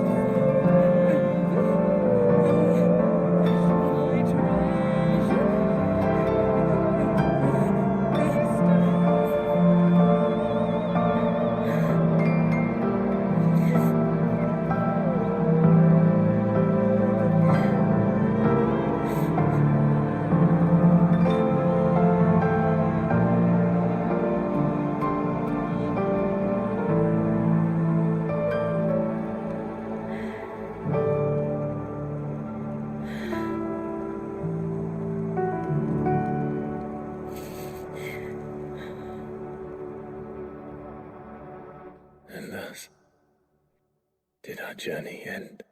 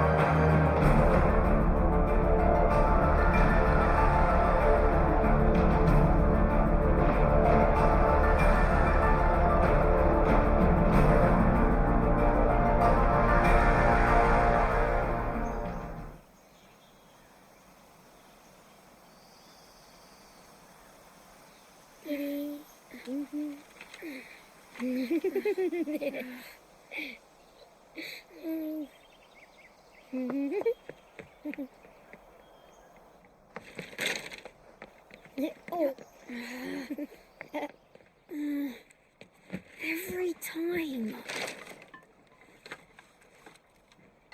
Will you light it? Yes, Mother.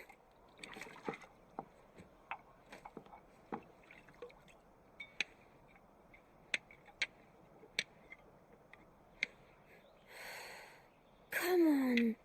If only I had the flames for an Eikon. Eikon? Have you been reading that silly story again? Magic belongs in fairy tales, and fairy tales don't boil kettles. You see? Well done. Now, be a good lad, and play with your brother until supper. Come on, hurry! Hurry! All right.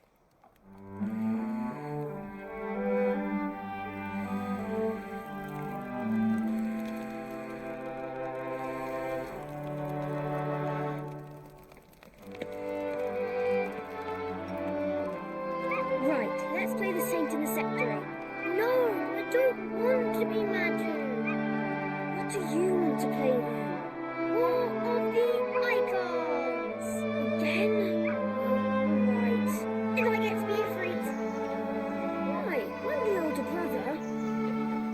Because Behemoth says so.